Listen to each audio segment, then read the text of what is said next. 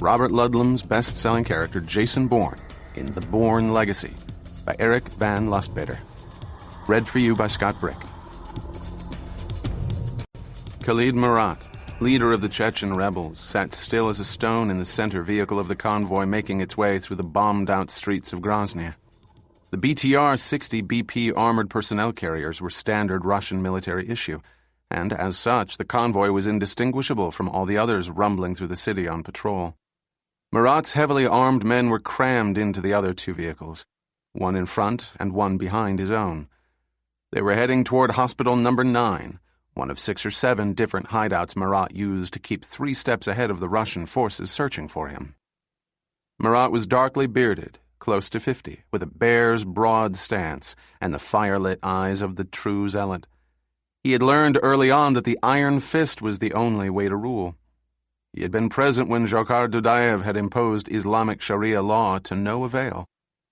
He had seen the carnage wreaked when it had all begun, when the Chechnya-based warlords, foreign associates of Osama bin Laden, invaded Dagestan and executed a string of bombings in Moscow and Volgodonsk that killed some 200 people. When the blame for the foreigners' actions was falsely put on Chechen terrorists, the Russians began their devastating bombing of Grozny, reducing much of the city to rubble.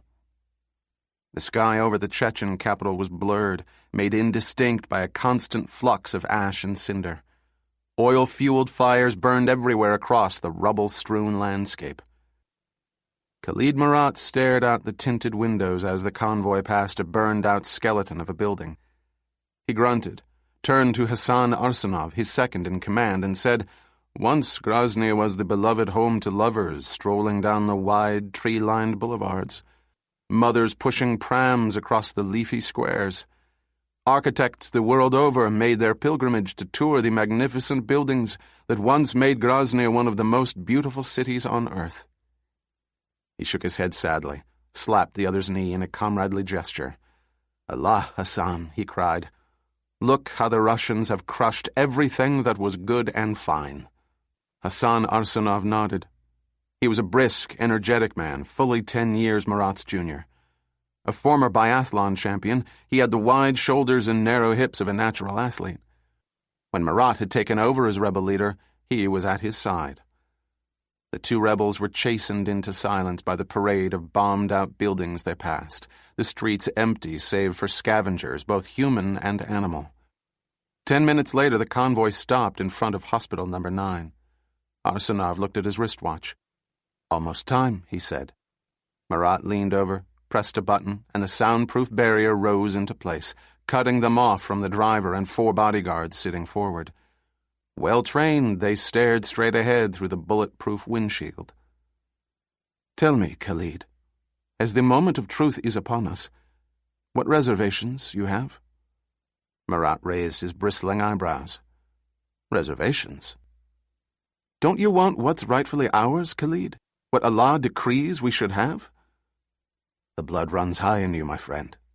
I know this only too well. We've fought side by side many times. We've killed together, and we owe each other our very lives, yes? Now listen to me. I bleed for our people. Their pain fills me with a rage I can barely contain. But history warns that one should beware what one wants the most. The consequences of what's being proposed, what we've been planning for." "Yes, planning for," Khalid Marat said. "But the consequences must be considered." "Caution," Arsenov said bitterly. "Always caution." "My friend," Khalid Marat smiled, "I don't want to be misled. The reckless foe is easiest to destroy. You must learn to make patience a virtue." "Patience," Arsenov spat. "Each day we delay is another day that thousands risk being killed. It's the very future of Chechnya that will be decided by our choice here." Marat pressed his thumbs into his eyes, rubbing with a circular motion. "There are other ways, Hassan. There are always other ways. Perhaps we should consider—" "There's no time. The announcement has been made, the date set. The Sheikh is right." "The Sheikh, yes," Khalid Marat shook his head. Always the Sheikh. At that moment, the car phone rang. Khalid Marat glanced at his trusted companion and calmly clicked on the speakerphone. "Yes, Sheikh," he said in a deferential tone of voice. "Hassan and I are both here. We await your instructions." High above the street where the convoy was idling, a figure crouched on a flat rooftop, elbows atop the low parapet. Lying along the parapet was a Finnish Sako TRG-41 bolt-action sniper rifle, one of many he had modified himself. He was dressed in the camouflage uniform of the Russian military, which did not look out of place with the Asian cast of his smooth features. Over the uniform he wore a lightweight Kevlar harness from which hung a metal loop. In his right palm he cradled a small, matte black box no larger than the size of a pack of cigarettes. It was a wireless device in which were set 2 buttons. He counted the Chechen soldiers as they emerged from the guard vehicles. There were 18. The drivers still behind the wheels, and in the center vehicle at least 4 guards as well as the principals. As the rebels entered the main entrance of the hospital on their way to secure the site, he depressed the top button of the wireless remote, and C4 charges went off, collapsing the hospital entrance. The percussion shook the street, set the heavy vehicles to rocking on their oversized shocks.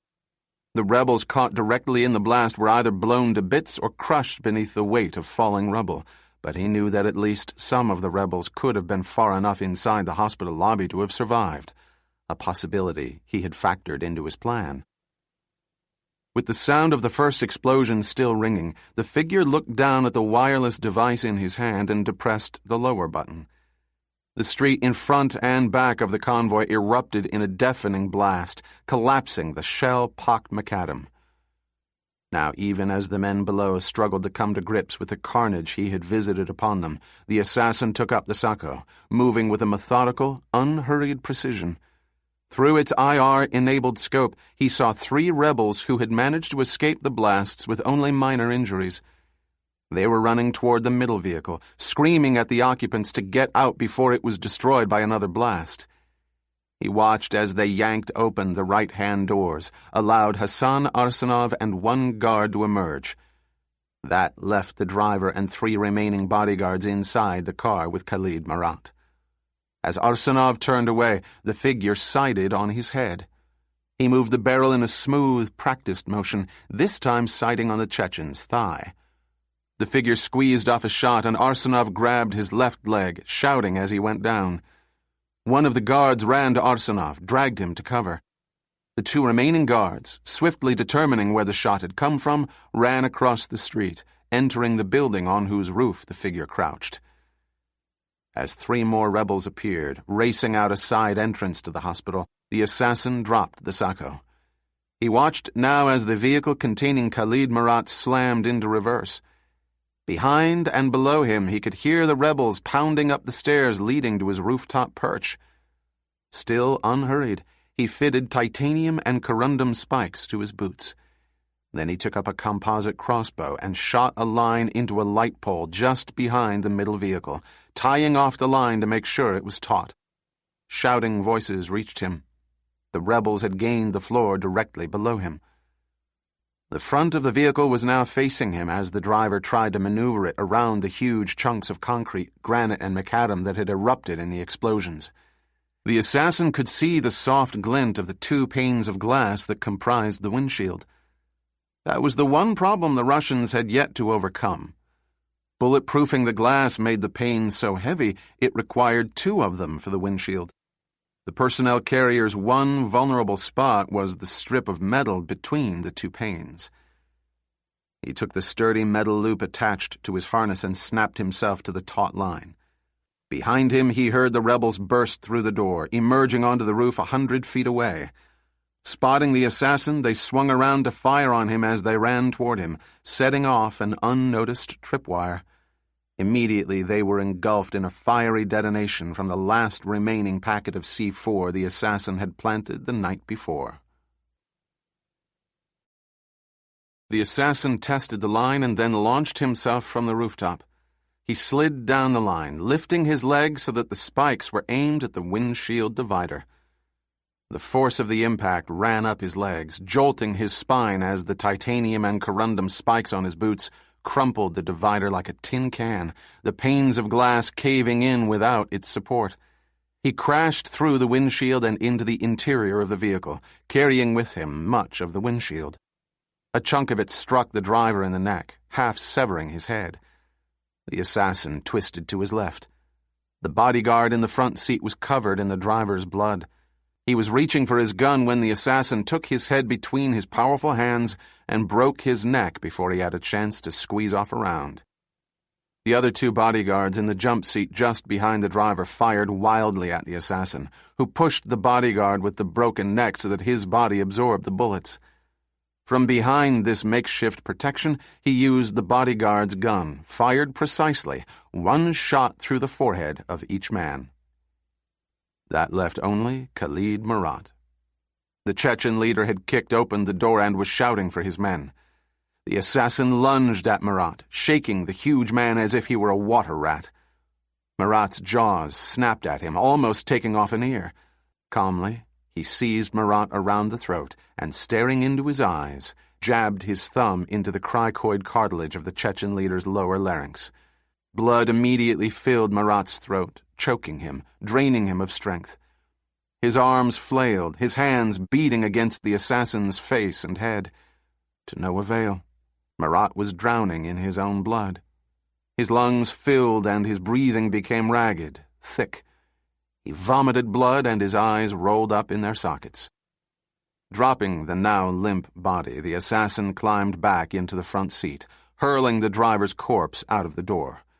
He slammed the vehicle into gear and stepped on the gas before what remained of the rebels could react. The vehicle leaped forward, hurtled over rubble and tarmac, then vanished into thin air as it plummeted into the hole the explosives had made in the street. Underground, the assassin upshifted, racing through the tight space of a storm drain that had been widened by the Russians, who had intended to use them for clandestine assaults on rebel strongholds. Sparks flew as the metal fenders now and again scraped against the curving concrete walls. But for all that, he was safe. His plan had concluded as it had begun, with perfect clockwork precision. Two men stood in the center of a steel bridge. Below them, the charred remains of an unending war were reflected in the surface of the sluggish water. "It's done," the first one said. "Khalid Marat has been killed in a manner that will cause maximum impact." "I would expect nothing less, Khan," the second man said. "You owe your impeccable reputation in no small part to the commissions I've given you." He was taller than the assassin by a good 4 inches. The only thing that marred his appearance was the strange, glassy, utterly hairless skin on the left side of his face and neck. He possessed the charisma of a born leader, a man not to be trifled with. Khan was still basking in the look in Marat's eyes as he died. He looked at Stepan Spalko, who was holding out an envelope, heavy with money. "Your fee," Spalko said, "plus a bonus." Bonus? The topic of money refocused Khan's attention fully on the immediate. There was no mention of a bonus. Spalko shrugged. "Khalid Marat was your 25th commission with me. Call it an anniversary present, if you wish." "You are most generous, Mr. Spalko." Khan stowed the envelope away without looking inside. "I've asked you to call me Stepan. I refer to you as Khan." "That's different." "How so?" Khan stood very still and the silence flowed toward him. "I'm not required to explain myself to you, Mr. Spalko." Come, Spalko said with a conciliatory gesture. "We're far from strangers. We share secrets of the most intimate nature." The silence built. Somewhere on the outskirts of Grozny, an explosion lit up the night, and the sound of small arms fire came to them like strings of children's firecrackers. Khan spoke. "In the jungle, I learned 2 mortal lessons. The first was to trust absolutely only myself. The second was to observe the most minute proprietaries of civilization, because knowing your place in the world is the only thing standing between you and the anarchy of the jungle." Spalko regarded him for a long time. The fitful glow from the firelight was in Khan's eyes, lending him a savage aspect. Spalko imagined him alone in the jungle, prey to privations, the quarry of greed and wanton bloodlust. The jungle of Southeast Asia was a world unto itself, a barbarous, pestilential area with its own peculiar laws. Khan had not only survived there, but flourished. I'd like to think we're more than businessman and client. Khan shook his head. Death has a particular odor. I smell it on you. And I on you. A slow smile crept across Spalko's face. I have what you requested. He held out a black file folder. Taking the folder, Khan busied himself with opening the dossier. Inside he found a single sheet of onion skin with 3 brief, close-typed paragraphs and a photo of a handsome male face. Beneath the picture was a name. David Webb. This is all of it? Culled from many sources. All the information on him anyone has. But this is the man. Spalko nodded. There can be no doubt. None whatsoever. Khan's eyes narrowed and his right hand curled slowly into a tight fist of hate. I could never find a trace of him. I'd suspected he was dead. In a way, Spalko said, he is. David Webb, professor of linguistics at Georgetown University, was buried beneath a stack of ungraded term papers. He was striding down the musty back corridors of gargantuan Healy Hall, heading for the office of Theodore Barton, his department head, and he was late, hence this shortcut he had long ago discovered using narrow, ill-lighted passageways few students knew about or cared to use. There was a benign ebb and flow to his life bound by the strictures of the university.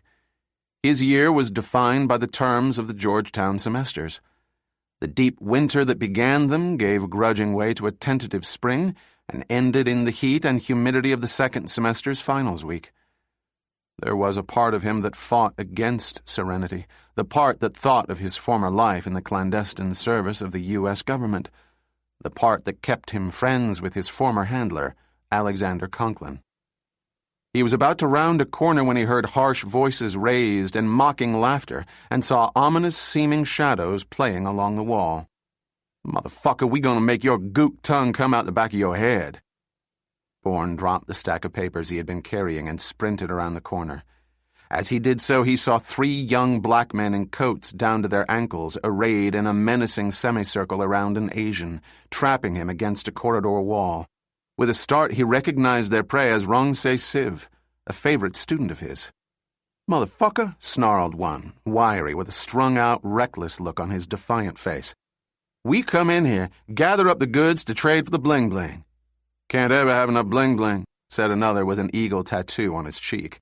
"Or don't you know the bling-bling, gook?" "Yeah, gook," the strung-out one said. "You don't look like you know shit."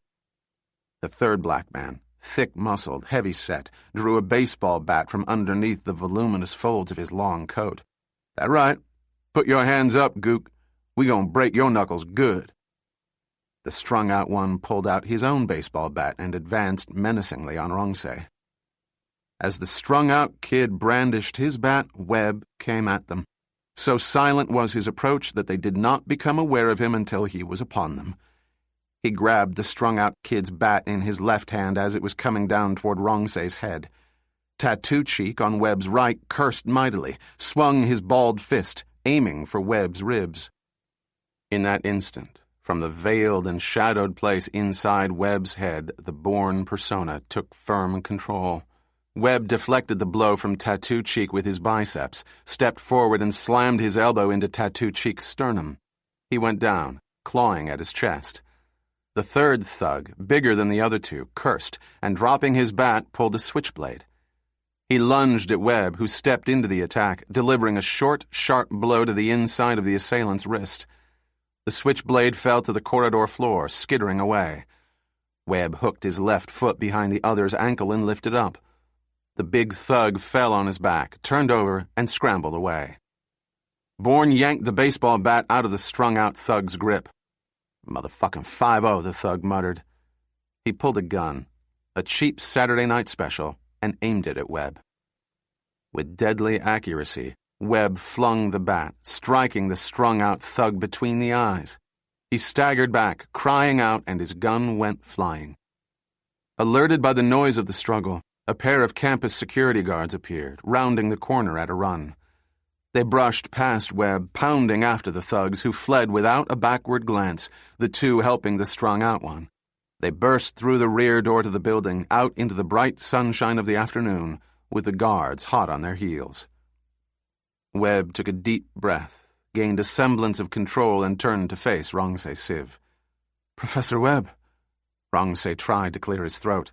"I don't know." He seemed abruptly overcome. His large black eyes were wide behind the lenses of his glasses. His expression was, as usual, impassive, but in those eyes Webb could see all the fear in the world. "It's okay now." Webb put his arm across Rongse's shoulders. As always, his fondness for the Cambodian refugee was showing through his professorial reserve. He couldn't help it. Rongse had overcome great adversity, losing almost all his family in the war. Rongse and Webb had been in the same Southeast Asian jungles. "Loaksaksape chiate." "How are you?" he asked in Khmer. "I'm fine, Professor," Rongse replied in the same language. "But how did you—" "Why don't we go outside?" Webb suggested. He was now quite late for Barton's meeting, but he couldn't care less. He picked up the switchblade and the gun. As he checked the gun's mechanism, the firing pin broke. He threw the useless gun in a trash bin, but pocketed the switchblade. Around the corner, Rongse helped him with the spill of term papers. They then walked in silence through the corridors, which became increasingly crowded as they neared the front of the building. Emerging from the corridor, they joined the swarm of students crowding through the front doors to Healy Hall. Just inside, in the center of the floor, gleamed the hallowed Georgetown University seal. A great majority of the students were walking around it because a school legend held that if you walked on the seal, you'd never graduate. Rongse was one of those who gave the seal a wide berth, but Webb strode right across it with no qualms whatsoever. Outside, they stood in the buttery spring sunlight, facing the trees and the old quadrangle, breathing the air with its hint of budding flowers.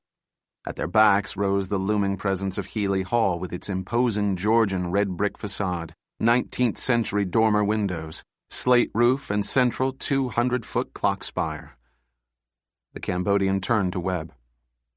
"Professor, thank you. If you hadn't come—" "Rongse," Webb said gently. "Do you want to talk about it?" The student's eyes were dark, unreadable. "What's there to say?" "I suppose that would depend on you." Rongse shrugged. "I'll be fine, Professor Webb. Really. This isn't the first time I've been called names." With a small, almost sad smile, Rongse formally thanked Webb again, and they said their goodbyes. Webb stood alone amid the students and faculty hurrying by, and yet he knew that he wasn't truly alone. Despite his best efforts, the aggressive personality of Jason Bourne had once again asserted itself. He breathed slowly and deeply, concentrating hard, using the mental techniques his psychiatrist friend Mo Panov had taught him for pushing the Bourne identity down. He concentrated first on his surroundings, on the blue and gold colors of the spring afternoon, on the gray stone and red brick of the buildings around the quad, of the movement of the students, the smiling faces of the girls, the laughter of the boys, the earnest talk of the professors.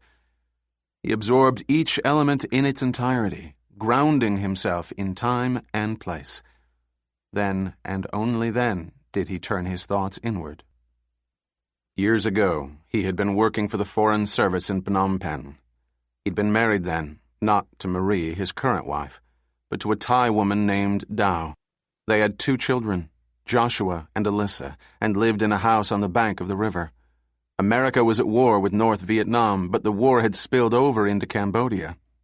One afternoon, while he was at work and his family had been swimming in the river, a plane had strafed them, killing them. Webb had almost gone mad with grief. Finally, fleeing his house and Phnom Penh, he'd arrived in Saigon, a man with no past and no future. It had been Alex Conklin who had taken a heart-sick, half-mad David Webb off the streets of Saigon and forged him into a first-rate clandestine operative. In Saigon, Webb had learned to kill, had turned his own self-hatred outward, inflicting his rage on others. When a member of Conklin's group, an evil-tempered drifter named Jason Bourne, had been discovered to be a spy, it was Webb who had executed him. Webb had come to loathe the Bourne identity, but the truth was that it had often been his lifeline. Jason Bourne had saved Webb's life more times than he could remember. Years later, when they had both returned to Washington, Conklin had given him a long-term assignment. He had become what amounted to a sleeper agent, taking the name of Jason Bourne, a man long dead, forgotten by everyone. For 3 years, Webb was born, turned himself into an international assassin of great repute in order to hunt down an elusive terrorist. But in Marseille, his mission had gone terribly wrong. He'd been shot, cast into the dark waters of the Mediterranean, thought dead. Instead, he had been pulled from the water by members of a fishing boat, nursed back to health by a drunkard doctor in the port they'd set him down in. The only problem was that in the shock of almost dying, he'd lost his memory. What had come slowly back were the Bourne memories. It was only much later, with the help of Marie, his wife-to-be, that he had come to realize the truth, that he was David Webb. But by that time, the Jason Bourne personality was too well ingrained, too powerful, too cunning to die. In the aftermath, he'd become two people. David Webb, linguistics professor with a new wife and, eventually, 2 children, and Jason Bourne, the agent trained by Alex Conklin to be a formidable spy. Occasionally, in some crisis, Conklin called on Bourne's expertise and Webb reluctantly rose to duty. But the truth was that Webb often had little control over his Bourne personality. What had just happened with Rongse and the 3 street thugs was evidence enough. Bourne had a way of asserting himself that was beyond Webb's control. Khan, having watched David Webb and the Cambodian student talking from across the quad, ducked into a building diagonally across from Healy Hall, mounted the stairs to the 3rd floor. Khan was dressed much like all the other students. He looked younger than his 27 years, and no one gave him a second look.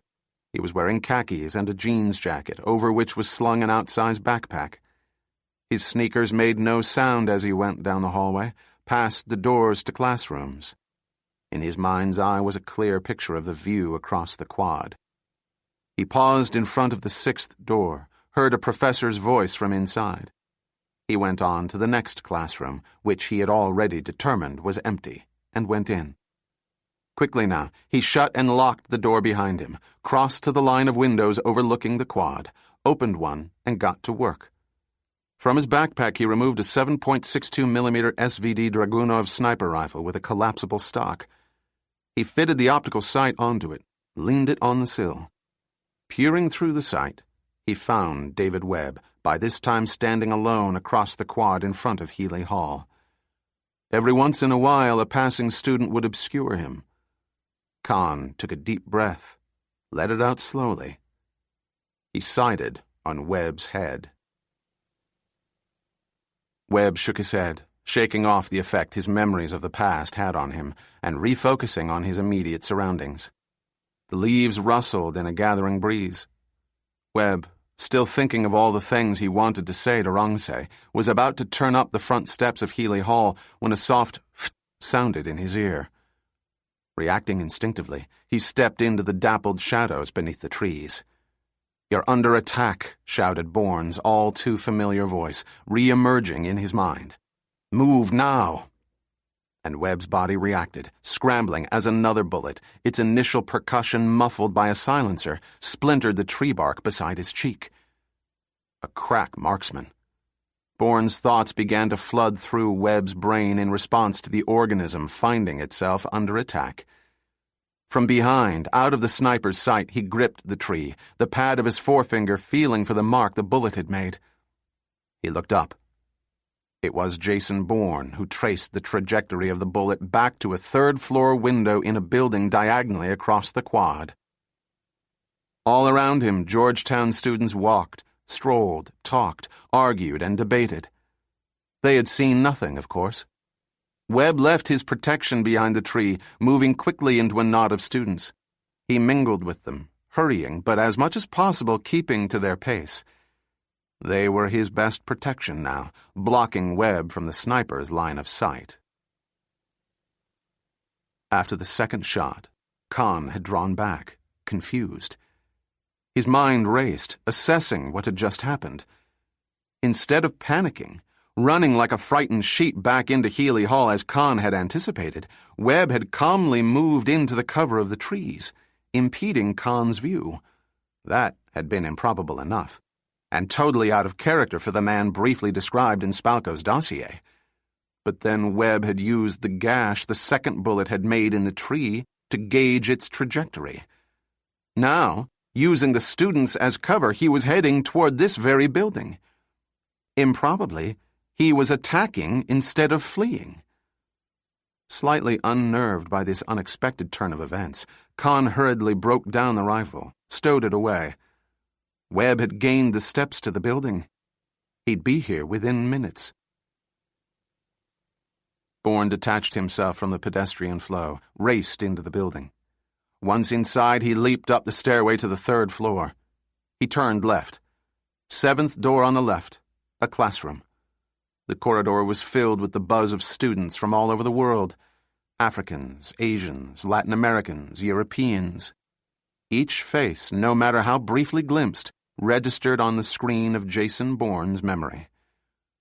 As he approached the classroom door, he opened the switchblade he had confiscated earlier, curled his fist around it so that the blade protruded like a spike from between his second and third fingers.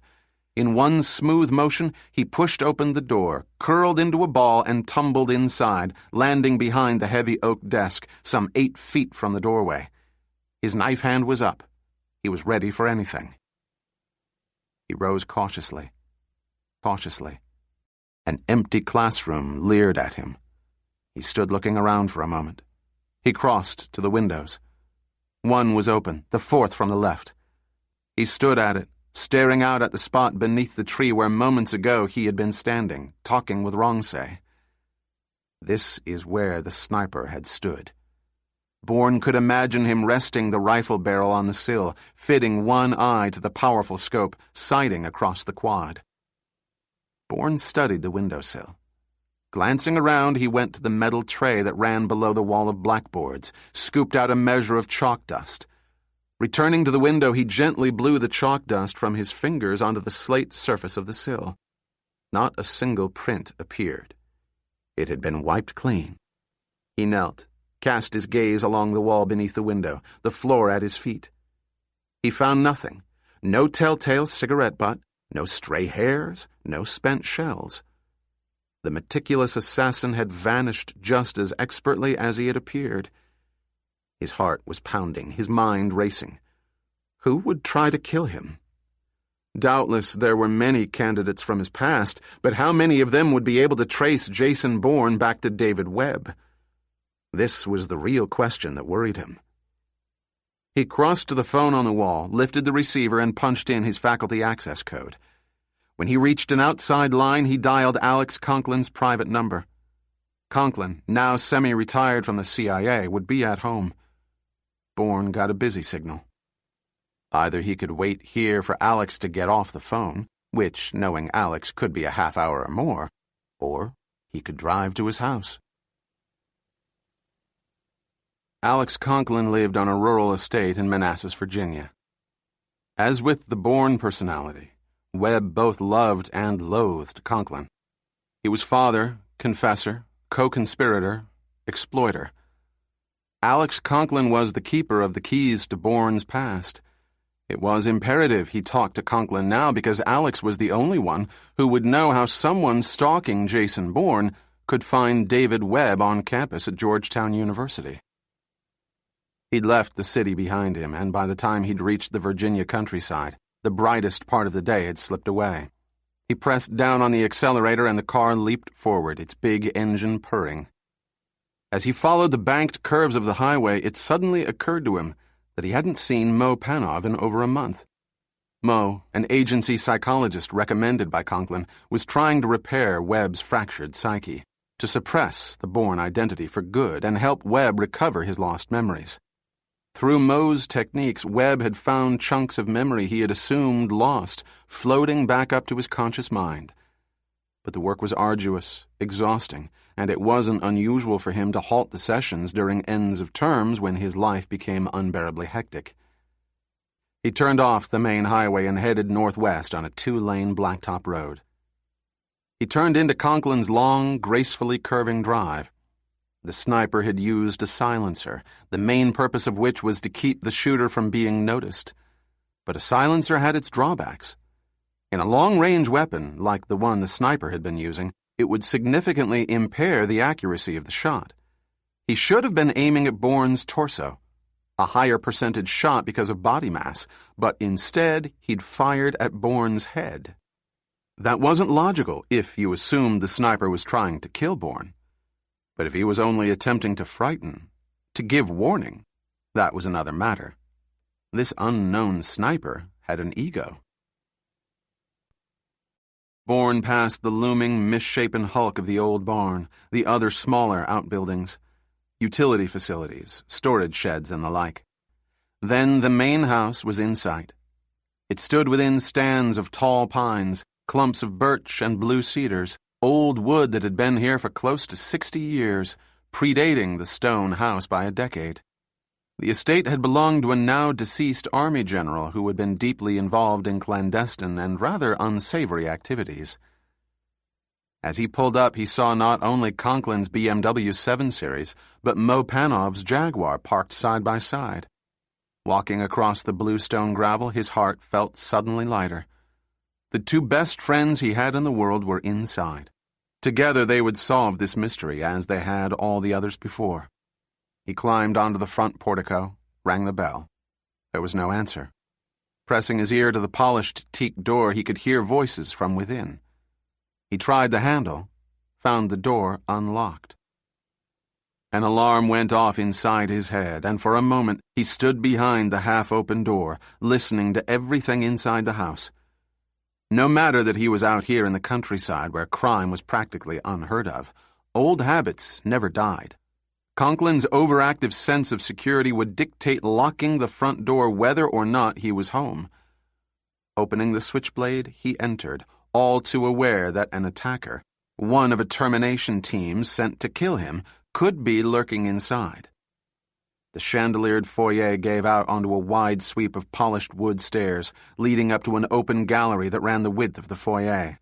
To the right was the formal living room. To the left, the den-like media room with its wet bar and deep, masculine leather sofas. Just beyond, there was a smaller, more intimate room that Alex had made into his study. Bourne followed the sound of the voice into the media room. On the large-screen TV, a telegenic CNN commentator was standing outside the front of the Osculid Hotel. A superimposed graphic indicated that he was on location in Reykjavik, Iceland. The tenuous nature of the upcoming terrorism summit is on everyone's mind here. No one was in the room, but there were 2 old-fashioned glasses on the cocktail table. Bourne picked one up, sniffed.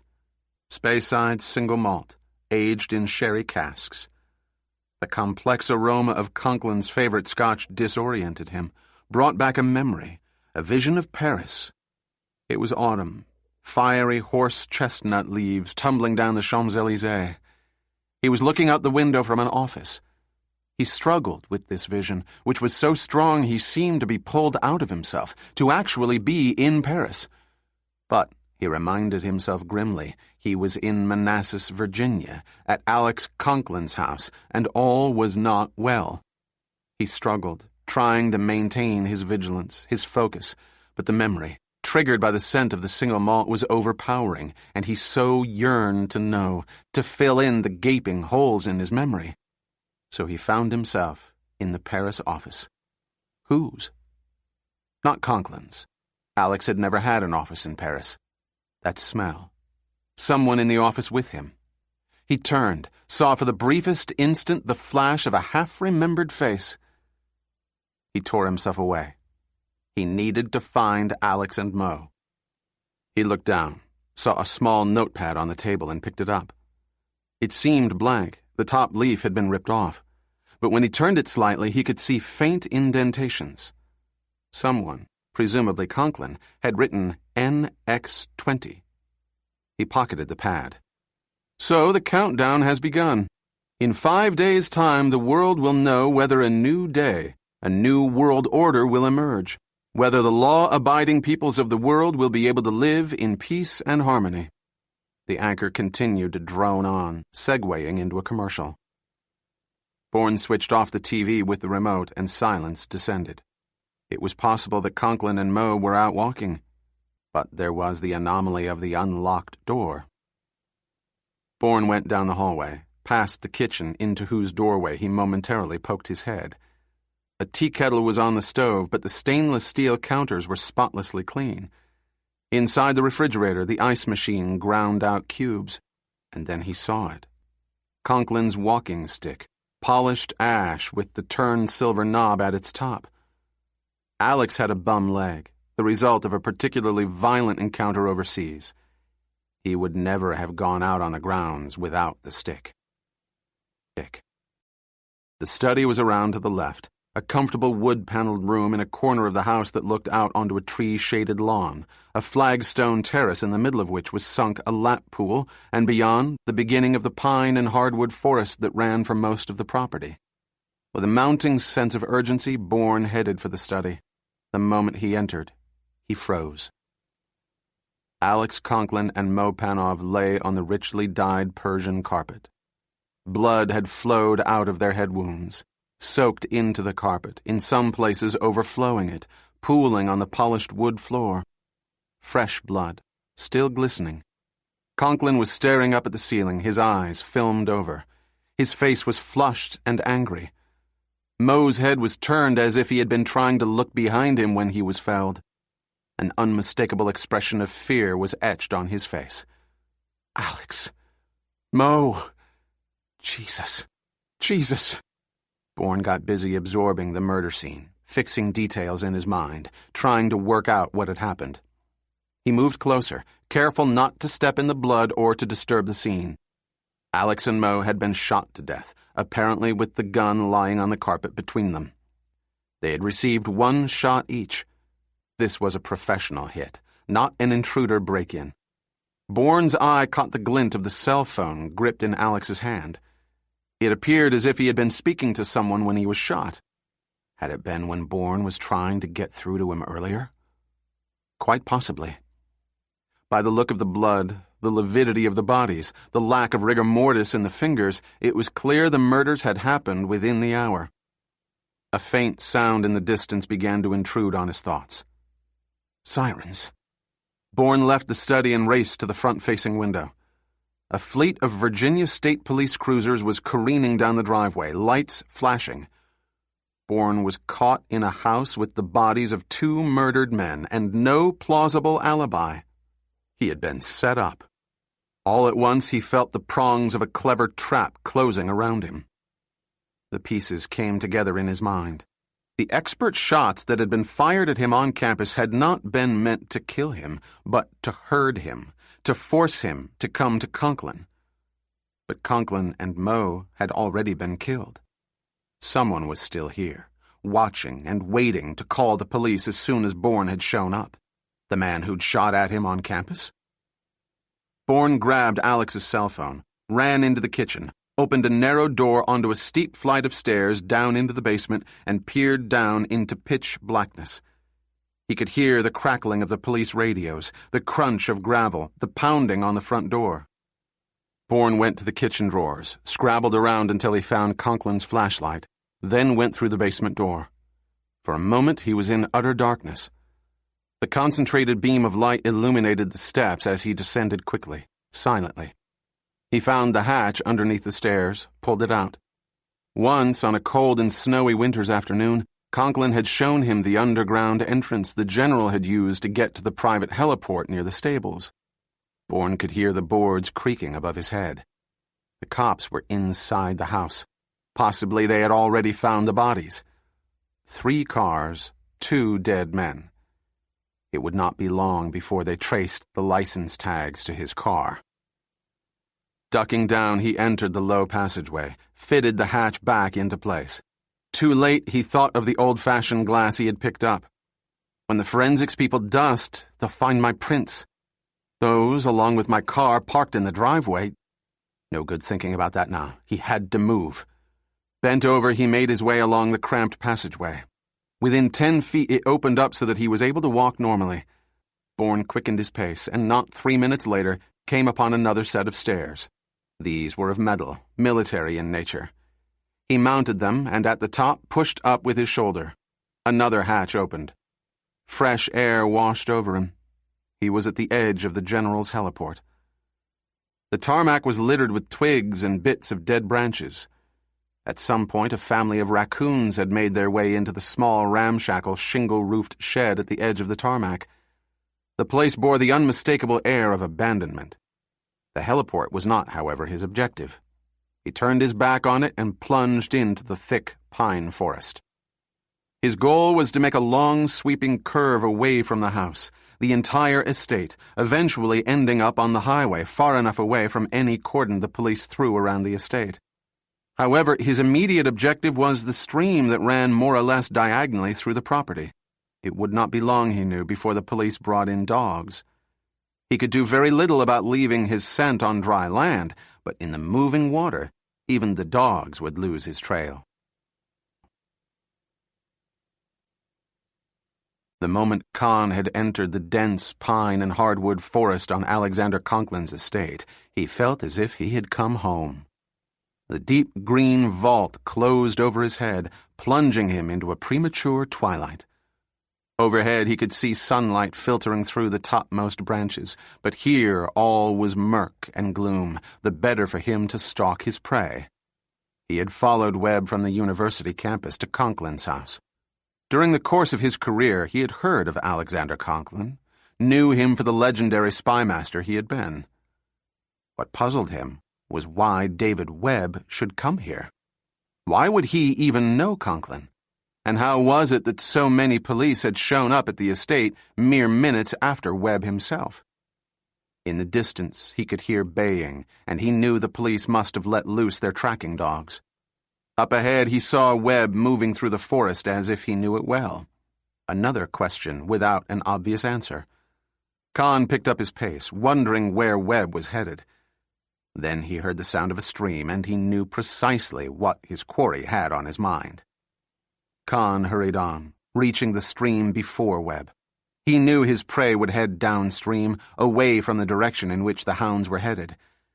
That was when he saw the huge willow, and a grin captured his face. A sturdy tree with a network of spreading branches was just what he needed. The ruddy sunlight of early evening threaded itself like needles of fire through the trees, and Bourne's eye was caught by the splotches of crimson that fired the edge of the leaves. On the far side of the ridge, the land fell away rather steeply, and the way became more rocky. He could pick out the soft, burbling sound of the nearby stream, and he headed for it as quickly as he could. The winter's snowpack had combined with the early spring rains to leave the stream swollen. Without hesitation, he stepped into the chill water, wading downstream. Safe for the moment, he began thinking of his wife, Marie. He needed to contact her. Going home was out of the question now. But he had to contact Marie, warn her. The agency was sure to come looking for him at home, and not finding him there, they were certain to detain Marie, interrogate her, assuming she would know his whereabouts. And there was the even more chilling possibility that whoever had set him up would now try to get to him through his family. He pulled out Conklin's cell phone, dialed Marie's cell phone, inputted a text message. It was one word only: diamond. This was the code word he and Marie had previously agreed upon, to be used only in dire emergencies. It was a directive for her to take the kids and leave immediately for their safe house. They were to stay there, incommunicado, secure until Bourne gave Marie the all-clear signal. Alex's phone rang and Bourne saw Marie's text. "Repeat, please." This was not the prescribed response. Then he realized why she was confused. He had contacted her on Alex's cell phone, not his. He repeated the message. Diamond, this time typing it in all capital letters. He waited, breathless, and then Marie's response came. Hourglass. Bourne exhaled in relief. Marie had acknowledged. He knew the message was real. Even now she would be gathering up the kids, bundling them into the station wagon, driving off, leaving everything behind. He followed the stream. Small fish darted this way and that, terrified by his advance. He had come to a bend in which a large willow, its roots greedy for moisture, overhung the stream bed. Alert to any noise, any sign that his pursuers were drawing near, Bourne detected nothing but the rushing of the stream itself. The attack came from above. He heard nothing, but he felt the shift in the light, then a weight pressing down on him in the instant before he was driven into the water. He felt the crushing pressure of the body on his midsection and lungs. As he struggled to breathe, his attacker slammed his head on the slick rocks of the streambed. A fist drove into his kidney and all the breath went out of him. Instead of tensing against the attack, Bourne willed his body to go completely limp.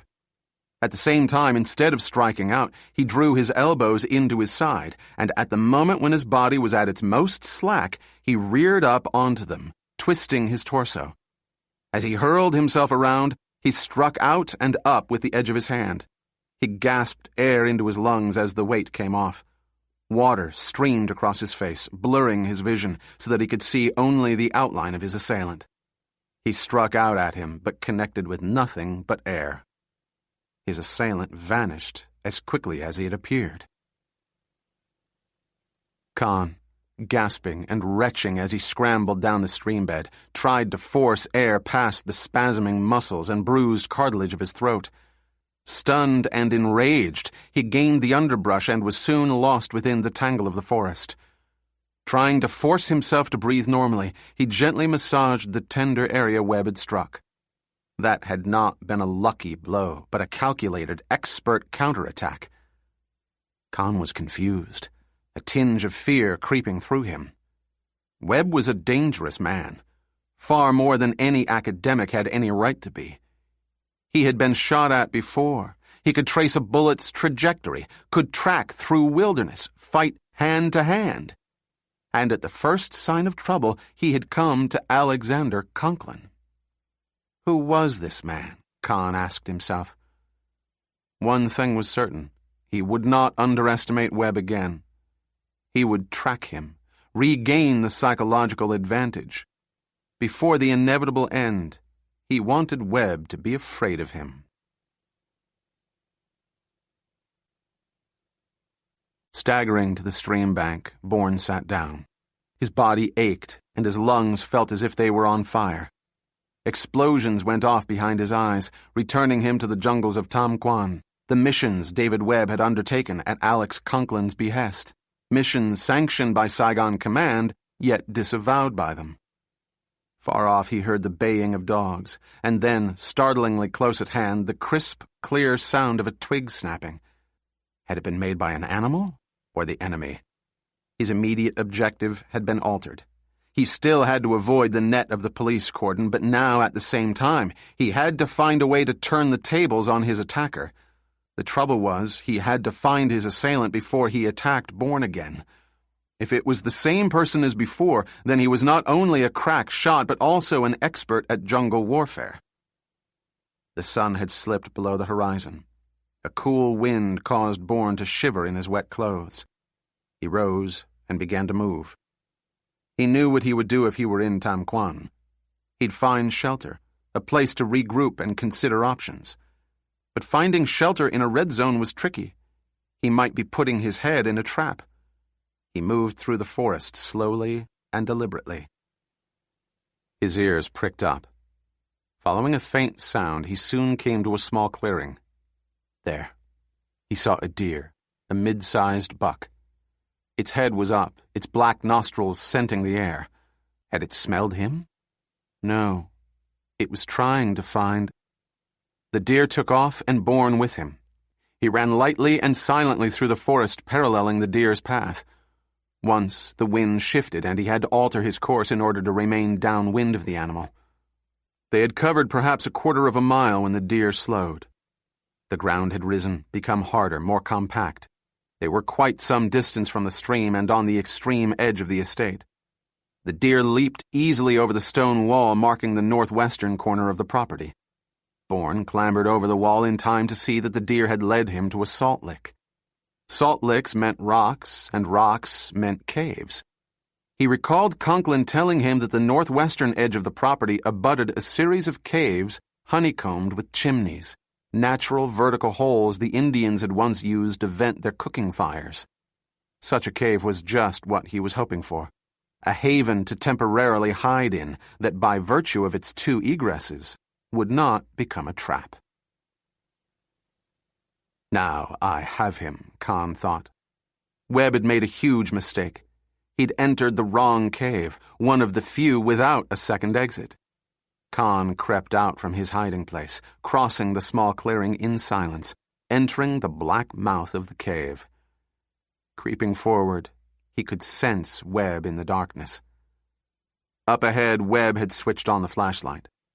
In a moment he would see that there was no chimney, no other way out. The time to attack was now. Khan launched himself at his adversary, struck him flush in the face. Bourne went down, the flashlight hitting the rock. At the same time, he could feel the rush of air as the balled fist flew toward him.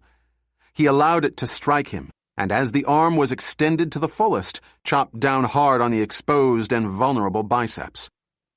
Lunging forward, he jammed his shoulder into the sternum of the other body. A knee came up, connected with the inside of Bourne's thigh, and a line of nerve pain flashed through him. He seized a handful of clothes, jerked the body against the rock face. The body bounced back, rammed into him, bowling him off his feet. They rolled together, grappling at each other. Bourne was close enough to smell a complex melange rising off the other, like steam from a sunlit swamp that made the jungle of Tam Quan rear up once more in his mind. In that instant he felt a bar against his throat. He was being hauled backward. "I won't kill you," a voice said in his ear. "At least not yet." He jabbed backward with an elbow, was rewarded with a knee to his already aching kidney. He doubled over but was hauled painfully erect by the bar against his windpipe. "I could kill you now, but I won't," the voice said. "Not until there is enough light so that I can look into your eyes while you die." "Did you have to kill 2 innocent, decent men just to get to me?" Bourne said. "What are you talking about?" "The 2 people you shot to death back at the house. I didn't kill them. I never kill innocents." There was a chuckle. "On the other hand, I don't know that I could call anyone associated with Alexander Conklin an innocent." "But you herded me here. You shot at me so I'd run to Conklin, so you could—" "You're talking nonsense," the voice said.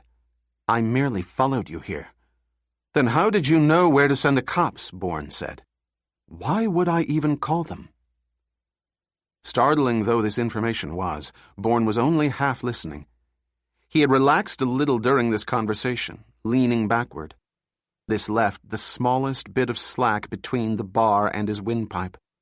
Bourne now turned on the balls of his feet, dropping one shoulder as he did so that the other was obliged to focus his attention on keeping the bar in place.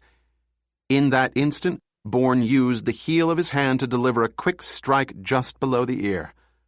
The body fell hard. The bar rang hollowly as it struck the rock floor.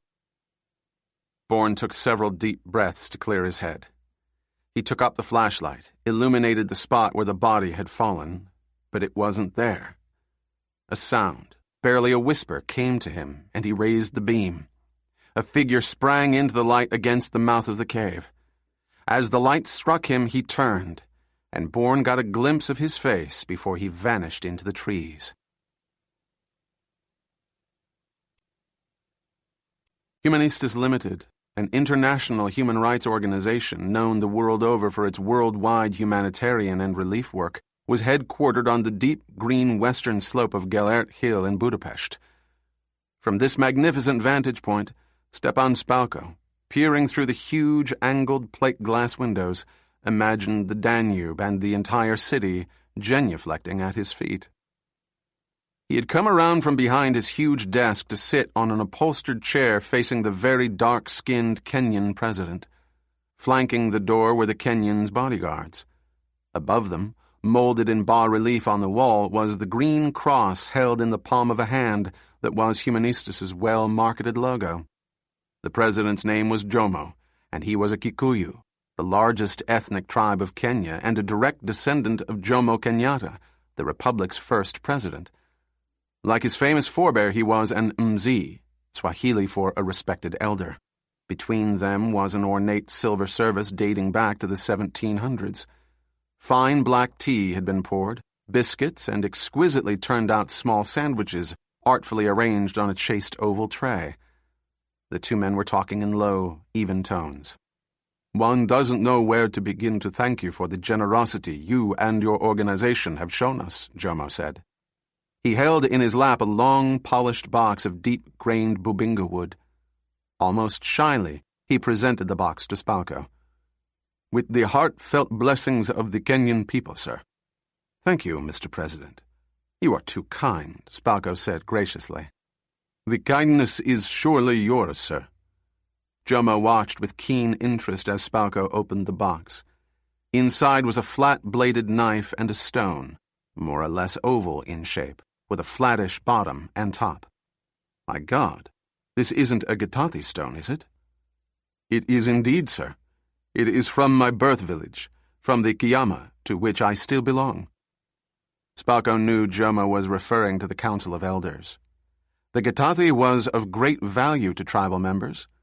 When a dispute arose within the council that could not otherwise be settled, an oath was taken on this stone.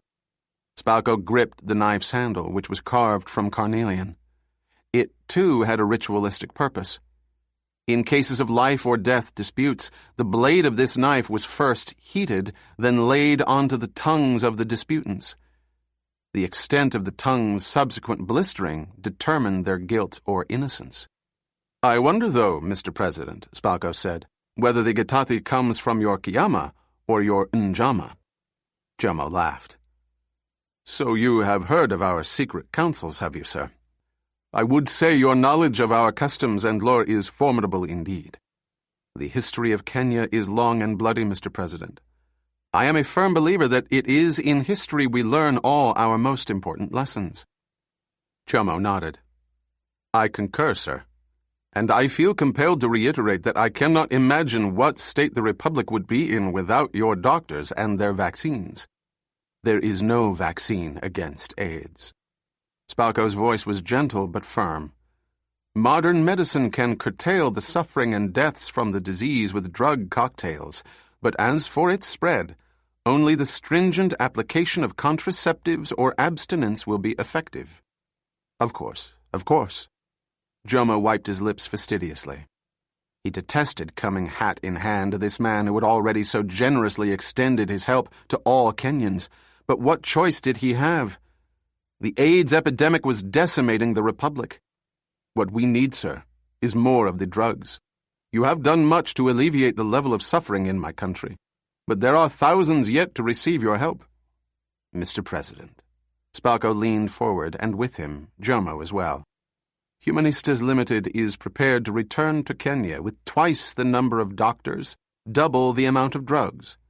But you, the government, must do your part." It was at this point that Jomo realized that Spalko was asking of him something quite apart from promoting safe sex lectures and distributing condoms. Abruptly he turned, dismissing his two bodyguards from the room. When the door had closed behind them, he said, "An unfortunate necessity in these dangerous times, sir.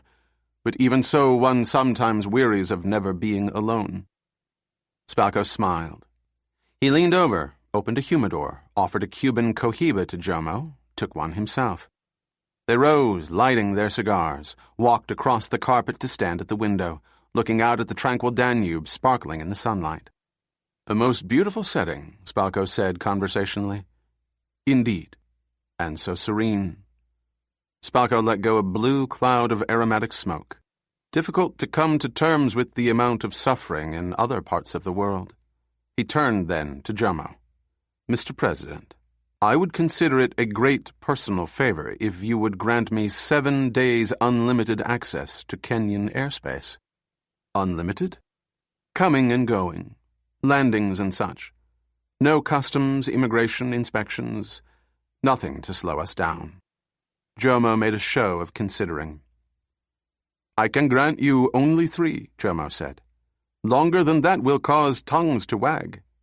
"That will have to do, Mr. President." 3 days was all Spalko had wanted. After Jomo and his entourage had left, it was time to give an orientation tour to Ethan Hearn, the new employee. Spalko could have delegated the orientation to any one of a number of assistants, but he prided himself on personally making sure all his new employees were settled. Hearn was a bright young spark who had previously worked at the Eurocenter Bio 1 clinic on the other side of the city. He was a highly successful fundraiser and was well connected among the rich and elite of Europe. Spalko found him to be articulate, personable, and empathetic. In short, a born humanitarian, just the sort he needed to maintain the stellar reputation of Humanistas Limited.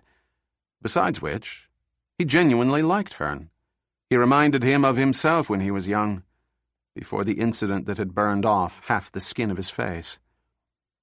He took Hearn through the 7 floors of offices, comprising laboratories, departments devoted to compiling the statistics the development people used in fundraising, the lifeblood of organizations such as Humanistas Limited, as well as accounting, procurement, human resources, travel, the maintenance of the company's fleet of private jets, transport planes, ships, and helicopters.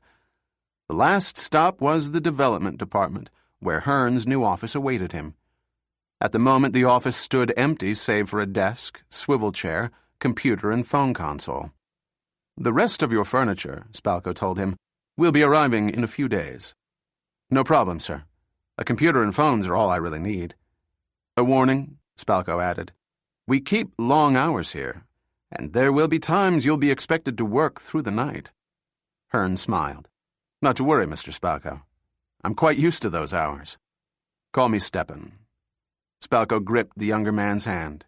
"Everyone else does." The director of Central Intelligence was soldering the arm on a painted tin soldier, a British redcoat from the Revolutionary War, when the call came. He was sitting on a stool in his basement workshop, a tiny, enclosed, perfectly ordered environment of stacked drawers, aligned cubbyholes, a world unto itself, a place his wife, and his children, when they had lived at home, were forbidden to enter. He picked up. "Yes, Martin." He was speaking with Martin Lindros, the deputy director. There was a weariness in his voice Lindros picked up on immediately. "Are you all right, sir?" "Now I fucking well am not all right. How could I be all right given the circumstances?" "I'm sorry, sir." "No, you're not," the DCI said waspishly. "You couldn't be. You have no idea. What is it you want?" "You asked for an update, sir."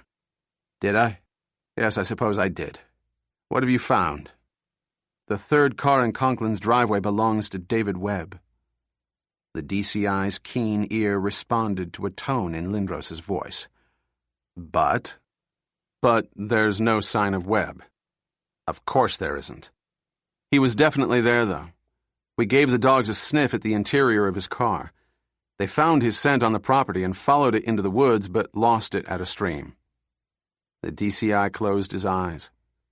Alexander Conklin and Morris Panov shot to death. Jason Bourne, MIA and on the loose 5 days before the terrorism summit, the most important international meeting of the century. Bourne hitchhiked to a convenience store near the outskirts of D.C. He walked into ultra-bright fluorescent lights which made his eyes burn. The attendant was smoking a cigarette and reading a paperback book.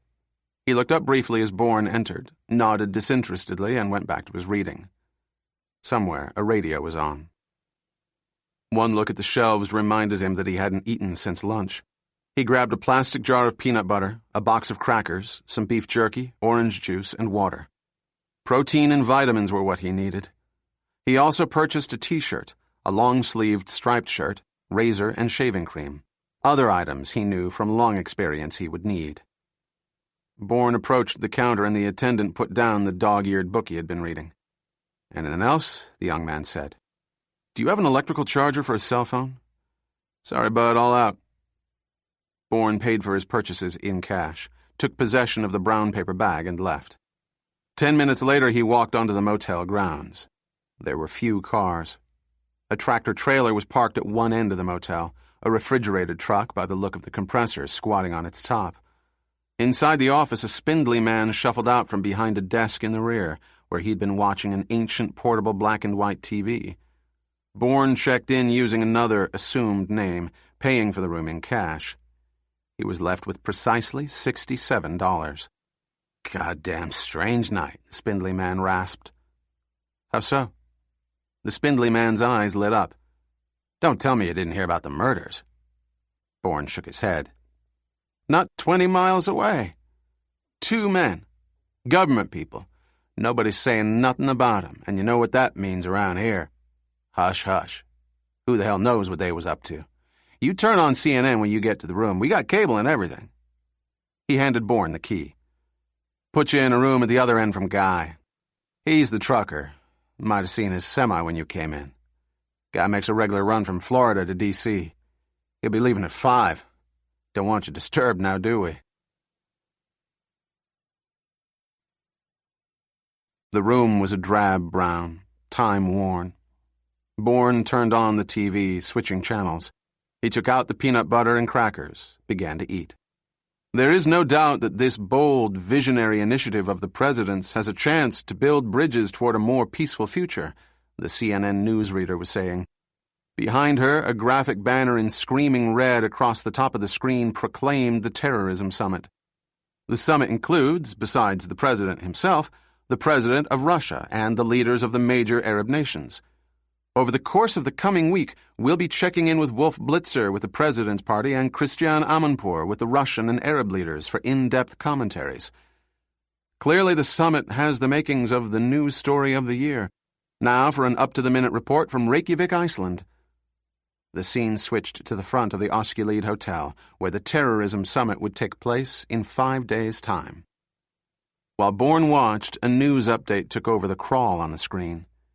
It concerned the deaths of Alexander Conklin and Dr. Morris Panov, both, according to the crawl, high-level government officials. All at once, the scene shifted and a banner reading, "Breaking News," flashed on, followed by another, "Manassas Murders," which was superimposed above a government photo of David Webb that took up almost the entire screen. The newsreader began her update on the brutal murders of Alex Conklin and Dr. Morris Panov. Each was shot once in the head, the newsreader said, indicating the work of a professional killer. The government's prime suspect is this man, David Webb. Webb may be using an alias, Jason Bourne.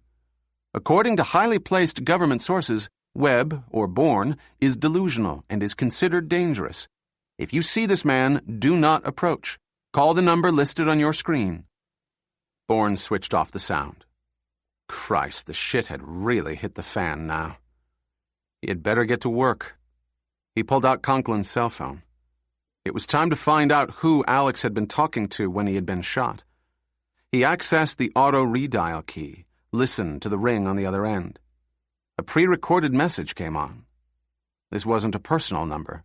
It was a business. Lincoln Fine Tailors. He accessed the last incoming call, which was from the previous evening. It was from the DCI. Dead end, Bourne thought. He rose, his heart beating fast, his mind fully engaged again. Conklin's clothes were made by old-world tailors off M Street. Alex had been going there for years. He even had dinner with the owner, a Russian immigrant, once or twice a year. Bourne took up Conklin's phone again and dialed information. After he had gotten Lincoln Fine Taylor's address in Alexandria, he sat on the bed, staring at nothing. He was wondering just what it was Lincoln Fine Tailors did besides cut fabric and sew hems. Hassan Arsenov appreciated Budapest in ways Khalid Marat could never have. He said as much to Zina Hassiev as they passed through immigration. "Poor Marat," she said. "A brave soul, a courageous fighter for independence, but his thinking was strictly 19th century.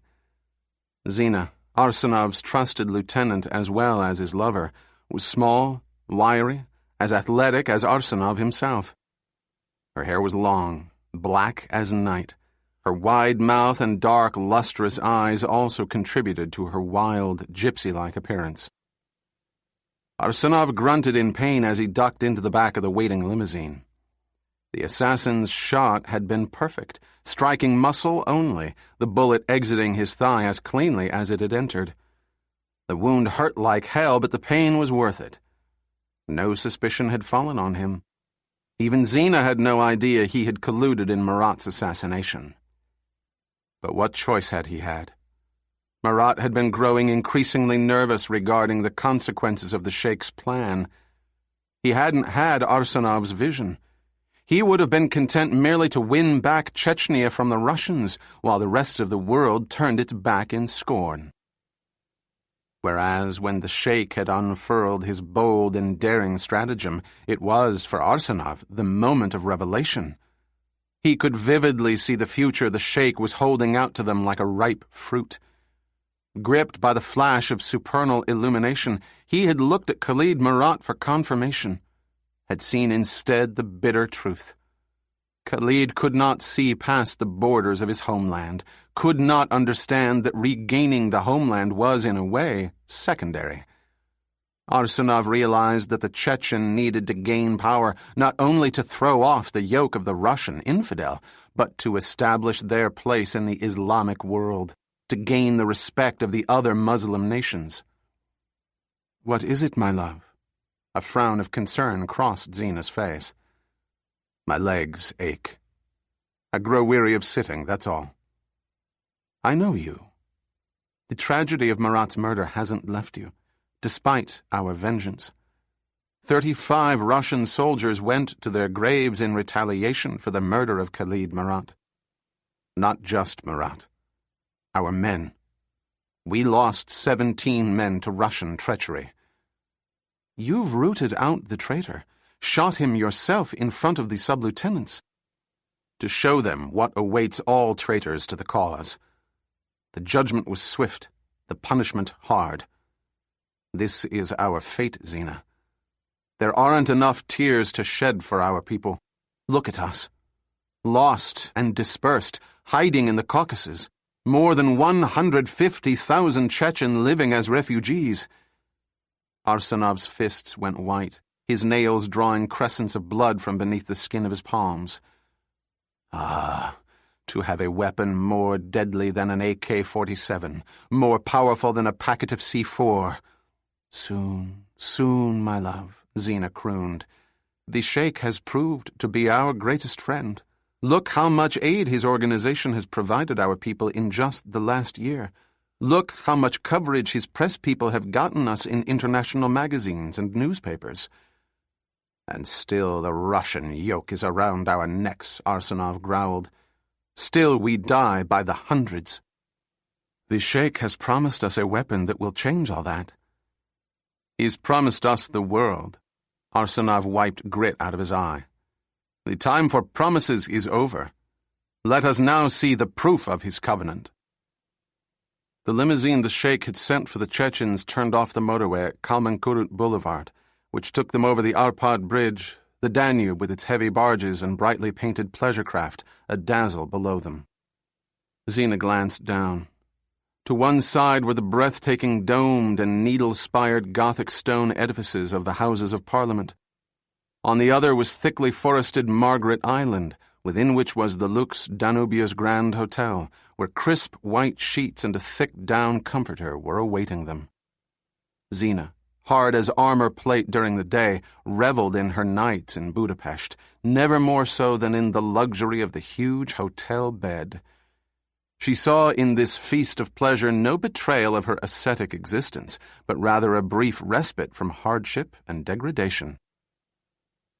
The limo nosed into the car park in the basement level of the Humanistas Limited building. As they got out of the car, Zena took the large rectangular package from the driver. Uniformed guards checked the pair's passports against photos in the databank of their computer terminal, gave them laminated ID tags, and ushered them into a rather grand bronze and glass elevator. Spalko received them in his office.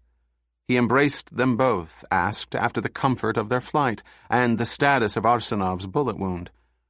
When the amenities had been dispensed with, they went into an adjacent room where a table had been set with crisp white linen and sparkling dinnerware.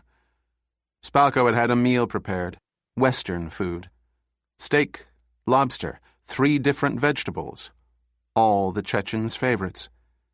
Zena put the package on an empty chair and they sat at the table. "Sheikh," Arsenov said, "as always we're overwhelmed by the largesse of your hospitality." Spalko inclined his head. He was pleased with the name he had given himself in their world, which meant the saint, friend of God. It struck the right note of reverence and awe. He rose now and opened a bottle of powerful Polish vodka, which he poured into 3 glasses. He lifted his and they followed suit. "In memory of Khalid Marat, a great leader, a powerful warrior, a grim adversary. May Allah grant him the glory he has earned in blood and courage. May the tales of his prowess as a leader and as a man be told and retold among all the faithful." They downed the fiery liquor in one quick gulp. Arsenov stood, refilled the glasses. He raised his glass, and the others followed suit. "To the Sheikh, friend of the Chechens, who will lead us to our rightful place in the new order of the world." They drank down the vodka. "My compatriots, my friends." Spalko's eyes were sparkling with conviction. "To the meeting of sorrowful past, desperate present, and glorious future. We stand on the brink of tomorrow."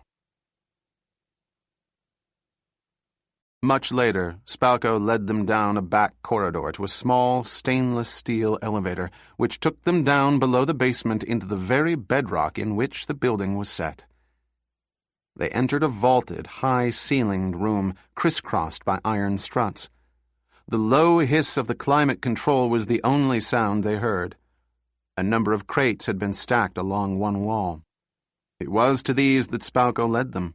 He handed a crowbar to Arsenov, watched as the terrorist leader cracked open the nearest crate, stared down at the gleaming sets of AK-47 assault rifles. Zena took one up, inspected it with care and precision. She nodded to Arsenov, who opened another crate, which held a dozen shoulder-held rocket launchers. "This is the most advanced ordnance in the Russian arsenal," Spalko said. "But what price?" Arsenov said. Spalko spread his hands. "What price would be appropriate if this weaponry helped you gain your freedom?" "How do you put a price on freedom?" Arsenov said. "The answer is you cannot. Hassan, freedom has no known price tag. It is bought with the blood and the indomitable hearts of people like yourselves. These are yours, all of them, to use as you see fit, to secure your borders, make those around you take notice." Zena said, "Even this weaponry won't gain us entry to the Reykjavik summit." Spalko nodded, the corners of his mouth turning up slightly. "True enough. The international security is far too comprehensive. An armed assault would result in nothing but our own deaths. However, I have a plan that will not only gain us access to the Osculid Hotel, but will allow us to kill every person inside without exposing ourselves. Within hours of the event, everything you have dreamed of for centuries will be yours." Khalid Marat was afraid of the future. afraid of what we as Chechens can accomplish. The fever of righteousness colored Arsenov's face. We have been too long ignored by the world. Russia beats us into the ground while their comrades in arms, the Americans, stand by and do nothing to save us. Billions of American dollars flow into the Middle East, but to Chechnya, not a ruble. Spalko's eyes glittered. That will all change. 5 days from now, all the world will be at your feet. Power will be yours, as well as the respect of those who have spit on you, abandoned you. Russia, the Islamic world, and all of the West, especially the United States. We are speaking here of changing the entire world order, Zina, Arsenov fairly shouted. But how? Zina asked. How is this possible? Meet me in Nairobi in 3 days' time, Spalko replied, and you'll see for yourself. Khan awoke with a start. He lay amid the humid tangle of sheets. He moved his fingers up the taut, slick muscles of his abdomen and chest until he touched the small, carved stone Buddha that hung around his neck by a thin gold chain. He never took it off, even when he slept. It was a talisman, even though he had tried to convince himself that he didn't believe in talismans. He rose, then turned on a table lamp. He sat on the edge of the bed, read again the sparse dossier Spalko had given him. Nothing in it gave the slightest hint that David Webb possessed the abilities Khan had seen. He tore up the single sheet of the dossier. It was useless, since it had led him to underestimate his target. And there were other implications. Spalko had given him information that was either incomplete or incorrect. He suspected that Spalko knew precisely who and what David Webb was. Khan needed to know if Spalko had set some gambit in motion that involved Webb. He had his own plans for David Webb, and he was quite determined that no one, not even Stepan Spalko, got in the way. With a sigh, he turned off the light and lay back down, but his mind was unprepared for sleep. He found his entire body abuzz with speculation. Up until making the deal for his last assignment with Spalko, he had had no idea David Webb was still alive. He doubted he would have taken the assignment had not Spalko dangled Webb in front of his face. He must have known that Khan would find the prospect of finding Webb irresistible. As he lay in bed, Khan fingered the scars on his body. It was a form of ritual, a superstition perhaps, a method of keeping him safe from harm. Not from the violence one adult perpetrates on another, but from the creeping, nameless terror a child feels in the dead of night. Children, waking from such nightmares, run to their parents, crawl into the warmth and comfort of their bed, and are soon fast asleep. But Khan had no parents, no one to comfort him. On the contrary, he had been constantly obliged to free himself from the clutches of addle-brained adults who thought of him only as a source of money or sex. Slavery was what he had known for many years, both from the Caucasians and the Asians he had had the misfortune to stumble across. He belonged to neither world, and they knew it. He was a half-breed, and as such, reviled, cursed at, beaten, abused, laid low in every manner a human being can be degraded. And still, he had persevered. Bourne arrived at Lincoln Fine Tailors in Alexandria at 9:05 the following morning. The shop looked like all the other independently owned businesses in Old Town. He crossed the red brick sidewalk, pushed open the door, and went inside. The public area of the shop was divided in half by a waist-high barrier made up of a counter on the left and cutting tables on the right.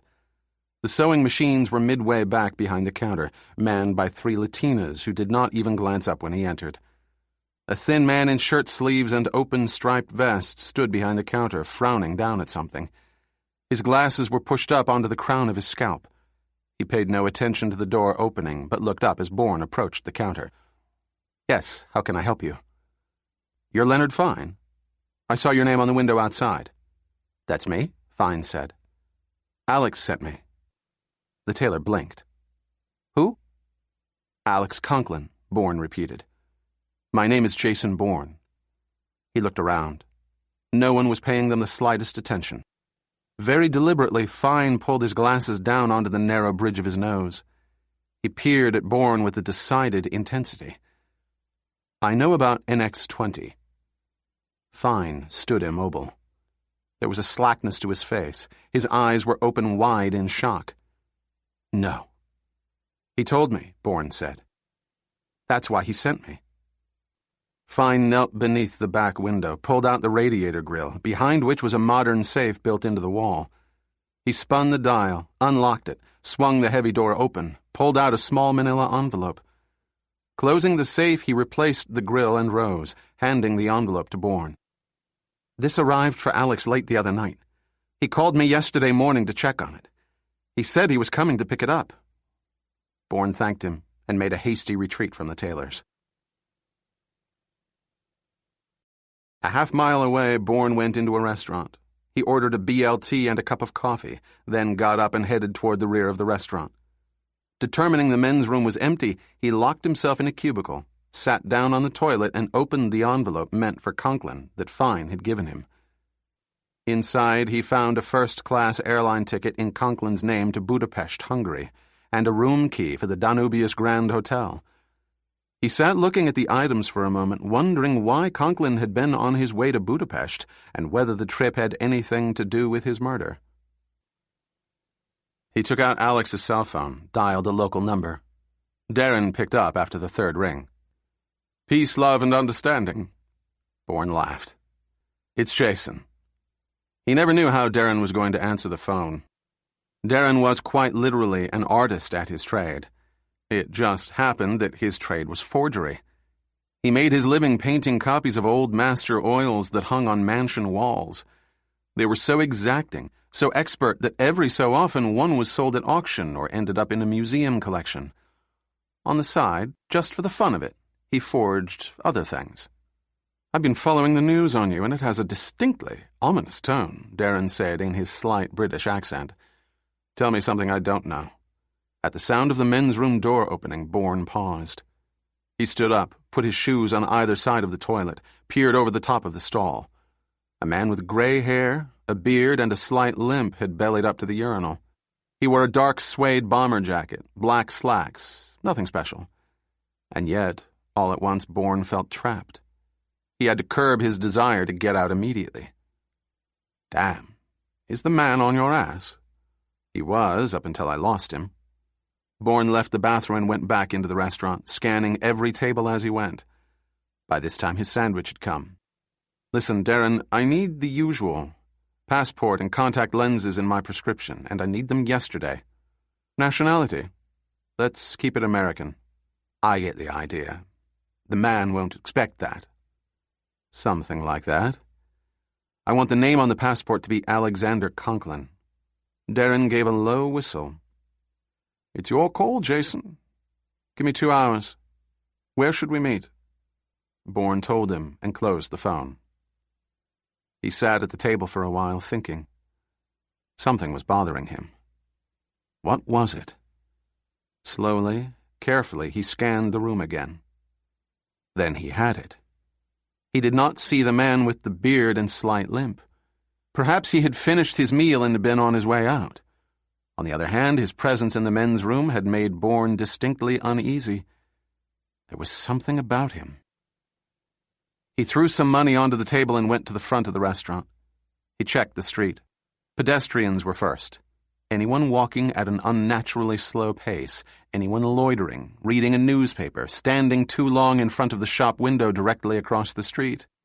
He saw nothing suspicious. He marked 3 people sitting inside parked cars. 1 woman, 2 men. He could not see their faces. And then, of course, there were the cars parked on the restaurant side of the street. Without a second thought, he went out onto the street. It was late morning and the crowd was denser now. That suited his current needs. He spent the next 20 minutes surveilling his immediate environment, checking doorways, storefronts, passing pedestrians and vehicles, windows and rooftops.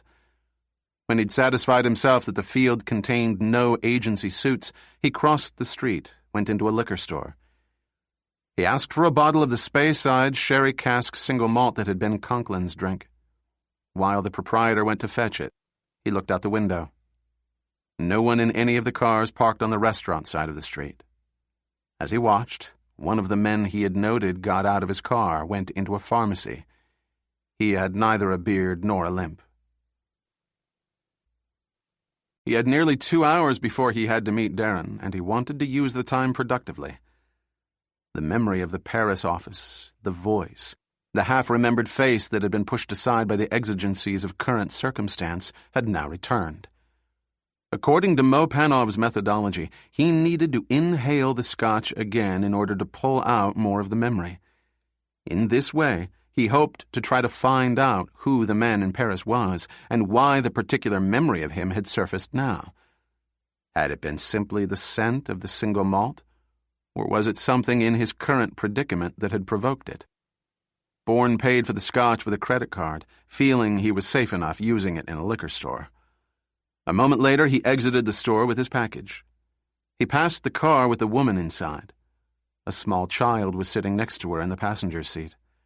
Since the agency would never allow a child to be used on an active field surveillance, that left the second man as a possibility. Bourne turned, walking away from the car in which the man sat. He did not look behind him, did not try to use any covert methods of spying or the standard procedures for shaking a tail. Within 10 minutes he had reached a park. He sat down on a wrought iron bench. Bourne opened the bottle of single malt, sniffed its elegant and complex aroma. He took a small sip of the scotch, holding it on his palate, allowing the fumes to rise up into his nose, to bring him back to the shard of memory he was finding so elusive. In his mind's eye he saw again the view out onto the Champs-Élysées. He was holding the cut crystal glass in his hand, and as he took another sip of the scotch, he willed himself to bring the glass to his lips. He heard the strong, operatic voice, willed himself to turn back into the Paris office where he had been standing an unknown time ago. Now for the first time he could see the plush appointments of the room, the painting by Raoul Dufy, the dark green walls with their deep luster, the high cream ceiling etched in the clear, piercing light of Paris. Go on, he urged himself. A patterned carpet, 2 high-backed upholstered chairs, a heavy polished walnut desk behind which stood, smiling, a tall, handsome man with worldly eyes, a long Gallic nose and prematurely white hair. Jacques Robinet, French Minister of Culture. That was it. How Bourne knew him, why they had become friends and, in a sense, compatriots, was still a mystery, but at least now he knew that he had an ally he could contact and count on. Elated, Bourne put the scotch bottle underneath the bench, a gift for the first vagrant who noticed it. He looked around without seeming to. A young couple were kissing on a nearby bench. His senses were on high alert. Something was wrong, out of place, but he could not figure out what it was. He looked again at all the people in the park. No bearded man, certainly none with a limp. And yet, diagonally across from him was a man sitting forward, elbows on knees, hands together. He was watching a young boy whose father had just handed him an ice cream cone. What interested Bourne was that he was dressed in a dark suede bomber jacket and black slacks. His hair was black, not gray. He had no beard, and by the normal way his legs were bent, Bourne was certain that he didn't have a limp. He tried to bring up the image of the man in the restaurant men's room. Had he been wearing a wig and fake beard? Bourne couldn't be sure. What he was certain of, though, was that the man had been wearing a dark suede bomber jacket and black slacks. From this position he couldn't see the man's face, but it was clear that he was far younger than the man in the men's room had appeared. There was something else about him, but what was it? He studied the side of the man's face for several moments before he had it. A flash image of the man who'd jumped him in the woods of Conklin's estate came to him. It was the shape of the ear, the deep brownish color, the configuration of the whorls. Good God! The thought abruptly disoriented. This was the man who'd shot at him, who'd almost succeeded in killing him in the Manassas cave. How had he trailed Bourne all the way from there when Bourne had given the slip to every agency and state trooper in the area? He felt a momentary chill run through him. What kind of man could do that? He knew there was only one way to find out. He rose and slowly and deliberately crossed the park and sat down beside the man, whose face he now saw had a distinctly Asian cast to it. To his credit, the man did not start or give any overt indication of surprise. He continued to watch the little boy. As the ice cream started to melt, his father showed him how to turn the cone to lick up the drippings. "Who are you?" Bourne said. "Why do you want to kill me?" The man beside him looked straight ahead, gave no sign at all that he had heard what Bourne had said. Such a beatific scene of domestic bliss. I wonder if the child knows that at a moment's notice his father could abandon him. Bourne had an odd reaction to hearing the other's voice in this setting. "No matter how much you want to kill me," Bourne said, "you can't touch me here in this public place." The boy is what? 6, I would say. Far too young to understand the nature of life. Far too young to fathom why his father would leave. Bourne shook his head. "What makes you think that? Why would the father abandon his son?" An interesting question from a man with 2 children. Jamie and Allison, isn't it? Bourne started as if the other had plunged a knife into his side. "I won't even ask how you know so much about me, but I will tell you this. In threatening my family, you've made a fatal mistake." "Oh, there's no need to think that. I have no designs on your children," Khan said evenly. "I was merely wondering how Jamie will feel when you never come back. I'll never abandon my son. I'll do whatever it takes to come safely back to him." "It seems odd to me that you're so passionate about your current family when you failed Dow, Joshua, and Alyssa. What are you talking about? Where did you get the idea that I failed them?" "You abandoned them to their fate, didn't you?" Bourne felt as if he was losing his grip on reality. "How dare you? They died. They were pulled away from me, and I've never forgotten them." The hint of a smile curled the edges of the other's lips. "Not even when you married Marie? Not even when Jamie and Allison were born?" His tone was tightly wound now. "You tried to replicate Joshua and Alyssa. You even used the same first letters in their names." "Who are you?" "I'm known as Khan." "But who are you, David Webb?" "A professor of linguistics might possibly be at home in the wilderness, but he surely doesn't know hand-to-hand combat. Above all, he doesn't know how to successfully conceal himself from the CIA. It seems, then, that we're a mystery to one another." An enigmatic smile played around Khan's mouth. "Keep telling yourself that. The fact is, I could kill you now, even in this public place," Khan said with a great deal of venom. "I should kill you now." He turned to Webb, only to find that he was alone.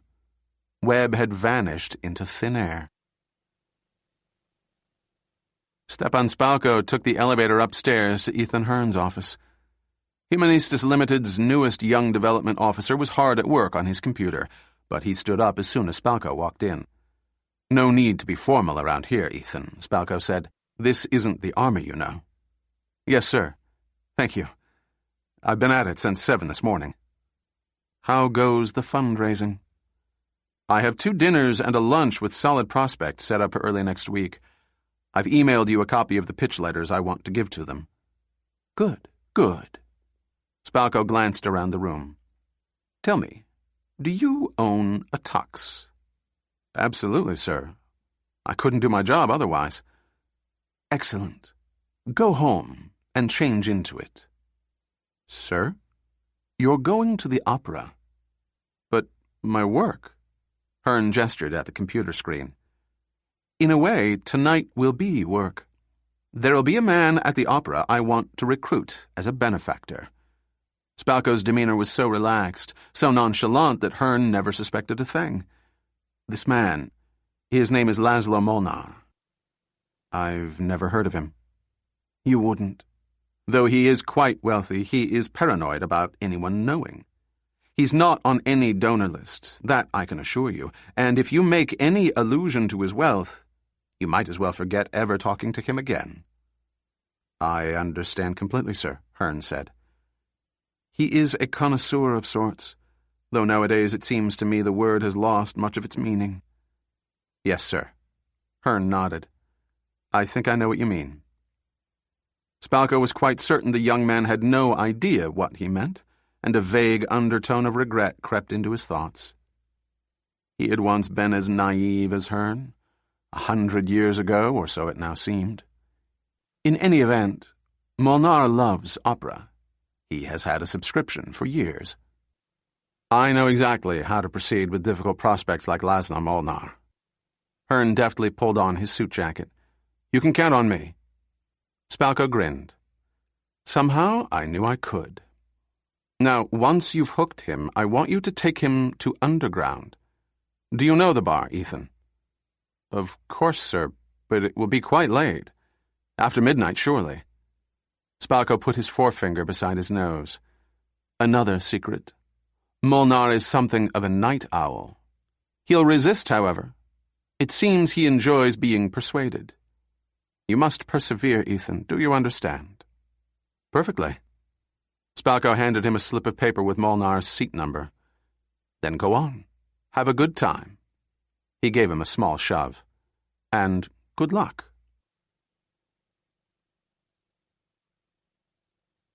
The imposing Romanesque facade of the Hungarian State Opera House was ablaze with light. Inside, the magnificent, ornate gilt and red interior, 3 stories high, glittered. Tonight the company was presenting Zoltán Kodály's Hari János. Ethan Hearn hurried into the vast marble lobby, echoing with the voices of Budapest society assembled for the evening's festivities. He did not want to be late, but he slowed himself down, reluctant to miss a moment of that peculiar electric time just before the curtain rose that made his heart thump. In the end, it was fortuitous that he had arrived late, because by consulting the slip of paper Spalko had given him, he was able to identify Laszlo Molnar, who, along with most others, was already seated. From what Hearn could determine at first sight, he was a middle-aged man of medium height, heavy around the gut, and with a slicked-back mass of black hair. He was ignoring the woman on his left, who in any case was speaking rather too loudly to her companion. The seat to Molnar's right was vacant. It appeared that he had come to the opera on his own. All the better, Hearn thought, as he took his seat near the rear of the orchestra. A moment later the lights dimmed, the orchestra struck up the prelude, and the curtain slid smoothly up. Later, during the intermission, Hearn took a cup of hot chocolate and mingled with the soigné crowd. Hearn had enjoyed the first half of the opera and was looking forward to the conclusion. He had not, however, forgotten his assignment. In fact, during the performance he had spent some time coming up with an approach. By the time Hearn made his approach, he was confident he could strike up a conversation with Laszlo Molnar. "Pardon me," Hearn said in his most deprecating tone of voice. "I'm a lover of opera. I was wondering if you were too." Molnar had turned. He wore an Armani tuxedo that emphasized his broad shoulders while cleverly hiding the bulk of his gut. "I am a student of the opera," he said slowly, and, to Hearn's attuned senses, warily. Hearn smiled his most charming smile and engaged Molnar's dark eyes with his own. "To be frank," Molnar continued, apparently mollified, "I'm consumed by it." "I have a subscription," Hearn said in his effortless fashion. "I've had one for some years, and I couldn't help noticing that you have one also." He laughed softly. "I don't get to meet too many people with a love of opera. My wife prefers jazz. Mine loved the opera." "You're divorced?" "A widower." "Oh, I'm so sorry." "It happened some time ago," Molnar said, warming a little now. "I miss her so terribly that I've never sold her seat." Hearn held out a hand. "Ethan Hearn." After the slightest hesitation, Laszlo Molnar gripped it. "Laszlo Molnar, I'm pleased to make your acquaintance." Hearn gave a courtly little bow. "Would you care to join me in a hot chocolate, Mr. Molnar?" This offer appeared to please the other, and he nodded. "I'd be delighted." As they walked together through the milling crowd, they exchanged lists of their favorite operas and opera composers. Since Hearn had asked Molnar to go first, he made certain they had many in common. Molnar was again pleased. "Are you enjoying the performance?" Molnar inquired as they sipped their hot chocolate. "Very much," Hearn said. "But Harry Janos is so full of emotion, I confess I'd enjoy it all the more if I could see the expressions on the principals' faces. Sad to say, when I bought the subscription, I couldn't afford anything closer, and now it's quite impossible to obtain a better seat." For a moment, Molnar said nothing, and Hearn feared that he was going to let the opening pass. Then he said, as if he had just thought of it, "Would you care to sit in my wife's seat?" Jacques Robinet liked to spend mornings with his wife, drinking café au lait, reading the papers, and talking with her about the economy, their children, and the state of their friends' lives. They never spoke about his work. He made it a strict rule never to come into the office before noon. Once there, he spent an hour or so scanning documents, interdepartmental memos, and the like, writing email responses when necessary. His phone was answered by his assistant, who logged calls and brought him messages deemed urgent by her. In this, as in all things she did for Robinet, she was exemplary. Best of all, she was utterly discreet. This meant that Robinet could tell her where he was lunching each day with his mistress, be it a quiet bistro or the mistress's apartment in the 4th arrondissement. This was crucial, since Robinet took long lunches, even by French standards. He rarely returned to the office before 4, but he was often at his desk until well past midnight, in signals with his counterparts in America. Robinet's official title might be Minister of Culture, but in fact he was a spy at such a high level that he reported directly to the French president. On this particular evening, however, he was out to dinner. The afternoon having proved so tiresomely hectic, he'd had to postpone his daily tryst until late in the evening. There was a flap that concerned him greatly. A worldwide sanction had been routed to him by his American friends, and reading it, his blood had run cold, for the target for termination was Jason Bourne. Some years ago, Robinet had met Bourne at, of all places, a spa. Robinet had booked a weekend at the spa just outside Paris. They had met in the steam room, and they had got to talking. Eventually, in a most unsettling manner, he was to discover that Bourne had been there looking for a certain double agent. Having ferreted her out, he had killed her while Robinet was getting a treatment. Green mud, if memory served. Good thing, too, since the double agent was posing as Robinet's therapist in order to assassinate him. Is there any place where one is more vulnerable than on a therapist's table? What could he do after that except take Bourne out to a lavish dinner? That night, over foie gras, veal kidneys in mustard-spiked jus, and tarte tatin, all washed down with 3 magnificent bottles of the finest ruby Bordeaux, having uncovered each other's secret, they became fast friends. It was through Bourne that Robinet had met Alexander Conklin and had become Conklin's conduit to the operations of the Quai d'Orsay and Interpol. In the end, Robinet's trust in his assistant was Jason Bourne's good fortune, for it was at Chez Georges with his mistress that he received the call from her. "There's someone on the line," his assistant said in his ear. "He says it's urgent he speak with you." "Has he given you his name?" he said into the phone. "Yes, Jason Bourne." Robinet's pulse started to pound. "Put him through," he said immediately. Then, because it was inexcusable to speak on the phone for any length of time in front of one's mistress, he excused himself, went outside into the fine mist of the Parisian evening, and waited for the sound of his old friend's voice. "My dear Jason, how long has it been?" Bourne's spirits rose the moment he heard Jacques Robinet's voice booming through his cell phone. At last, the voice of someone inside who wasn't trying to kill him. He was barreling down the Capitol Beltway in another car he had stolen on his way to meet Darren. "To tell you the truth, I don't know." "It's been years. Can you believe it?" Robinet said. But really, I must tell you that I've kept track of you through Alex." Bourne now began to relax. "Jacques, you've heard about Alex." "Yes, mon ami. The American DCI has sent out a worldwide sanction on you. But I don't believe a word of it. You couldn't possibly have murdered Alex. Do you know who did?" "I'm trying to find out.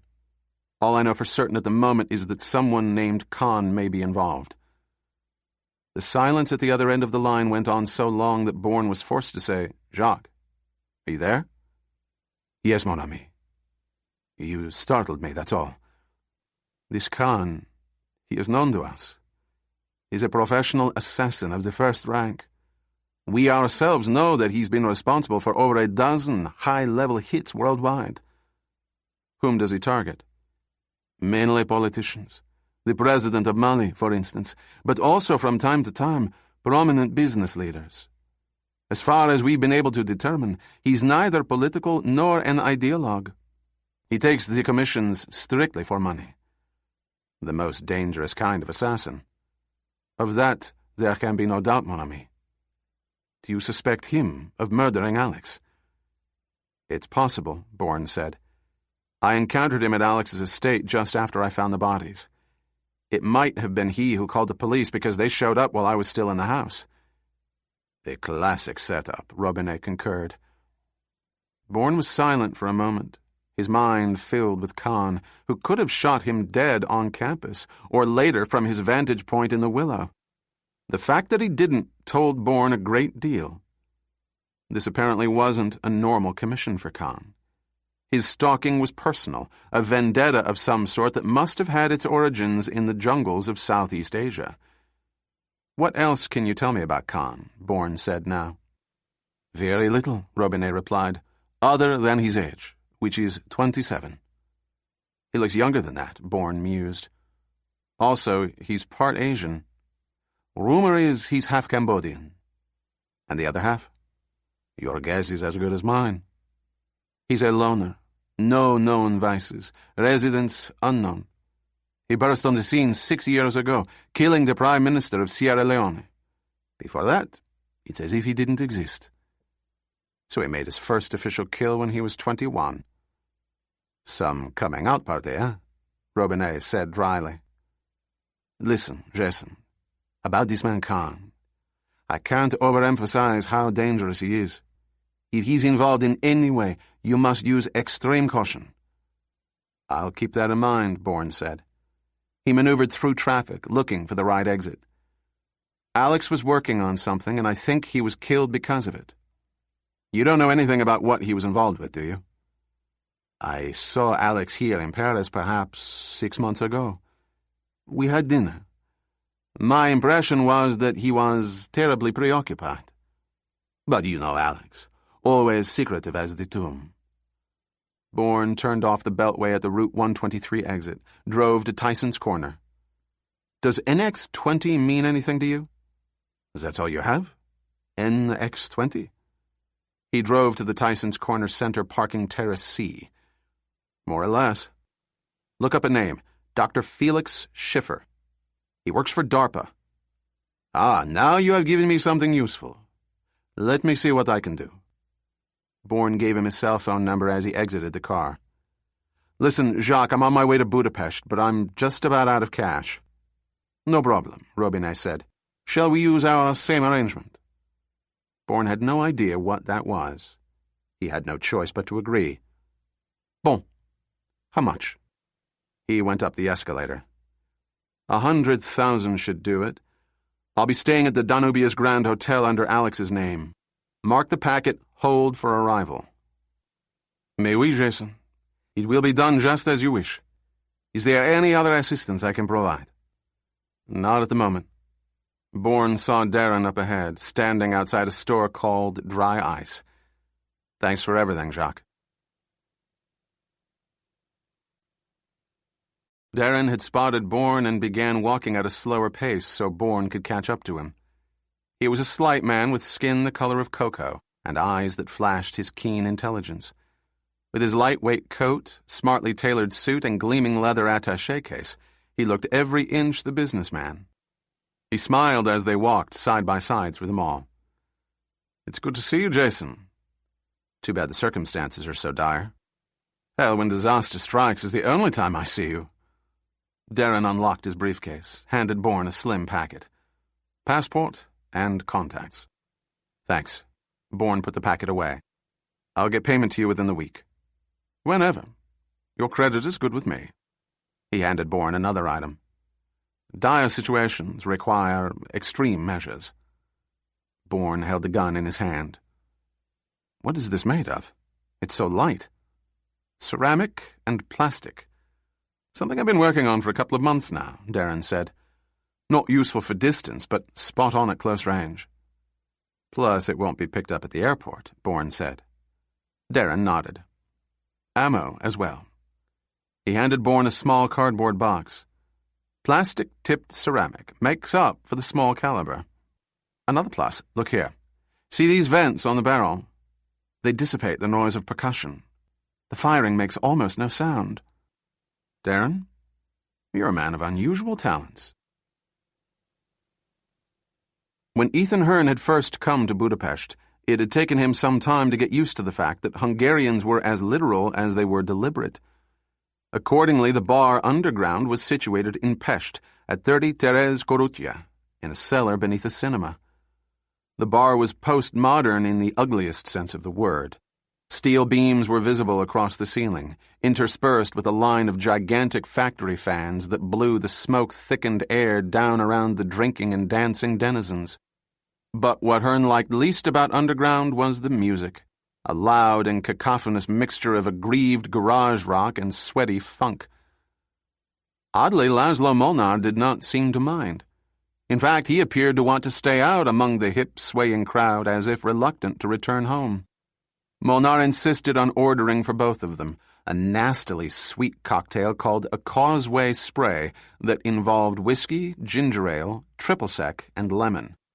They found a table in a corner where Hearn could barely see the small menu and continued their discussion of opera. It was after his second drink that Hearn spotted Spalko, standing in the haze at the rear of the club. His boss caught his eye, and Hearn excused himself. Two men were loitering near Spalko. They did not look as if they belonged at Underground, but then, Hearn told himself, neither did he or Laszlo Molnar. Spalko led him down a dim corridor lit with pin lights, like stars. He opened a narrow door into what Hearn imagined was the manager's office. No one was inside. "Good evening, Ethan." Spalko smiled as he closed the door behind them. "It appears you have lived up to your billing. Well done." "Thank you, sir." "And now," Spalko said, "it is time for me to take over." "Don't you think I ought to stay around long enough to introduce you?" "Not necessary, I assure you. Time for you to get some rest." He looked at his watch. "In fact, given the late hour, why don't you take tomorrow off?" Hearn bridled. "Sir, I couldn't." Spalko laughed. "You can, Ethan, and you will." "Yes, sir."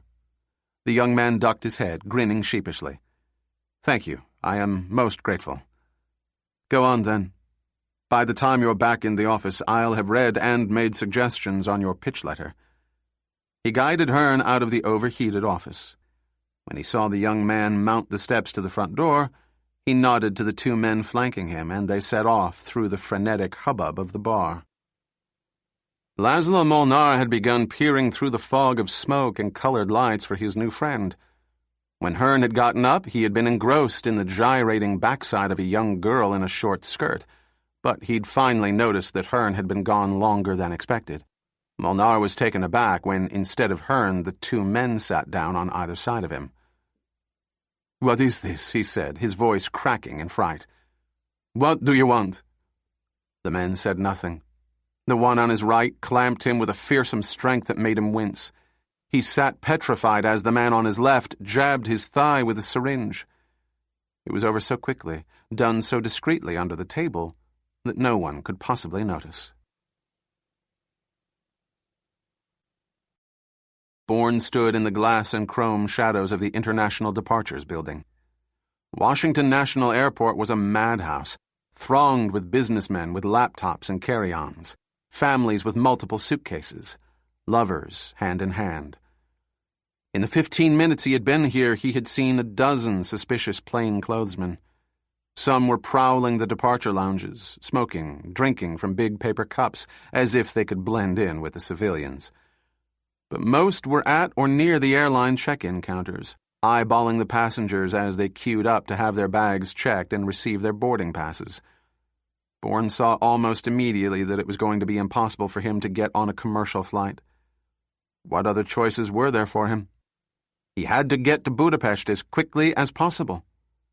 He made his way to the cargo air terminal. Once there, he walked quickly down to U.S. Customs, where he obtained the current flight schedule. There was nothing to Budapest, but rush service flight 113 to Paris was leaving from Cargo 4 in 18 minutes. Paris was fine. It was a major hub for intra-European travel. Once there, he would have no trouble getting to Budapest. Bourne hurried out to the tarmac. He picked up his pace, hurrying to the next building, home to Cargo 3 and 4.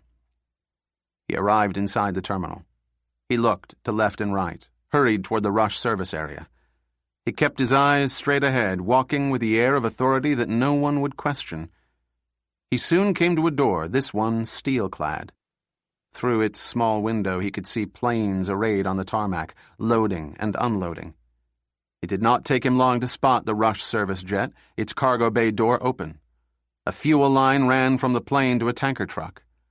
A man in a rain slicker, its hood up over his head, was monitoring the gas flow. The pilot and co-pilot were in the cockpit going through their pre-flight instrument check. Alex's cell phone rang. It was Robinet.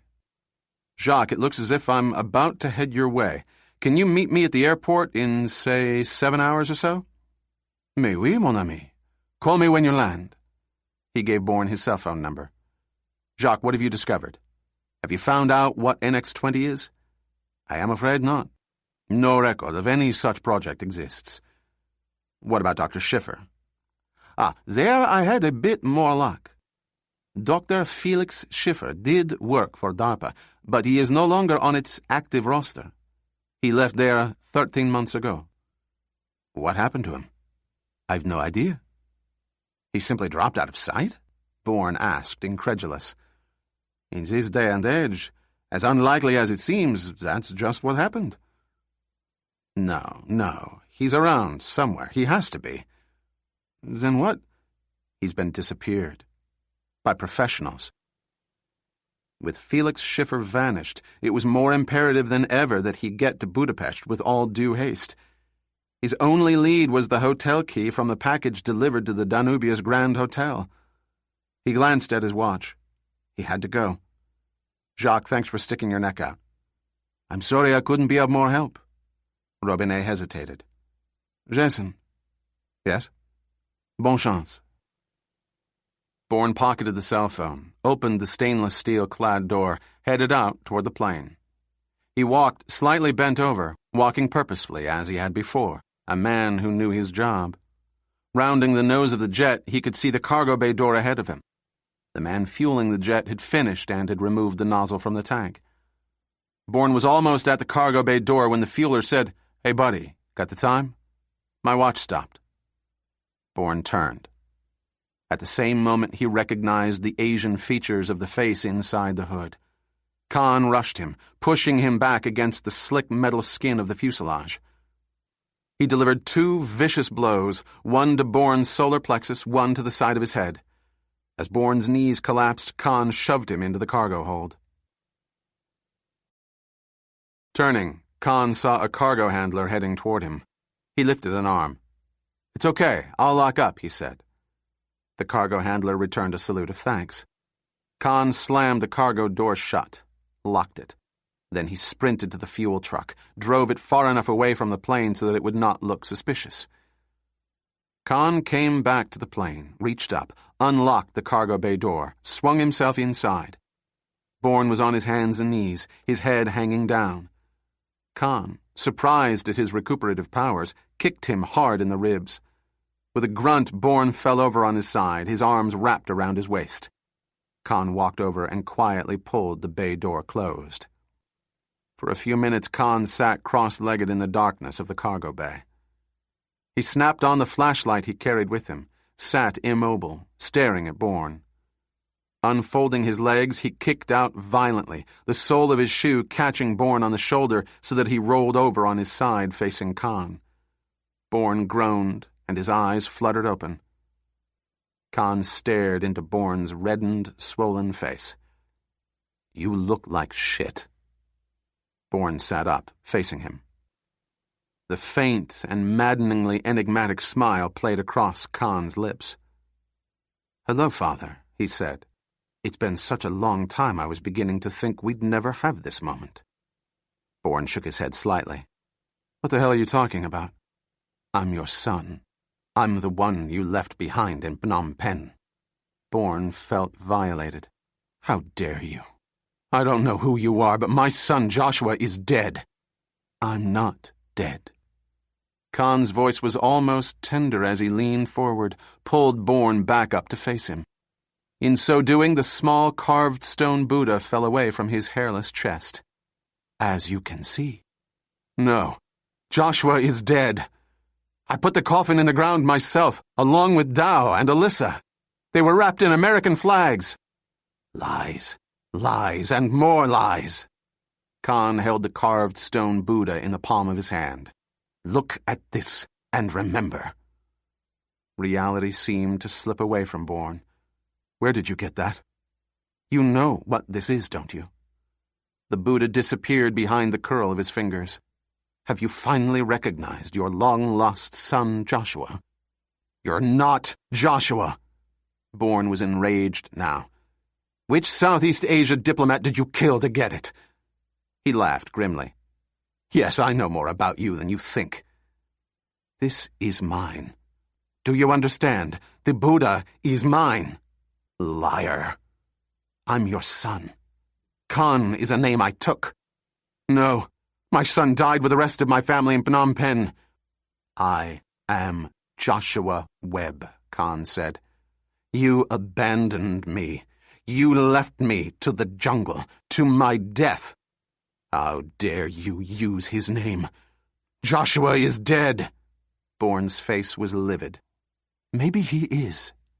I'm Khan now. Joshua, the Joshua you knew, is dead.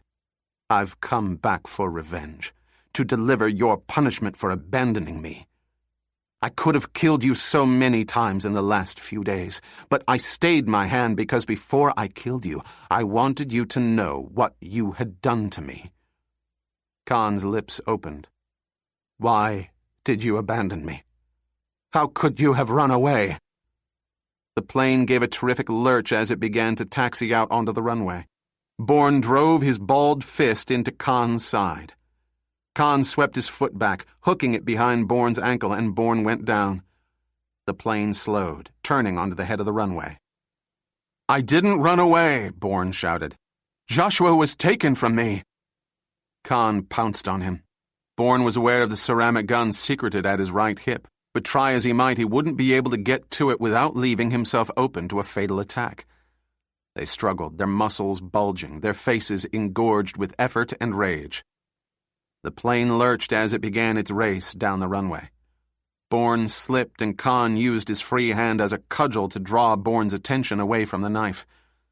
Bourne countered, striking the inside of Khan's left wrist. But now the blade point flashed in on him.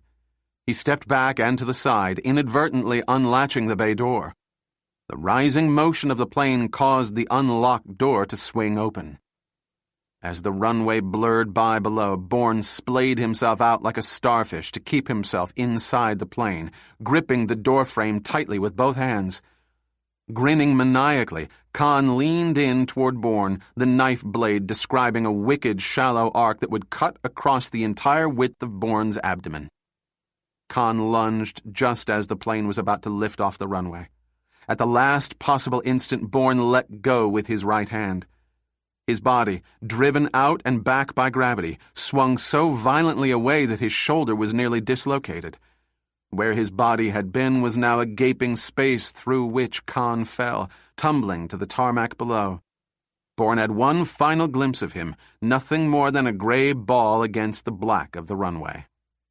Then the plane was airborne. Bourne knew that if he did not get himself inside within seconds, he would be lost.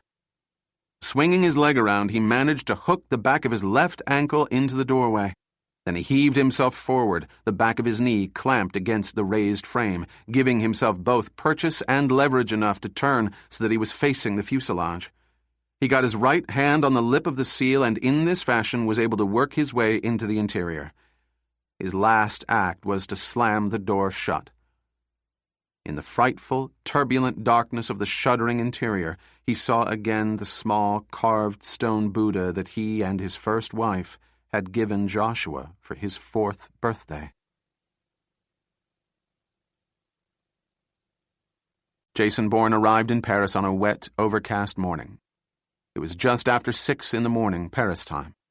He called Robinet, described where he was at Charles de Gaulle Airport.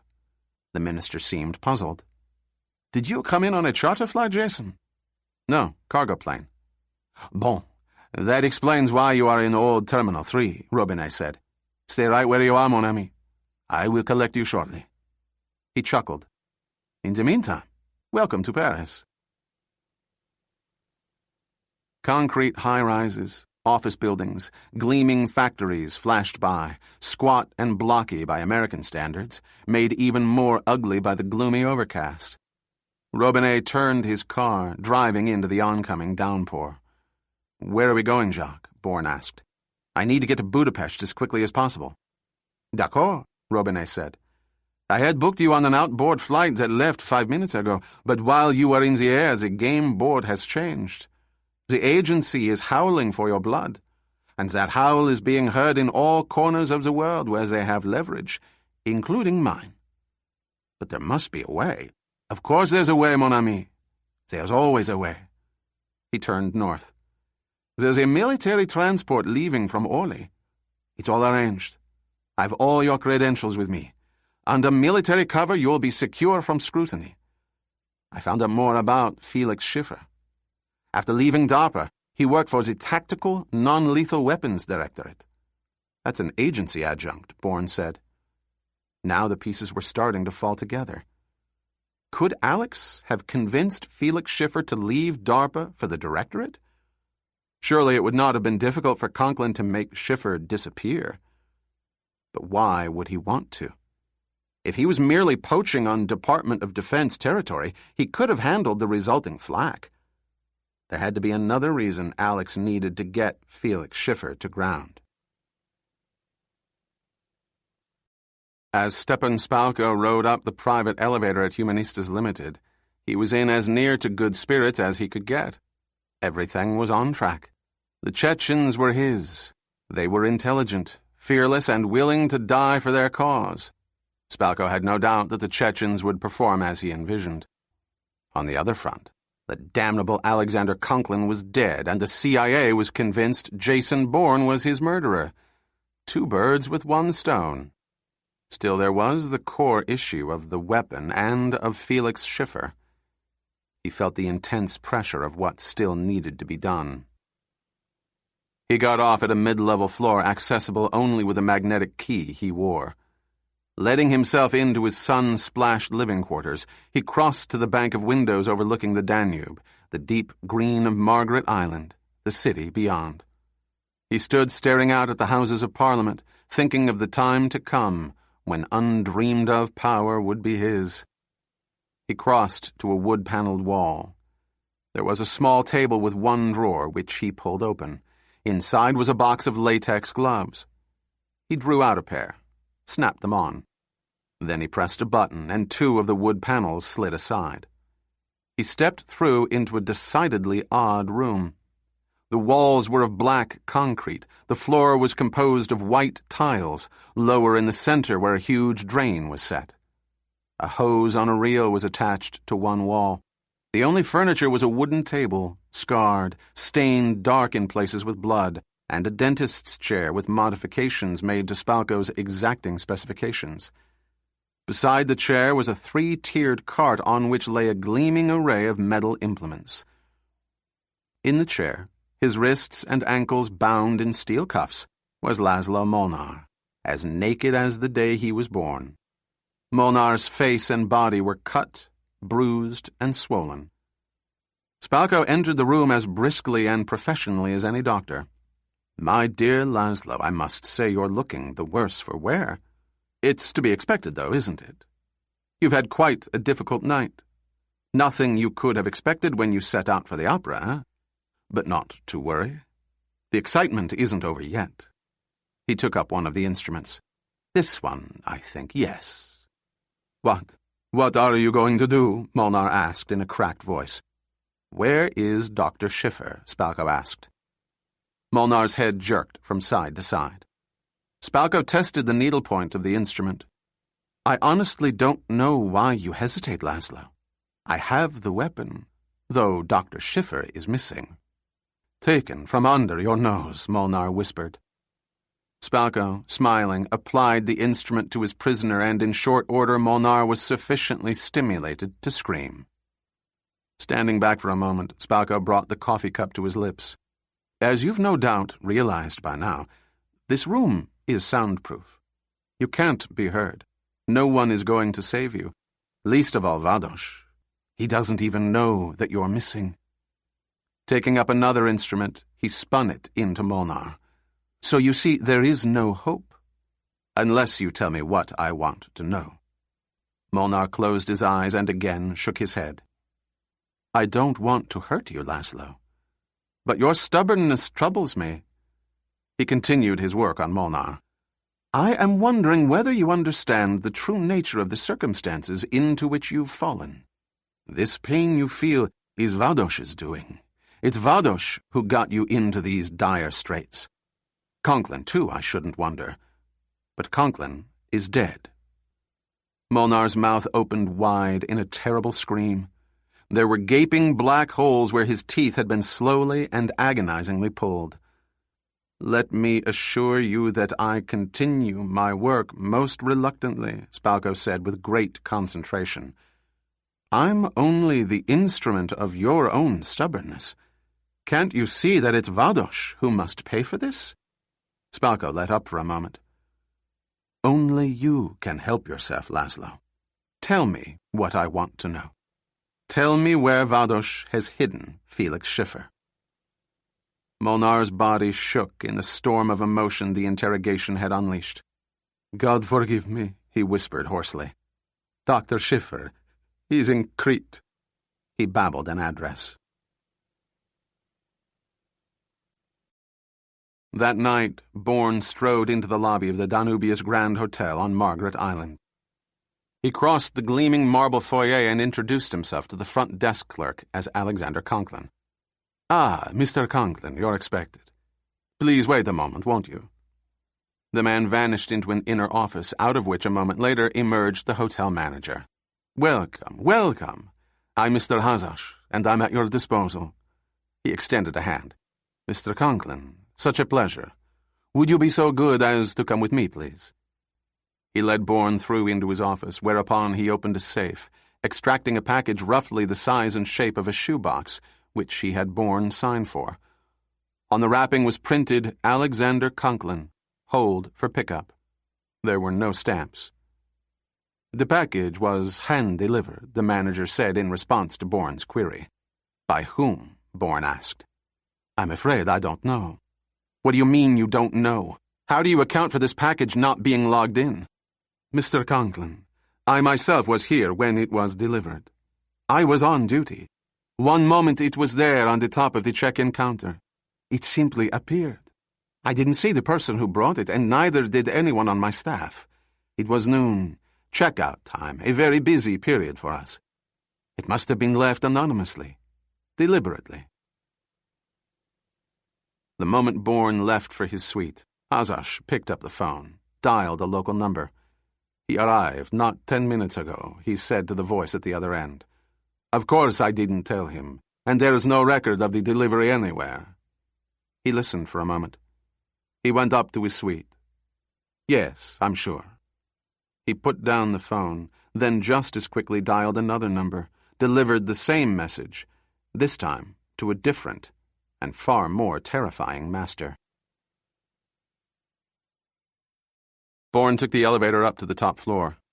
The key opened one of the double doors, and Bourne walked into a large one-bedroom suite, furnished in sumptuous fabrics. He was already undressing as he went through the suite, dropping each article of clothing behind him as he made for the gleaming bathroom. He threw the package down on the bed unopened. After spending 10 blessed minutes naked under a spray of water, he stepped out of the shower and toweled off. Wrapped in a luxurious bathrobe, he sat on the bed, unwrapped the package. Inside was a gun with extra ammunition. Alex, what in the world were you involved in? The phone rang. He picked it up. Medianos Valdos, came a whispered voice. Mattathias Church, midnight. The line clicked dead before Bourne could utter a word. Khan's cell phone rang. He looked at his phone's screen to see who was calling. "This is a surprise," he said into his phone. "Where are you?" Stepan Spalko's voice sounded curt. "Orly Airport." Spalko spoke. "I've heard from my contact at the desk of the Danubius Grand Hotel here in Budapest that Alexander Conklin just checked in." Khan was shocked. "Webb? It isn't Alex Conklin's ghost. But how can you be sure it's him? I got a description from my contact." Khan gritted his teeth. Before his flight to Paris, he had watched CNN, where he saw Webb's other identity, Jason Bourne, wanted for murder. He knew the conversation with Spalko would likely lead to a bad end, and yet he saw himself moving inexorably forward. "You knew David Webb was Jason Bourne. Why didn't you tell me?" "I don't see why I needed to. You asked about Webb, and I delivered." Khan kept his voice calm. "Now that Bourne's gotten all the way to Budapest, how long do you think it will take him to follow his leads back to you?" "I've already taken steps to ensure that doesn't happen," Spalko said. "But it occurs to me that I wouldn't have needed to go through the trouble if you'd killed the son of a bitch when you had the chance." "Oh, I'll kill Bourne," Khan said. "But it'll be on my terms, according to my timetable, not yours." He hung up the phone. He wondered if Webb's real identity was a fact Stepan Spalko had known when he had handed Khan the expurgated file. Considering it further, Khan believed that he had to have known. It was the only explanation for why Spalko had arranged to pin the murders of Conklin and Panov on Bourne. It was a classic disinformation technique. As long as the agency believed that Bourne was responsible, they had no reason to look elsewhere for the real murderer. And surely they would have no chance to uncover the truth about why the two men were killed. Spalko was clearly trying to use Khan as a pawn in some larger game, the way he was using Bourne. Khan had to find out what Spalko was up to. He would not be anyone's pawn. Humanistas Limited owned 3 hangars at Ferahedyu Airport. In one of them, a container truck was backed up to a small jet on whose curving silver fuselage was painted the Humanistas logo. The uniformed men were loading the last of the weapons crates on board while Hassan Arsenov checked the manifest. When he went to talk to one of the workers, Stepan Spalko turned to Zina and said, "In just a few hours I'm leaving for Crete. I want you to come with me." Zina's eyes opened wide in surprise. "Sheikh, I am scheduled to return with Hassan to Chechnya in order to make the last-minute preparations for our mission." Spalko's eyes did not leave hers. "Arsenov doesn't need your help with the final touches. In fact, in my estimation, he'll be better off without the distraction of having you around." Zina, trapped by his gaze, opened her lips. "I've always wanted to see Crete," she whispered. Spalko, walking past the entrance to the Eurocenter Bio 1 clinic at 75 Hatsu Utsa, was deep in thought.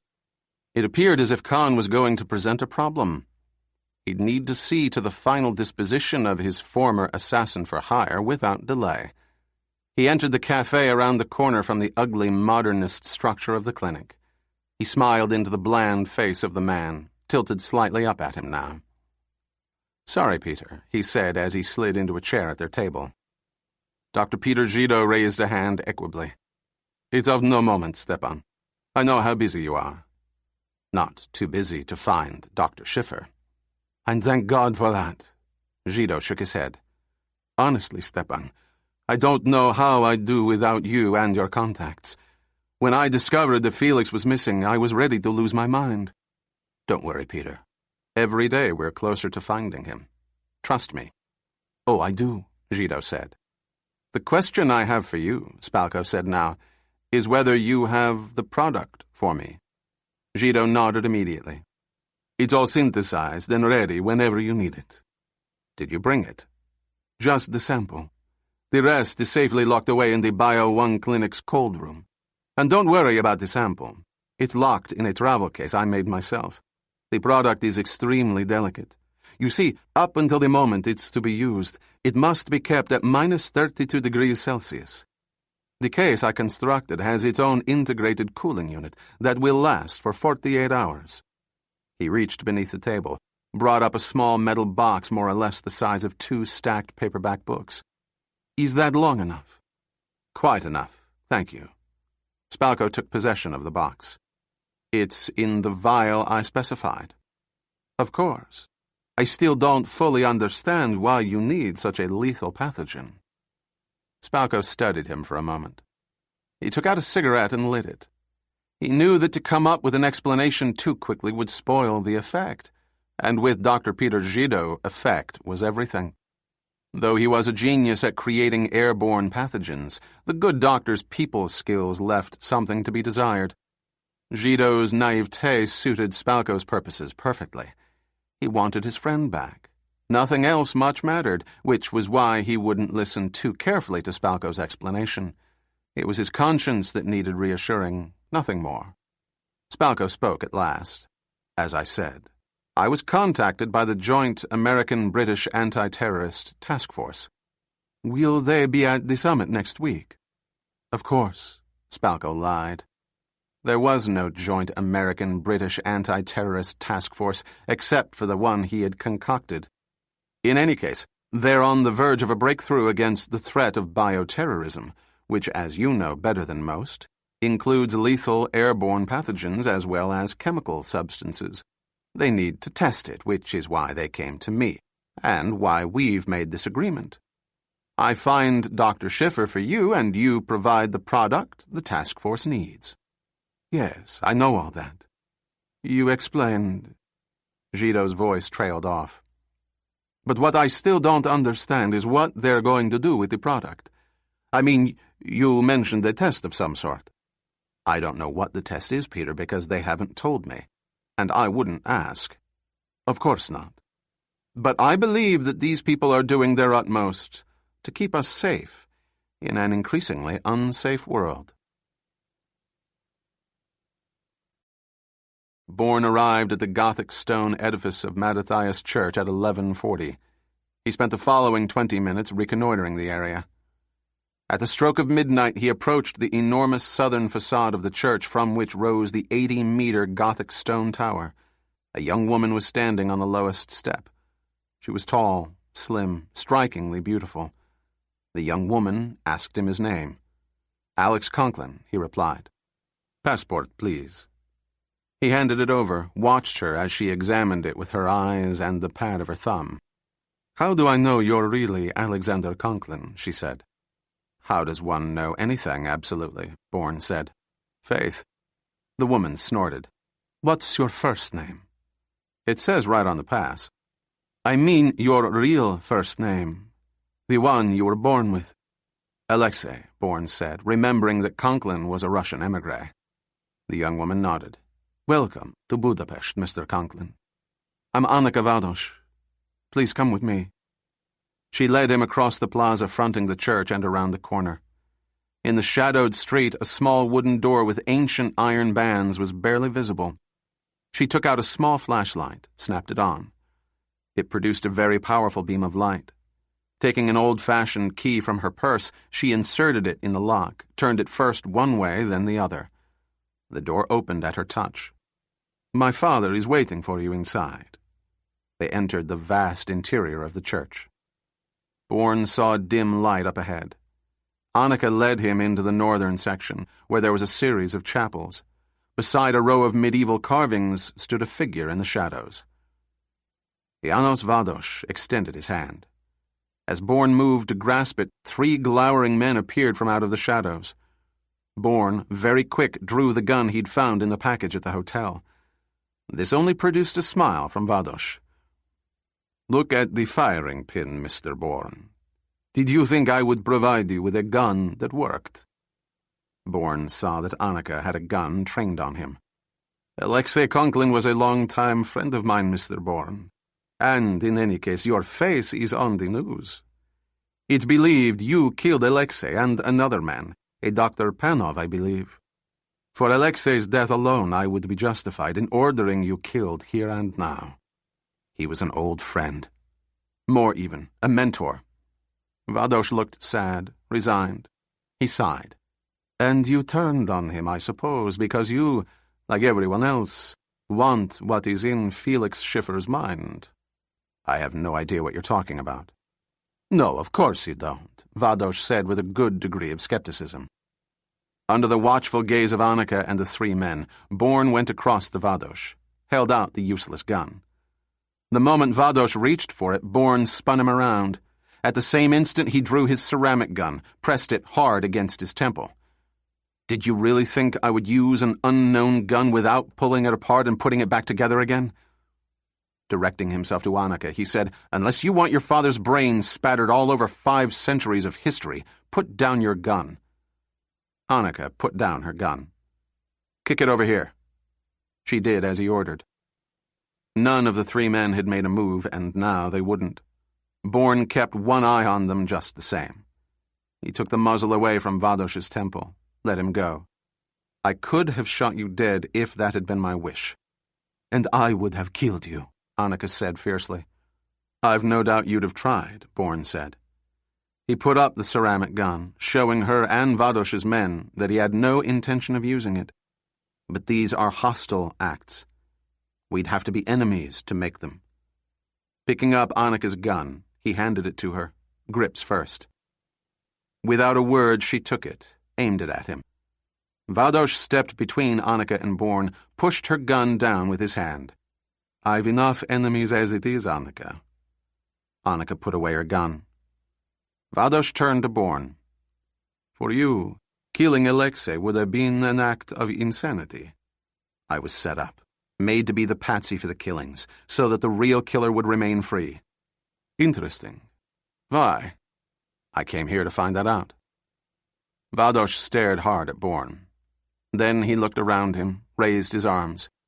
"I would have met Alexei here, you know, had he lived. Alexei and I, we were going to change history." "With the help of Dr. Felix Schiffer?" Bourne asked. Vados had no time to answer. Just then, an echoing roar sounded and he was thrown backward, arms outstretched. Blood oozed from a bullet hole in his forehead. Bourne grabbed Annika, dived onto the stonework paving. Vados's men turned and, fanning out, began to return fire as they headed for cover. One was shot almost immediately, and he skidded over the marble floor, dead before he collapsed. A second gained the edge of a bench and was desperately trying to get behind it when he too was felled by a bullet that entered his spine. He arched back, his weapon crashing to the floor. Bourne looked from the 3rd man taking cover to Vados, who lay sprawled face up in a widening pool of blood. He was unmoving, no respiration visible in his chest. More gunfire brought Bourne's attention back to Vados's 3rd man, who was now rising out of a crouch, squeezing off a series of shots, his trajectory upward toward the cathedral's great organ. His head flung backward and his arms opened wide as a speck of blood on his chest rapidly widened. Bourne looked up into the gloom of the organ balcony, saw a darker shadow flitting, and he fired. Stone chips flew. Then he grabbed Annika's flashlight, playing the beam over the balcony as he ran toward the spiral stone staircase up to it. Annika saw her father and screamed. "Back!" Bourne shouted. "You're in danger!" Ignoring him, Annika rushed to her father's side. Bourne covered her, sending more shots into the shadows of the balcony, but he was not surprised at the lack of return fire. The sniper had achieved his aim. He was already gone. With the fall of night, Khan arrived in Budapest. He took a taxi from the airport and checked into the Danubius Hotel as Hang Refaran, a Le Monde reporter from Paris. He pulled out his cell phone, punched in a local number. "Yes?" said Ethan Hearn. "How's the job going?" Khan asked. "Actually, I'm finding it enjoyable." "Where are you?" Humanistas Limited's newest development officer asked. "Budapest." "That's a surprise. I thought you had a commission in East Africa." "I've declined it," Khan said. "In fact, for the time being, I've taken myself off the market." "Something pretty important must have brought you here." "It's your boss, as a matter of fact." "What have you been able to ferret out?" "Nothing concrete, but he's up to something, I can tell, and it's very, very big." "What makes you say that?" Khan asked. "First, he entertains a pair of Chechens," Hearn said. "On the surface, there's nothing strange about that. We have an important initiative in Chechnya. And yet it was strange, very strange, because I recognized them. Well, him, at least. Hassan Arsenov, leader of the Chechen rebels." "Go on," Khan urged. "Then 2 nights ago he asked me to go to the opera. He said he wanted to snag a wealthy prospect by the name of Laszlo Molnar." "What's so strange about that?" Khan said. "2 things. First, Spalko took over midway through the evening. He pretty much ordered me to take the next day off. Second, Molnar's disappeared." "Disappeared?" "Vanished utterly, like he never existed. Spalko thinks I'm too naive not to have checked up." "Don't get overconfident," Khan warned. "That's when you make a mistake. And remember what I told you. Don't underestimate Spalko. Once you do, you're as good as dead." "I got it, Khan. Christ, I'm not stupid." "You wouldn't be on my payroll if you were." "Do you have this Laszlo Molnar's home address?" Ethan Hearn gave it to him. "Now," Khan said, "all you have to do is keep your ears open and your head down. I want everything of his you can burrow into." Jason Bourne watched Annika Vados as she exited the morgue, where, he suspected, she had been taken in the company of the police in order to identify her father and the 3 men who had been gunned down. From fragments of the conversation he had overheard at Mattathias Church, the police were rightly curious as to why a professional assassin would want to kill Janos Vados.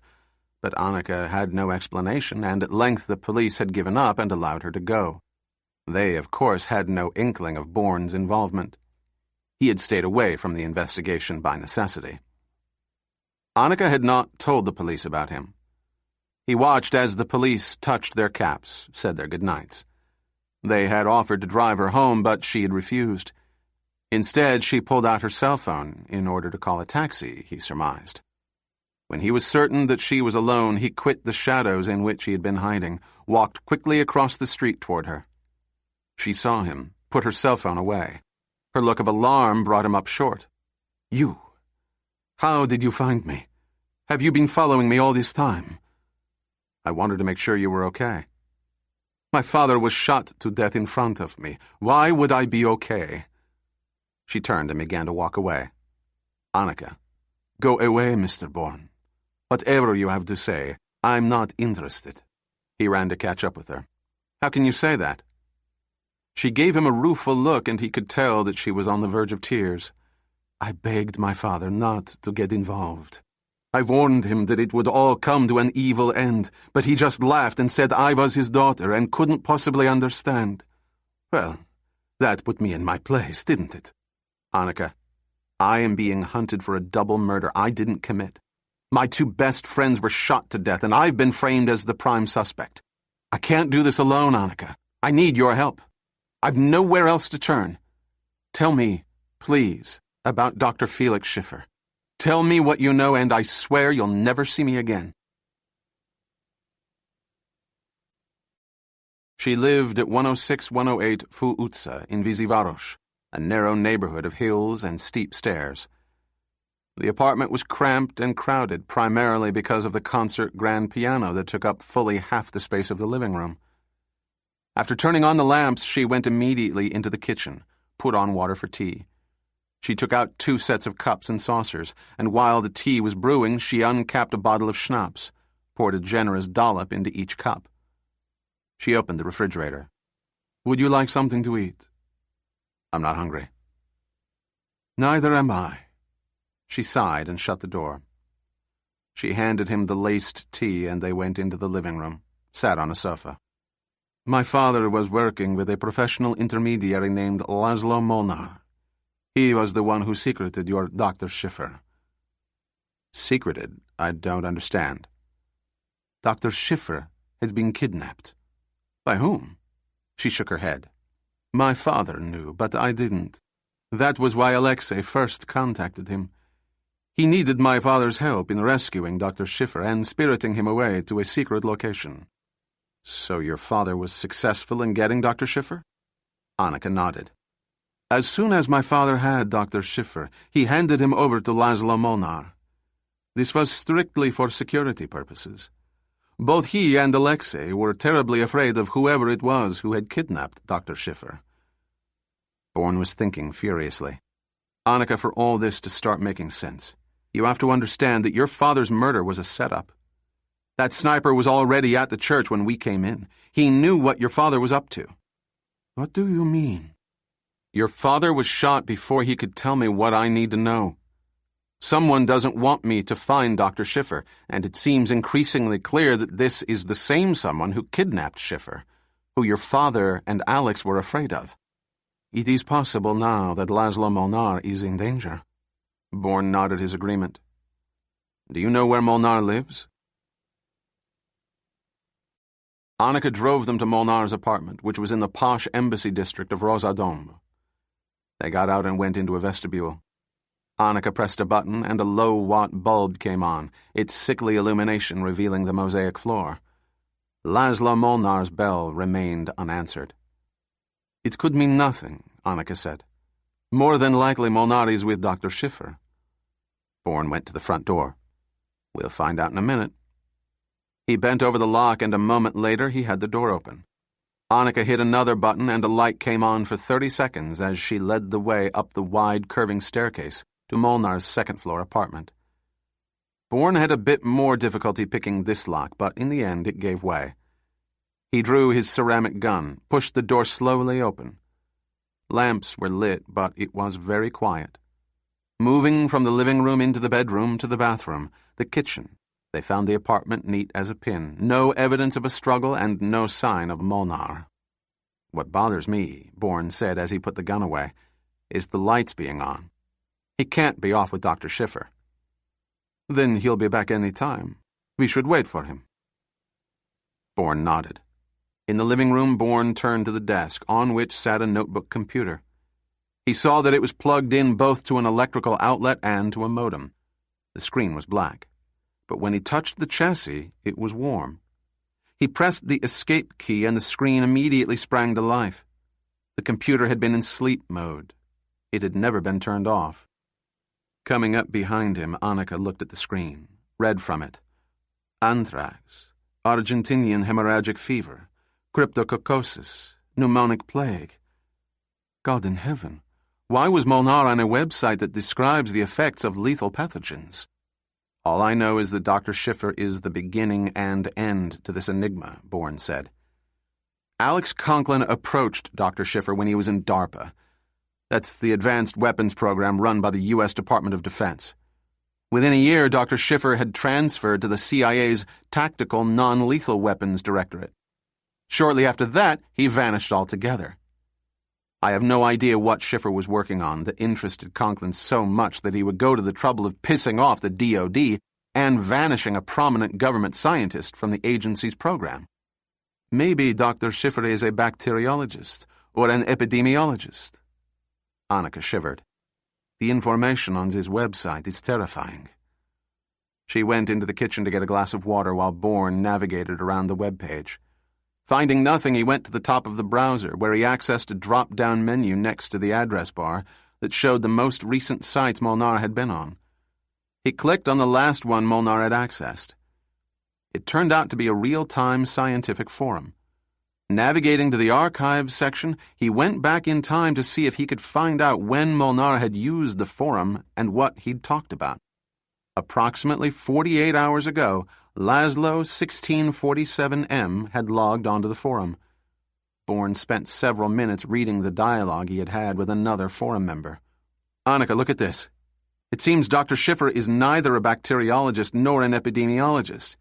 He's an expert in bacteriological particulate behavior." "Mr. Bourne, you'd better come here," Annika replied. "Right now."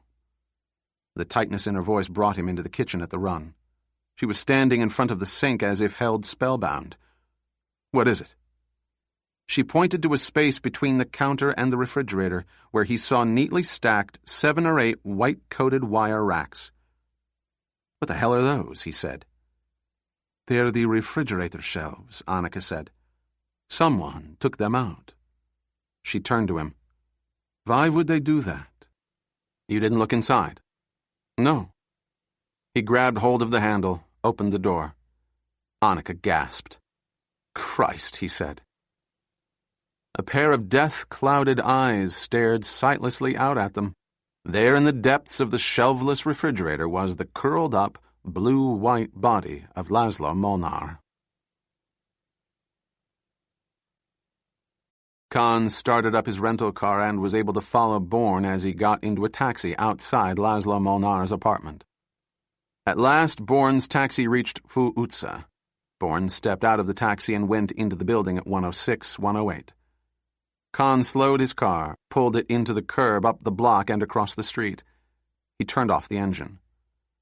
Alex Conklin, Jason Bourne, Laszlo Molnar, Hassan Arsenov. He thought about Spalko and wondered how all these disparate names were connected. 5 or 6 minutes passed, and then another taxi pulled up in front of the entrance to 106-108. Khan watched a young female get out. He strained to catch a glimpse of her face before she pushed through the heavy front doors, but all he was able to determine was that she had red hair. He waited, watching the facade of the building. No light had gone on after Bourne had entered the lobby, which meant that he must be waiting for the woman, that this was her apartment. Sure enough, within 3 minutes, lights went on in the 4th and top floor bay window. Bourne awoke to the sound of practice arpeggios and the aromatic smell of coffee. He was aware that he was lying on Annika Valdosh's sofa. He rose, turned, saw her sitting at the gleaming grand piano, a huge cup of coffee by her side. "What time is it?" "Afternoon." "Christ!" "I made coffee. Would you like some?" "Absolutely." "You know where it is." She watched him as he drew on his cords and shirt. He padded into the bathroom, and when he was finished, he went into the kitchen. As he was pouring himself coffee, she said, "You have a nice body, scarred though it is." He searched for cream. Apparently she liked her coffee black. "The scars give me character." He had found the cream. He poured in a dollop, then 2 teaspoonfuls of sugar. Returning to the living room, he said, "There's nothing edible in your refrigerator. I usually go out to eat. There's a sweet cafe 5 blocks away. Do you think we could go there?" he said. "I'm starving." Khan had just one thought when he saw Bourne and the woman walk out of her building. Despite Spalko's cocky assurances that he was safe from Bourne's search, Bourne was continuing to circle closer. Somehow Bourne had found out about Laszlo Molnar, the man Spalko was interested in. Furthermore, he'd discovered where Molnar lived. Why was Molnar important to Bourne? Khan had to find out. He watched from behind as Bourne and the woman walked off. Then he got out of his rental car, went into the entrance of 106-108 Fuutsa. He picked the lock on the lobby door and entered the hallway inside. Taking the elevator up to the top floor, he found the staircase up to the roof. He went onto the roof, crossing immediately to the front of the building. With his hands on the stone parapet, he leaned over, saw immediately the bay window on the 4th floor just below him. Climbing over the parapet, he eased himself down onto the ledge beneath the window. The first window he tried was locked, but the other wasn't. He opened the window, climbed through into the apartment. Looking around for a likely spot, he glanced up at the frosted glass light fixture hanging from the center of the ceiling. It was as good as any, he quickly determined. Dragging over the piano bench, he positioned it beneath the fixture, then climbed on it.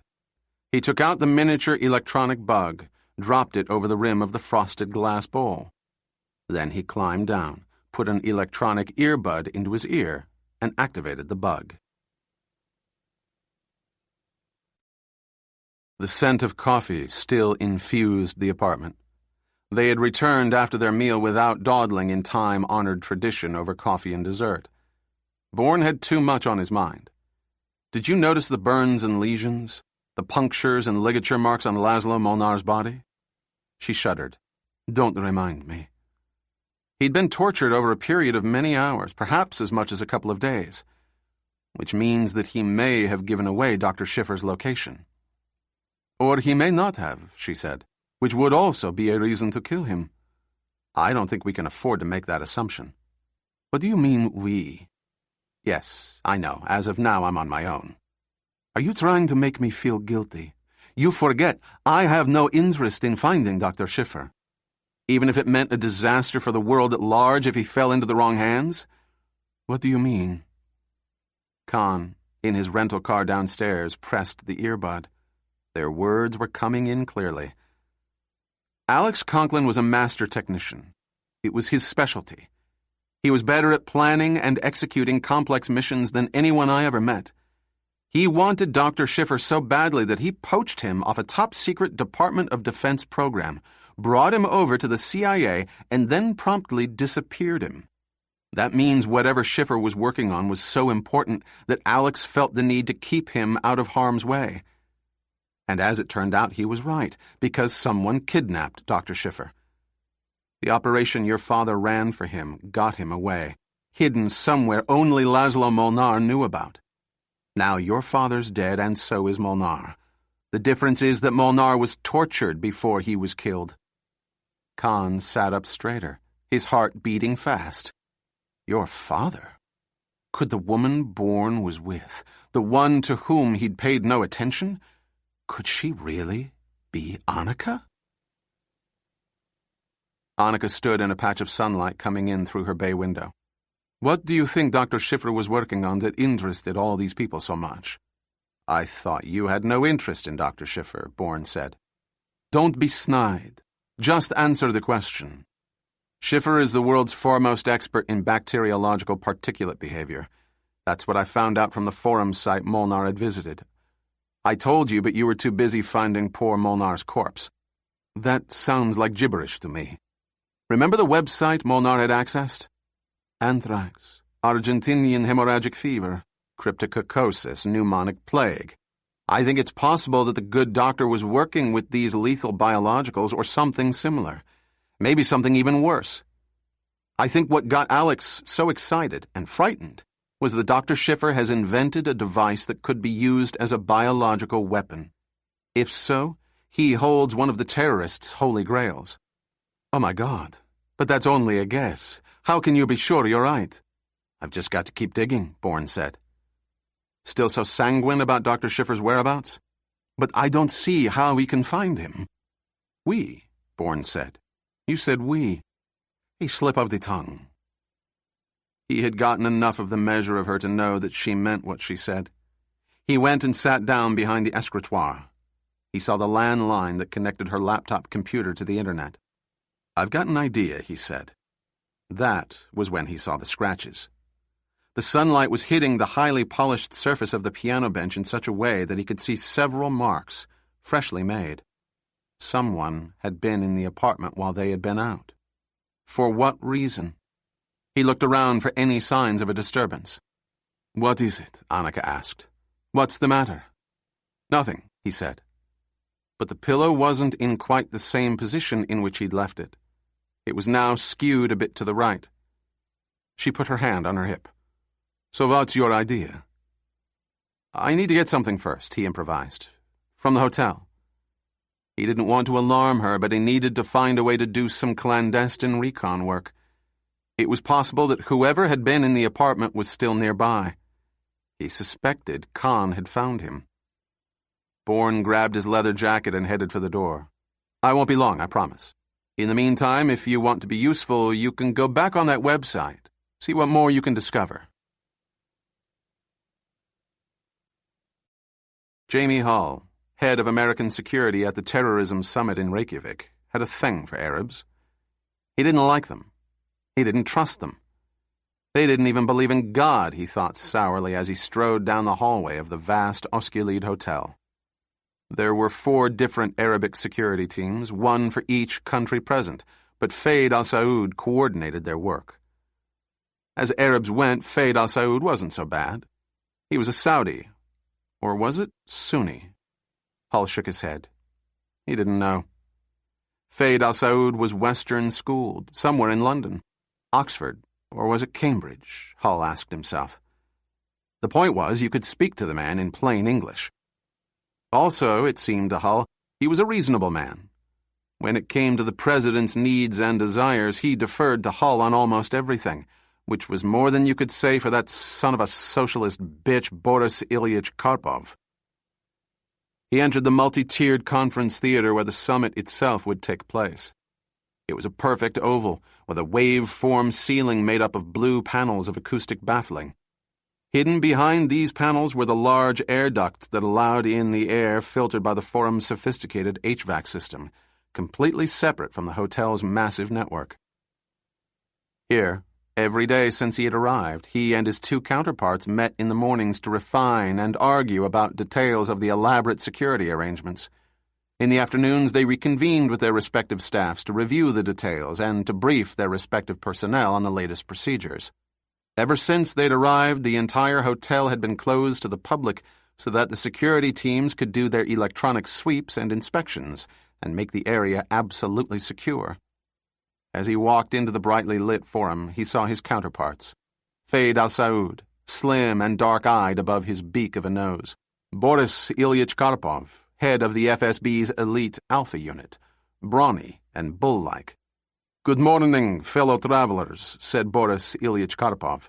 "We have but 3 days until the summit commences, and there is still much work to accomplish. Shall we begin?" "By all means," Faid al-Saud said, taking his accustomed seat on the dais where just 72 hours from now, the 5 heads of the leading Arab states would sit side by side with residents of the United States and Russia in order to hammer out the first concerted Arab Western initiative to stop international terrorism in its tracks. I've received instructions from my counterparts in the other attending Islamic nations, and will be pleased to relay them to you. Bourne didn't take the elevator down when he left Annika's apartment.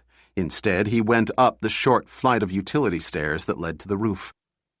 Bourne went to the parapet, leaned over in more or less the same spot that Khan had occupied no more than an hour before.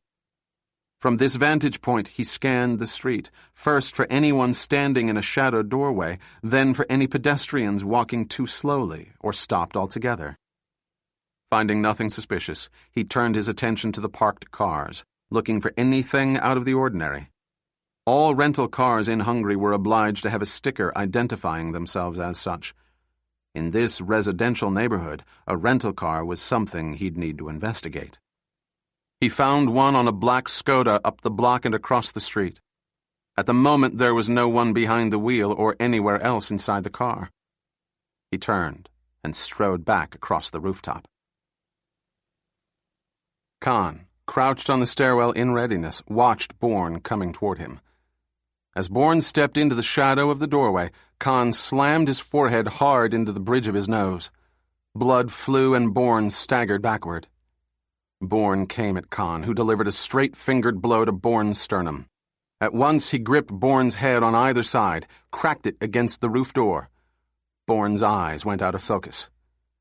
"What's Spalko up to?" Khan said harshly. "You know, don't you?" Bourne's head was swimming with pain and shock. "Who's Spalko?" "Of course you know." Bourne shook his head. "I thought you wanted to kill me." "Listen to me." "Who are you?" Bourne whispered hoarsely. "How do you know about my son? How do you know about Joshua?" "Listen to me." Khan put his head close to Bourne's. "Stepan Spalko is the man who ordered Alex Conklin's death, the man who set you up, who set us both up. Why did he do that, Bourne? You know, and I need to know." Bourne noticed something. There was something in Khan's right ear. What was it? Under the guise of extreme pain, he moved his head slightly, saw that it was a miniature electronic receiver. "Who are you?" he said. "I told you. I'm your son." And with those words, rage swept Bourne up. He screamed, driving Khan backward through the door, out onto the roof. Ignoring the pain in his head, he hooked his ankle behind Khan, shoved him hard. But Khan grabbed hold of him as he went down, raising his legs as his back struck the roof tiles, lifting Bourne off his feet, and with a powerful kick sent him tumbling head over heels. Khan attacked again, striking him a tremendous blow above his ribs. He began to topple over, but Khan grabbed him by the throat and began to squeeze. "You'd better tell me now," he said thickly. "You'd better tell me everything you know." Bourne, panting and in intense pain, said, "Go to hell." A gunshot ricocheted off the roof tiles beside Khan's right leg, and releasing Bourne, he jumped back. A second shot nearly struck his shoulder as he scuttled behind the brick wall of the elevator vent.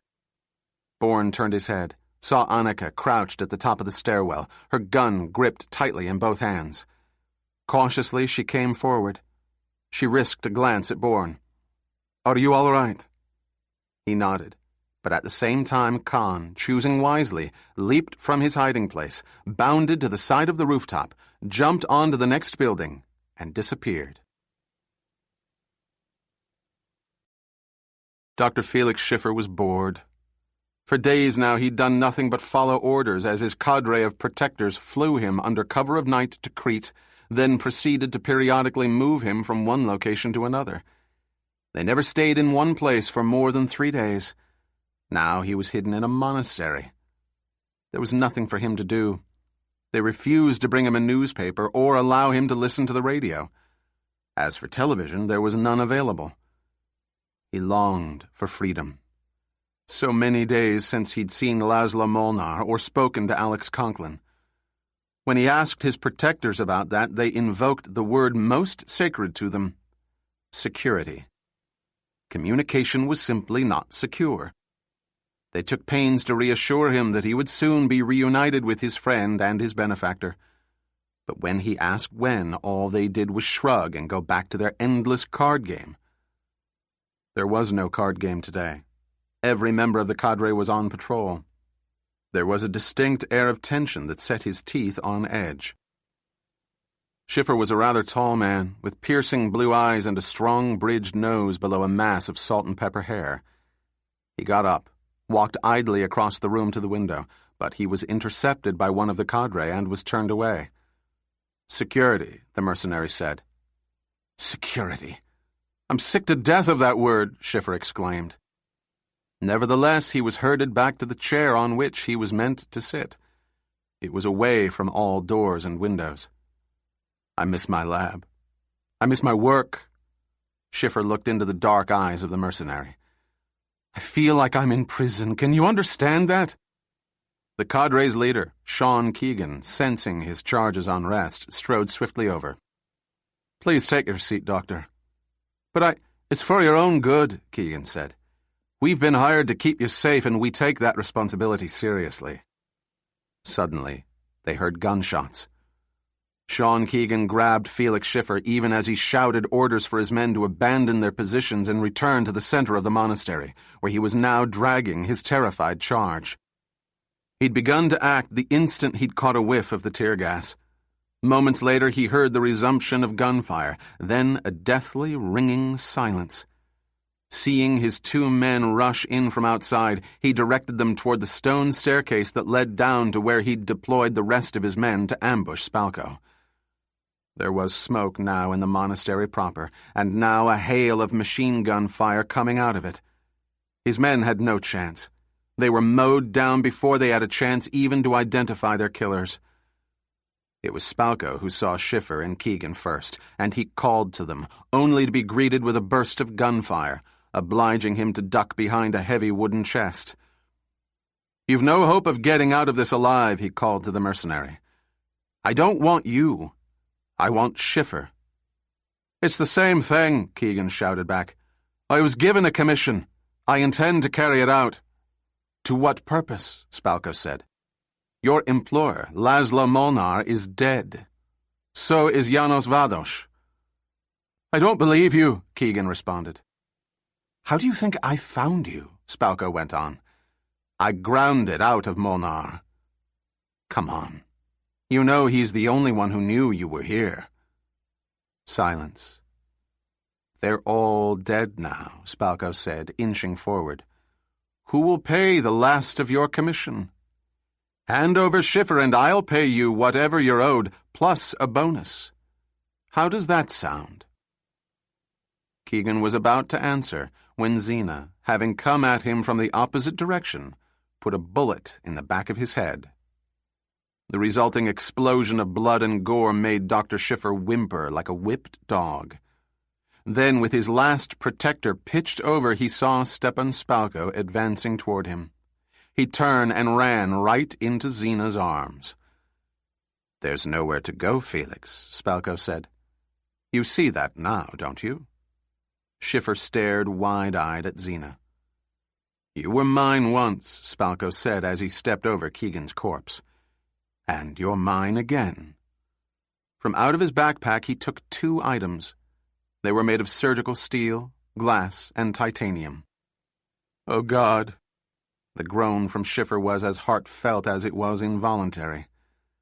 Spalko, enjoying the effect the NX-20 diffuser had on its inventor, said, This is the way the two halves fit together, isn't it, Felix? Whole, the NX-20 was no larger than the automatic weapon slung across Spalko's back. Now that I've got a proper payload, you'll teach me the proper use of it.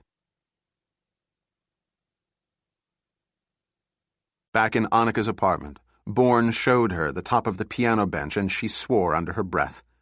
Together they moved it beneath the light fixture and he stood on it. He went to the escritoire, scribbled on a pad. Do you have a ladder? She looked at him oddly but nodded. Go get it, he wrote. When she brought it back into the living room, he climbed it high enough to look into the shallow frosted glass bowl of the light fixture. And sure enough, there it was. Carefully, he reached in, plucked up the tiny item between his fingertips. He climbed down and showed it to her in the palm of his hand. What? She broke off at the emphatic shake of his head. Do you have a pair of pliers? He asked. Again the curious look as she opened the door of a shallow closet. She handed him the pliers. He put the tiny square between the ribbed ends, squeezed. The square shattered. It's a miniature electronic transmitter, he said.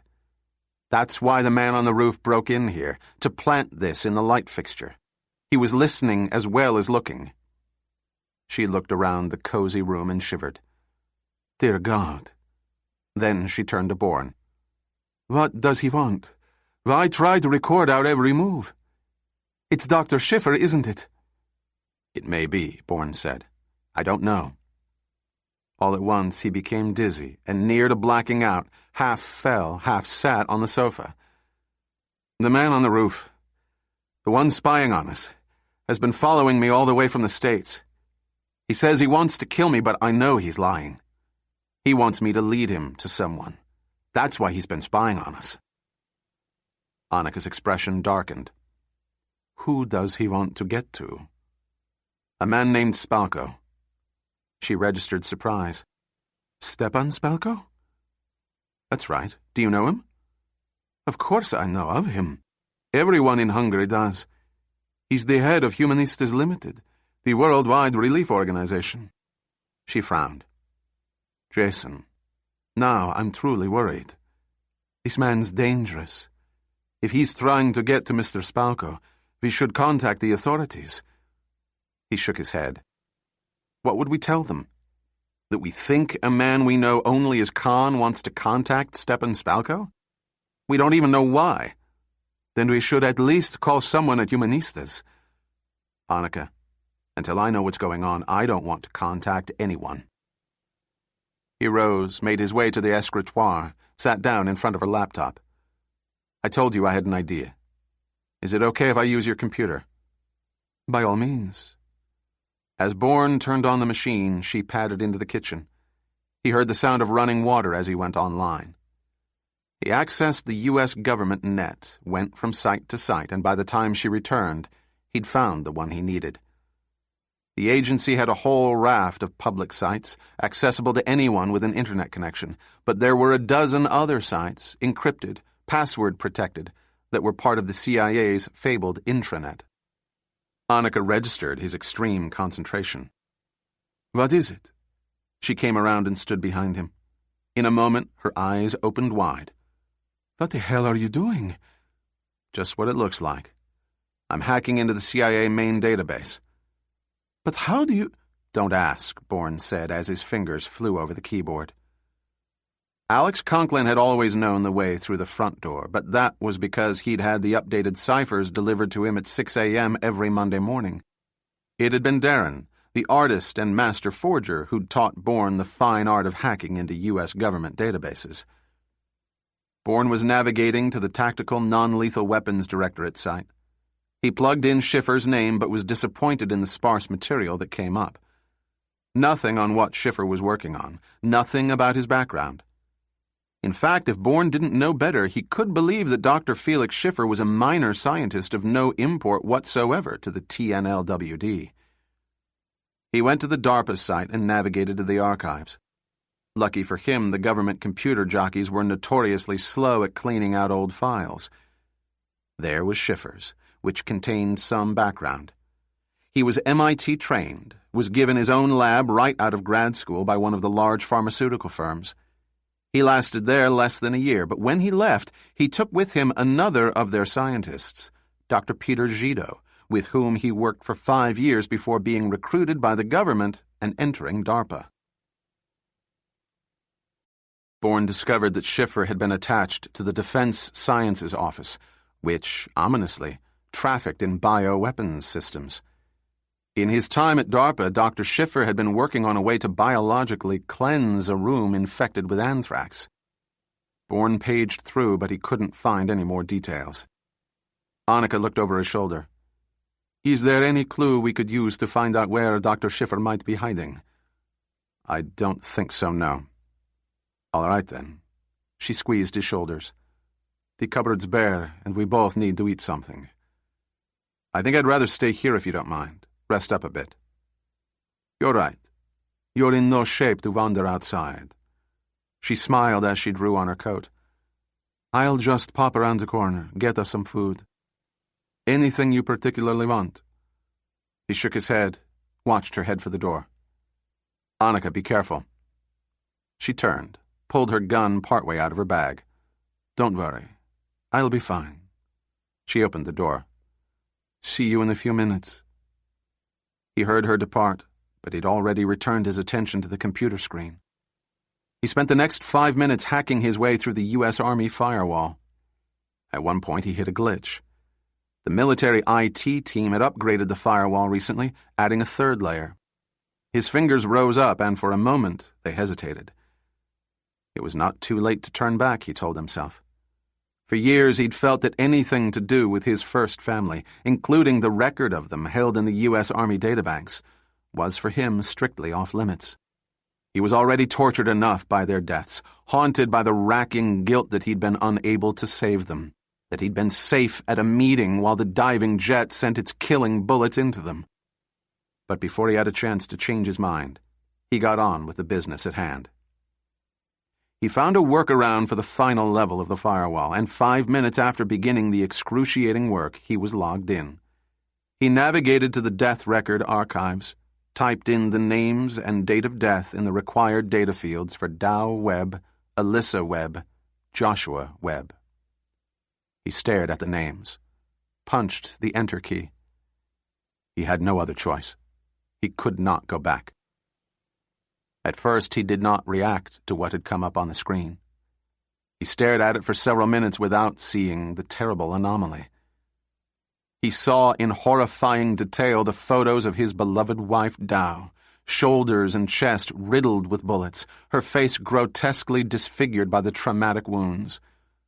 On the second page, he saw the photos of Alyssa, her poor body and her head even more disfigured. He sat, paralyzed with grief and horror at what lay before him. He had to go on. 1 page left. One last set of photos to complete the tragedy. He scrolled to the 3rd page, bracing himself for the photos of Joshua. Only there weren't any. Stupefied, he did nothing for a moment. At first, he thought there had been a computer glitch, that he'd been inadvertently directed to another page in the archives. But no, there was the name, Joshua Webb. But below it were words that seared through Bourne's consciousness like a hot needle. 3 articles of clothing listed below. 1 shoe, partial, sole and heel missing, found 10 meters from the corpses of Dow and Alyssa Webb. After an hour's search, Joshua Webb declared dead. NBF. NBF. No body found. Bourne was gripped by an icy cold. They searched for Joshua for an hour. Only an hour? And why hadn't they told him? He'd buried 3 coffins, his mind excoriated with grief, remorse, and guilt. And all the while they knew. The bastards knew. He sat back. His face was white, his hands trembling. In his heart he felt a rage he could not contain. He thought of Joshua. He thought of Khan. In the opposite room deep in the bowels of CIA HQ, the duty officer, watching a computer screen, picked up the phone and dialed a specific number. He waited a moment while an automated voice said, "Speak." The DO asked for the DCI. His voice was analyzed, matched against the list of duty officers. The call was switched. A male voice said, "Hold, please." A moment later, the clear baritone of the DCI came on the line. "I thought you should know, sir, that an internal alarm has been tripped. Someone got through the military firewall and accessed death records for the following personnel: Dow Webb, Alyssa Webb, Joshua Webb." There was a short, unpleasant pause. "Webb, son. You're sure it's Webb?" "Yes, sir." "Where's this hacker located?" "Budapest, sir." "Did the alarm do its job? Did it capture the full IP address?" "Yes, sir. 106-108 Fu Utsa." The DCI hung up and dialed another number. He could have assigned the task to a subordinate, but he wanted to feel the joy of ordering this particular sanction himself. He dialed an overseas number, thinking, "I've got you now, you son of a bitch."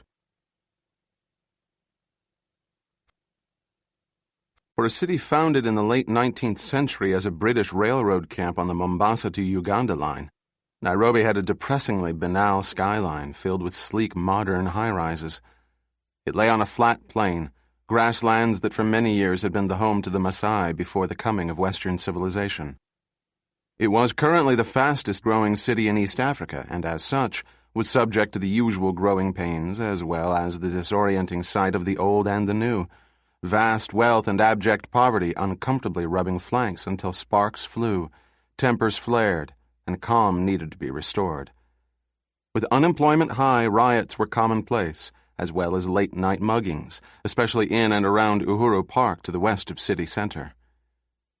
None of these inconveniences were of any interest to the party just arriving from Wilson Airport in a pair of armored limousines. Spalko was in the lead limousine with Hassan Arsenov. Behind them in the second car sat Zina and Akhmet, Arsenov's most senior lieutenant. "Everything's in readiness, Sheikh," Arsenov said. "My people are perfectly trained and prepared. They are fluent in Icelandic. They have memorized both the hotel's schematics and the procedures you outlined. They await only my final order of commencement." That evening, the 4 of them convened in a private dining room Spalko had booked on the top floor of the 360 Hotel on Kenyatta Avenue. It, like their rooms, had a view over the city to Nairobi National Park. During the dinner, there was no talk of business, no hint at all as to their purpose here. After the plates had been cleared, it was a different story. A team from Humanistas Limited that had preceded them to Nairobi had set up a computer-based audio-video hookup, which was wheeled into the room. A screen was deployed, and Spalko commenced to give a PowerPoint presentation showing the coast of Iceland, the city of Reykjavik and its environs, then aerial views of the Öskilid Hotel, followed by photos outside and inside the hotel. There's the HVAC system, which, as you can see here and here, has been fitted with state-of-the-art motion detectors as well as infrared heat sensors, he said. And here's the control panel, which, like every system in the hotel, has a security override, electrical in nature but with battery backups. He continued, running through the plan in the most minute detail, beginning with the moment they arrived and ending with the moment they left. Everything had been planned for.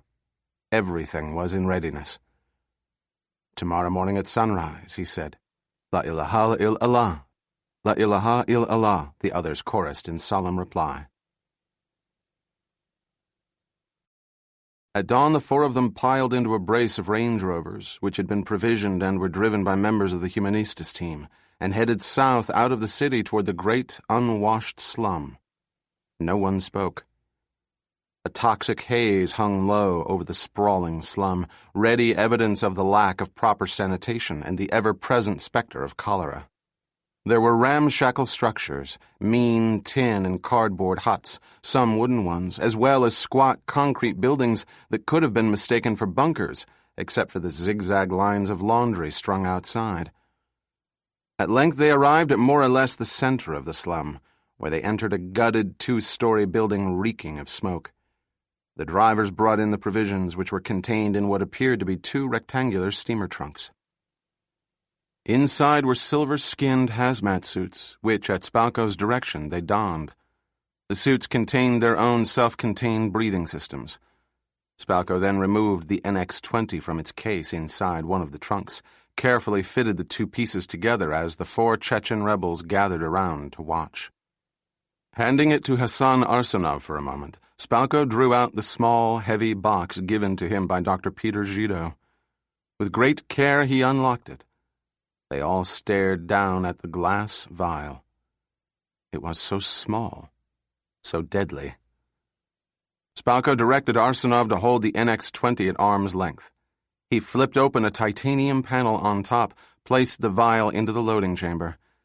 The NX-20 couldn't be fired yet, he explained. Dr. Schiffer had built in a number of safeguards against accidental or premature dispersal.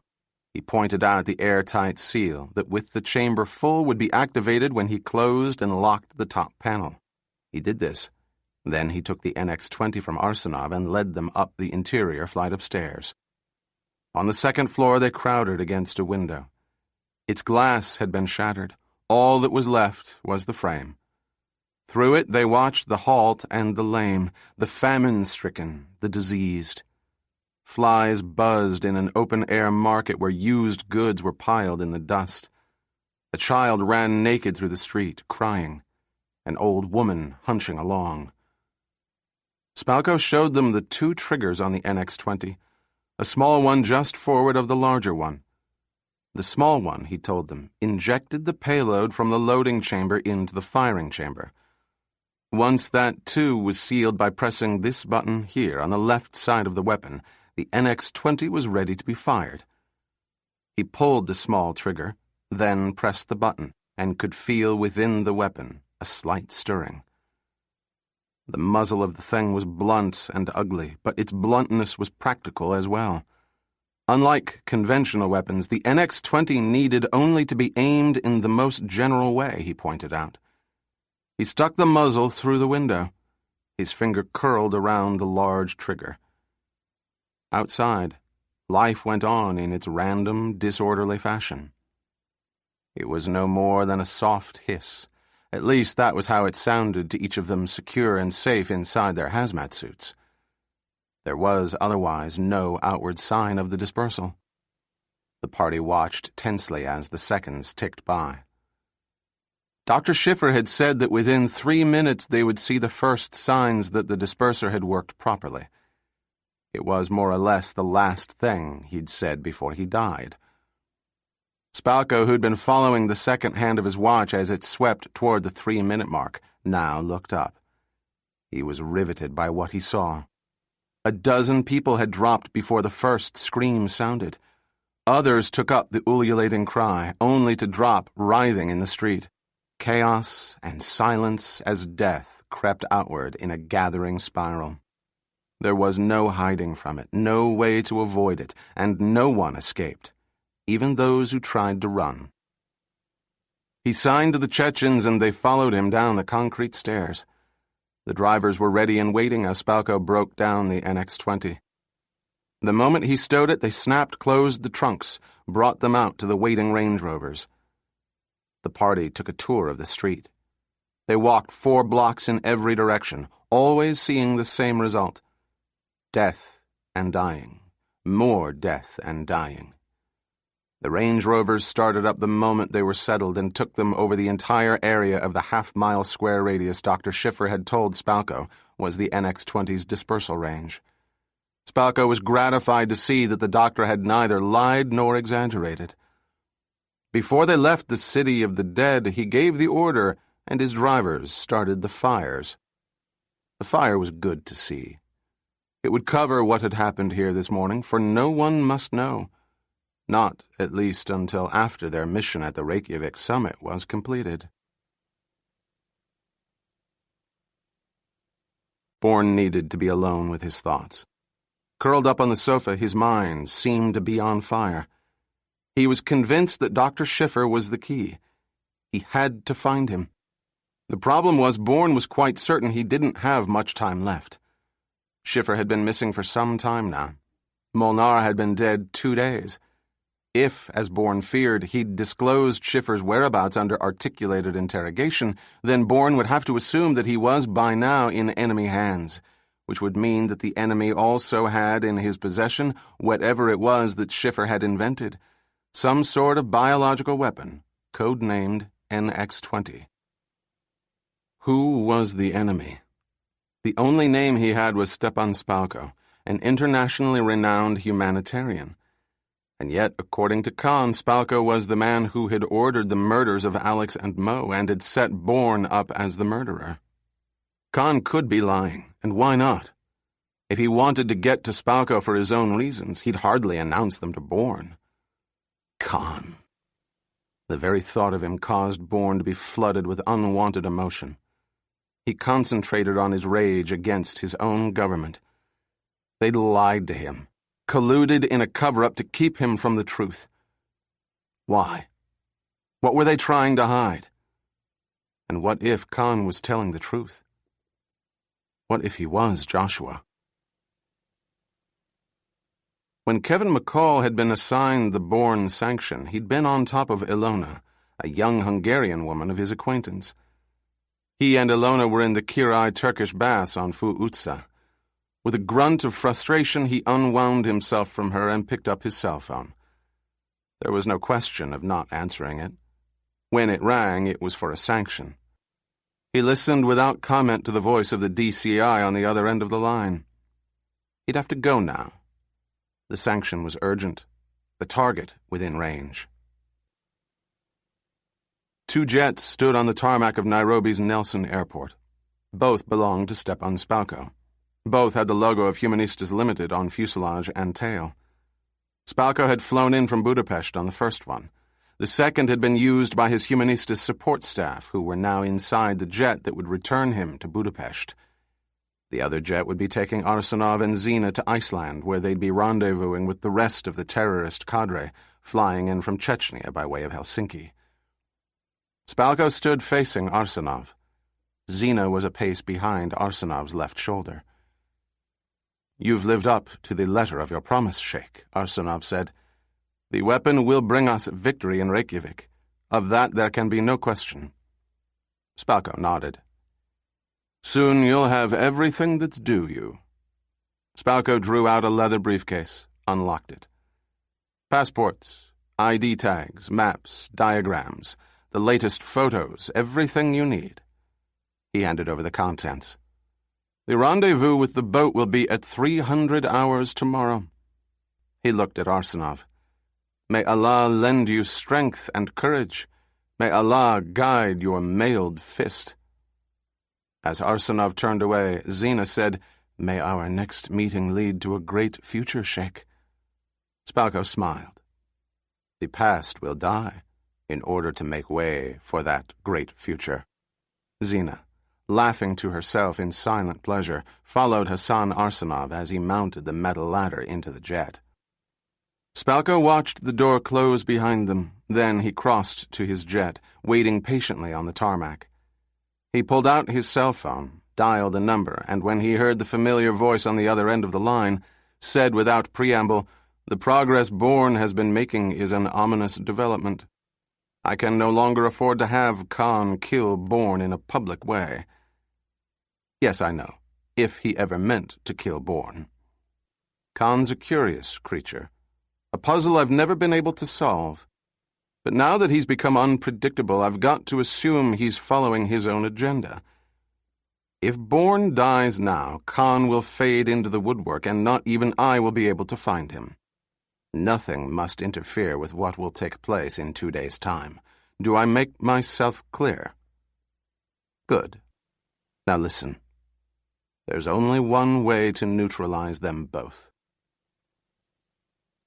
McCall had received not only Annika Valdosh's name and address, by an extraordinary stroke of luck just 4 blocks north of the baths, but also her photo via a JPEG file downloaded to his cell phone. As a result, he had no trouble recognizing her when she came out of the entrance to 106-108 Fu Utsa. He was immediately stirred by her beauty, the authoritative manner of her gait. He watched as she put away her cell phone, unlocked a blue Skoda, and slid in behind the wheel. Just before Annika inserted her key into the ignition slot, Khan rose from the back seat of her car and said, "I should tell Bourne everything." She started but made no attempt to turn around. Staring at him in the rearview mirror, she replied shortly, "Tell him what? You don't know anything." "I know enough. I know Bourne was getting too close to the truth, getting too close to finding out that Spalko was the one who'd set him up." Khan whipped a steely hand over the seatback, gripping her arm, which had slowly moved. "Don't do that."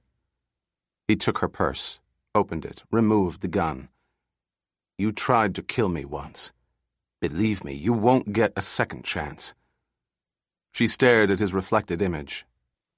"You think I'm lying to you about Jason, but I'm not. What I'd like to know," he said easily, ignoring her comment, "was how you convinced him you loved your father when really you hated his guts."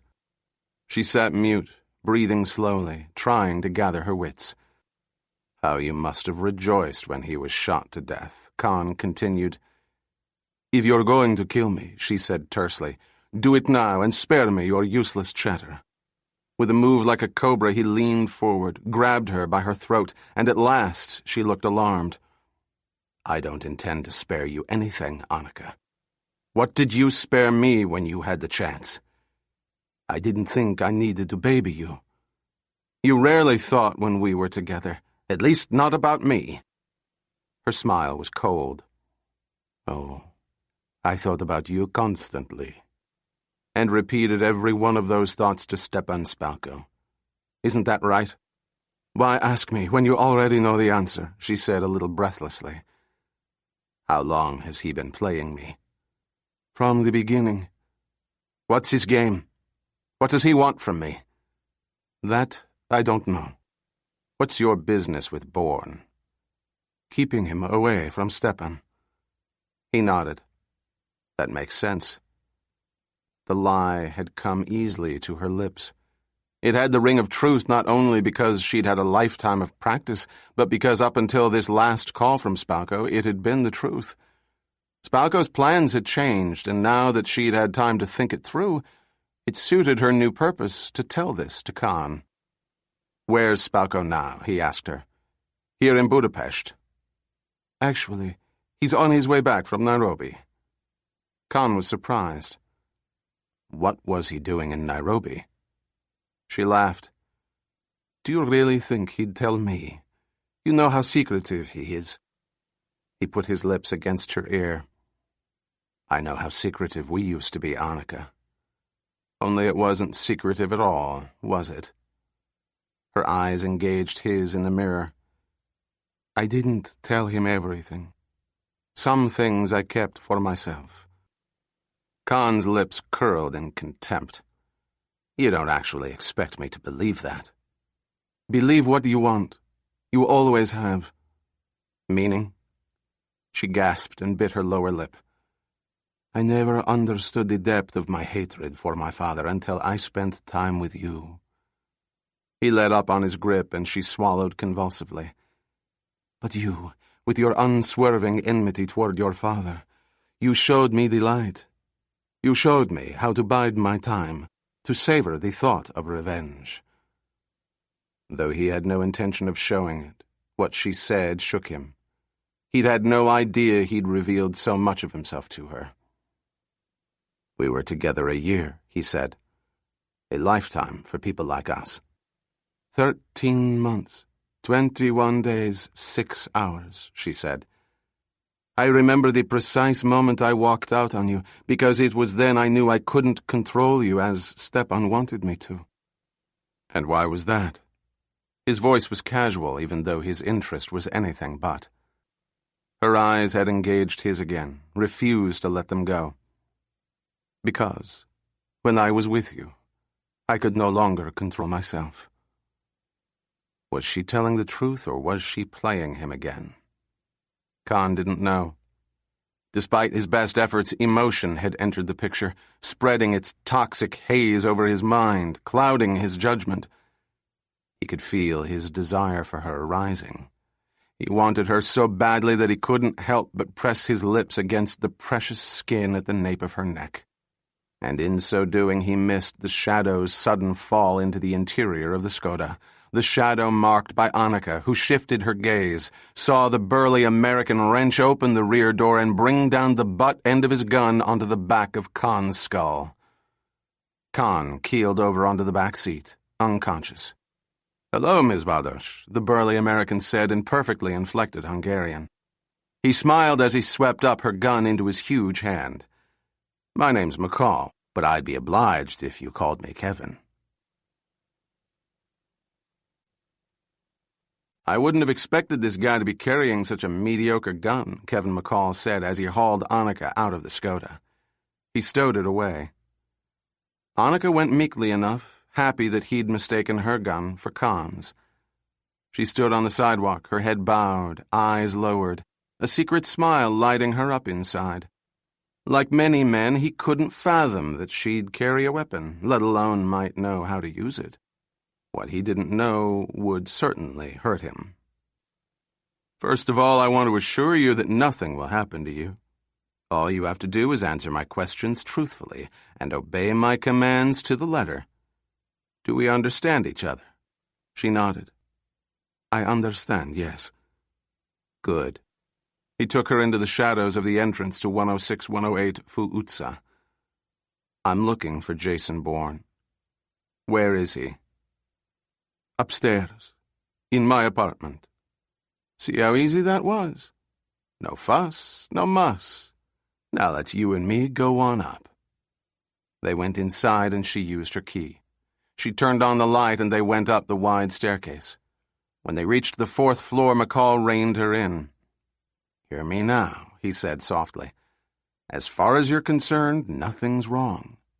Got me?" "Yes." She walked to her door, put her key in the lock, and opened it.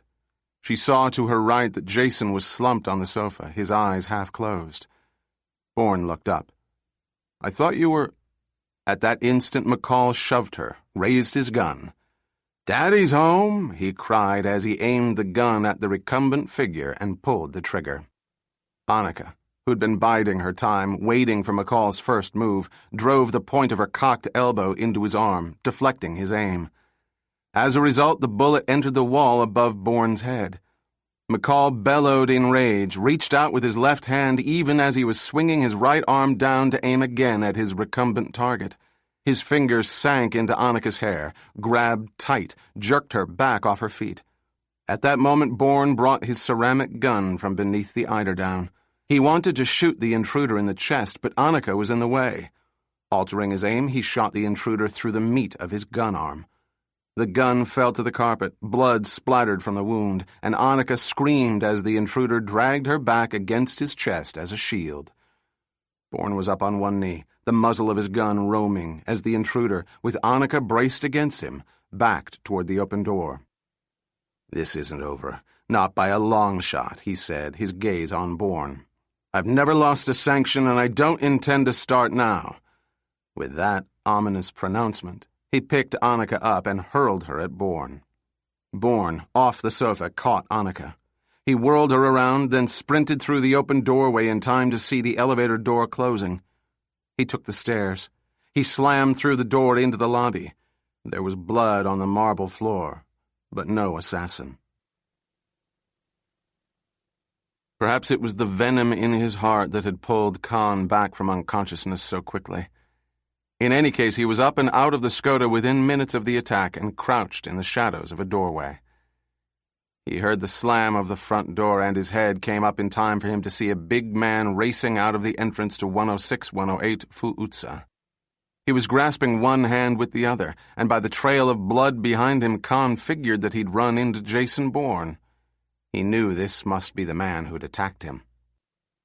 Khan felt an immediate urge to kill him, but with an effort he gained control and came up with a better idea. Leaving the shadows, he followed the figure as he fled down Fuutsa. The advantage of having a girl in every port, McCall knew, was that he always had a place to hole up. There was, of course, an agency safe house in Budapest. In fact, there were several, but with his bleeding hand he had no intention of showing up in an official residence and thereby announcing to his superiors his failure to satisfy the sanction the DCI himself had given him. Ilona was home when, wounded arm at his side, he stumbled up to her door. He sent her to make him something to eat. Then he went into her bathroom, stripped to the waist, and washed off the blood from his right arm. After pouring hydrogen peroxide over the wound, he rifled through the cabinets without finding any sterile cotton pads. He did find, under the sink, a roll of duct tape. Using a pair of cuticle scissors, he cut off a length, wrapped it tightly around the wound. When he returned, Ilona had his meal prepared. He sat wolfing down the food without tasting it. She stood behind him as he ate, massaging the bunched muscles of his shoulders. "You're so tense," she said. "What did you do after you left me at the baths? You were so relaxed then." "Work," he said laconically. "I've told you my work is stressful." "I wish you'd quit then." "I love what I do," he said. "I'd never quit." "And still you're sullen." She came around, held out her hand. "Then come to bed now. Let me make it better." "You go," he said. "Wait for me there. I've some business calls to make. When I'm finished, I'll be all yours."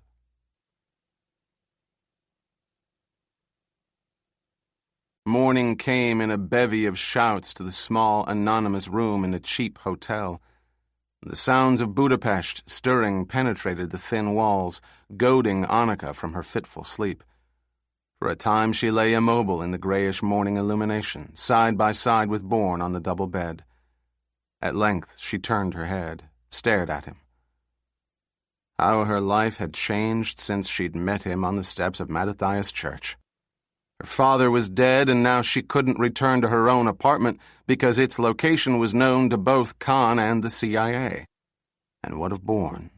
What did she feel for him? It was difficult for her to tell.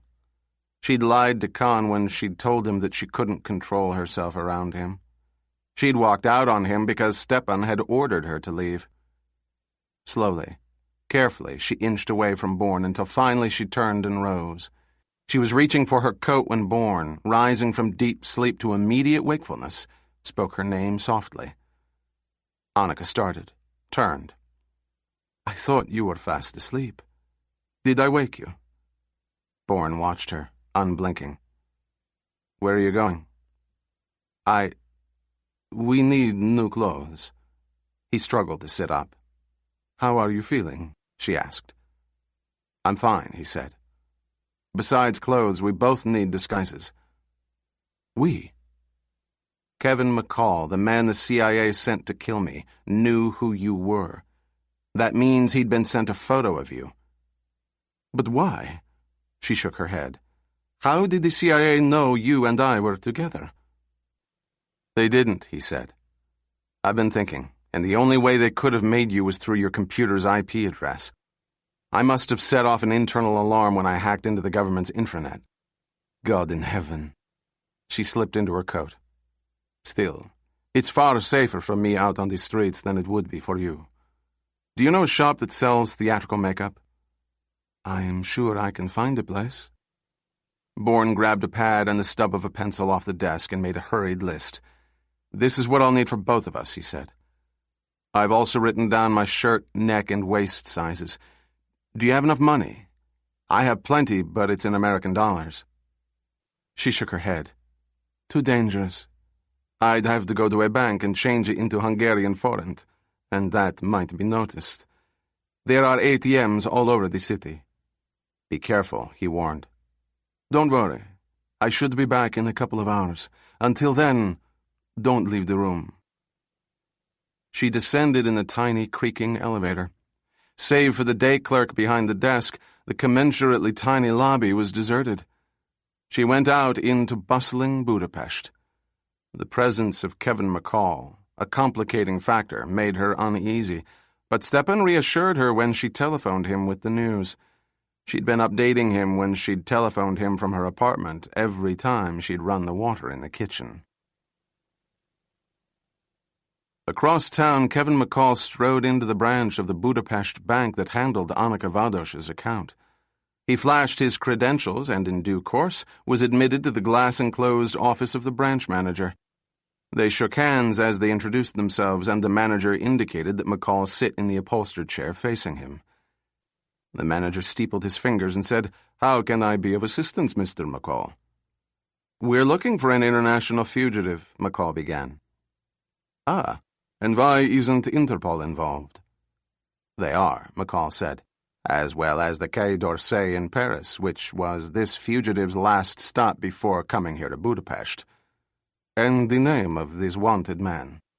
McCall produced the CIA flyer, which he unfolded and set on the desk in front of the manager. The bank manager adjusted his glasses as he scanned the flyer. "Ah, yes. Jason Bourne. I watch CNN. You say he's here in Budapest?" "We've got a confirmed sighting." The bank manager set the flyer aside. "And how may I help?" "He was in the company of one of your depositors, Annika Vados." "Really?" The bank manager frowned. "Her father was killed, shot dead 2 days ago. Do you think the fugitive murdered him?" "It's entirely possible. I would appreciate your help in finding out if Miss Vados has used an ATM any time in the last 24 hours. "I understand. The fugitive needs money. He might force her to get it for him." "Precisely." The bank manager swiveled around, began to type on his computer keyboard. "Let's see, then. Ah, yes, here she is. Annika Vados." He was staring at his computer screen when a chirp sounded. "It seems you were right, Mr. McCall. Annika Vados's PIN number was used at an ATM less than a half hour ago." "Address," McCall said, leaning forward. The manager wrote the address down on a sheet of notepaper, handed it to McCall, who was up and on his way with a "thank you" thrown over his shoulder. Bourne, down in the lobby of the hotel, asked the clerk for directions to the nearest public internet access point. He walked the 12 blocks to AMI Internet Cafe. Inside, it was smoky and crowded, people sitting at computer stations, smoking as they read email, did research, or simply surfed the web. He ordered a double espresso and a buttered roll from a spike-haired young woman who handed him a time-stamped slip of paper with the number of his station on it, and directed him to a free computer that was already logged onto the internet. He sat down and began his work. In the search field, he typed in the name of Peter Gido, Dr. Schiffer's former partner, but found nothing. That in itself was both odd and suspicious.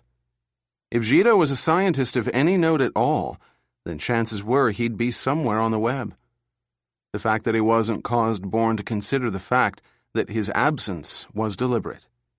He'd have to try another path. There was something about the name Zhido that rang a bell in his linguist's brain. Was it Russian in origin? Slavic? He searched these language sites but came up blank. On a hunch, he switched to a site on the Magyar language, and there it was. It turned out that Hungarian family names, what Hungarians called bynames, most always meant something. For instance, they could be patronymic, meaning they used the father's name, or they could be locative, identifying where the person came from. Their family name could also tell you their profession. Interestingly, he noted that Vados meant hunter, or what they were. Zhido was the Hungarian word for Jew. So Peter Zhido was a Hungarian, just like Vados. Conklin had chosen Vados to work with. Coincidence? Bourne didn't believe in coincidences.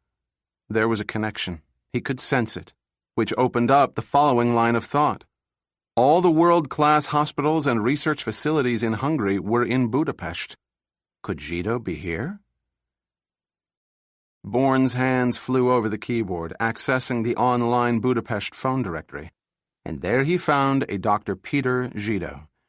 He noted the address and phone number, then logged off, paid for his time online, and took his double espresso and roll to the cafe section, where he sat at a corner table away from other patrons. He chomped on his roll while he took out his cell phone and dialed Zhido's number. After several rings, a female voice answered. "Hello," Bourne said in a cheerful voice. "Mrs. Zhido?" "Yes?" He hung up without responding, wolfed down the rest of his breakfast while waiting for the taxi he'd called for, then went out into the street to meet it. He gave the driver Dr. Peter Zhido's address, and not more than 20 minutes later, the taxi drew up in front of a small house with a stone facade. He climbed the steps and knocked. The front door was opened by a rather rotund woman of middle years with soft brown eyes and a ready smile. "Mrs. Zhido? Dr. Peter Zhido's wife?" "That's right. May I help you?" "My name is David Schiffer." "Yes?"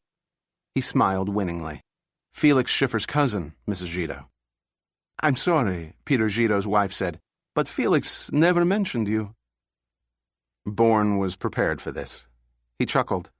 "That's not surprising. You see, we lost touch with each other. I'm only now just returned from Australia." "Australia? My word!" She stepped aside. "Well, do come in, please. You must think me rude." She showed him into a small sitting room and bade him make himself at home. When he was seated in an over-upholstered chair, she said, "Would you like coffee or tea? I have some Stollen. I baked it this morning." "Stollen, a favorite of mine," he said. "And only coffee will do with Stollen. Thank you." She chuckled and headed for the kitchen. "Are you sure you're not part Hungarian, Mr. Schiffer?" "Please call me David," he said, rising and following her. "Is there something I can help you with?" "Why, thank you, David. And you must call me Esti." She pointed at a covered cake platter. "Why don't you cut us each a piece?" Several more minutes of bustling around the kitchen brought a carafe of coffee and plates of Stollen on a tray, which Bourne carried back into the sitting room. "So you're Felix's cousin," she said when they were both settled. "Yes, and I'm eager for news of Felix," Bourne said as she poured the coffee. "But you see, I can't find him, and I thought, well, I was hoping your husband could help me out." "I don't think he knows where Felix is. I don't mean to alarm you, David, but he's been quite upset lately. Though they hadn't officially worked together for some time, they'd had a long-distance correspondence going recently." She stirred cream into her coffee.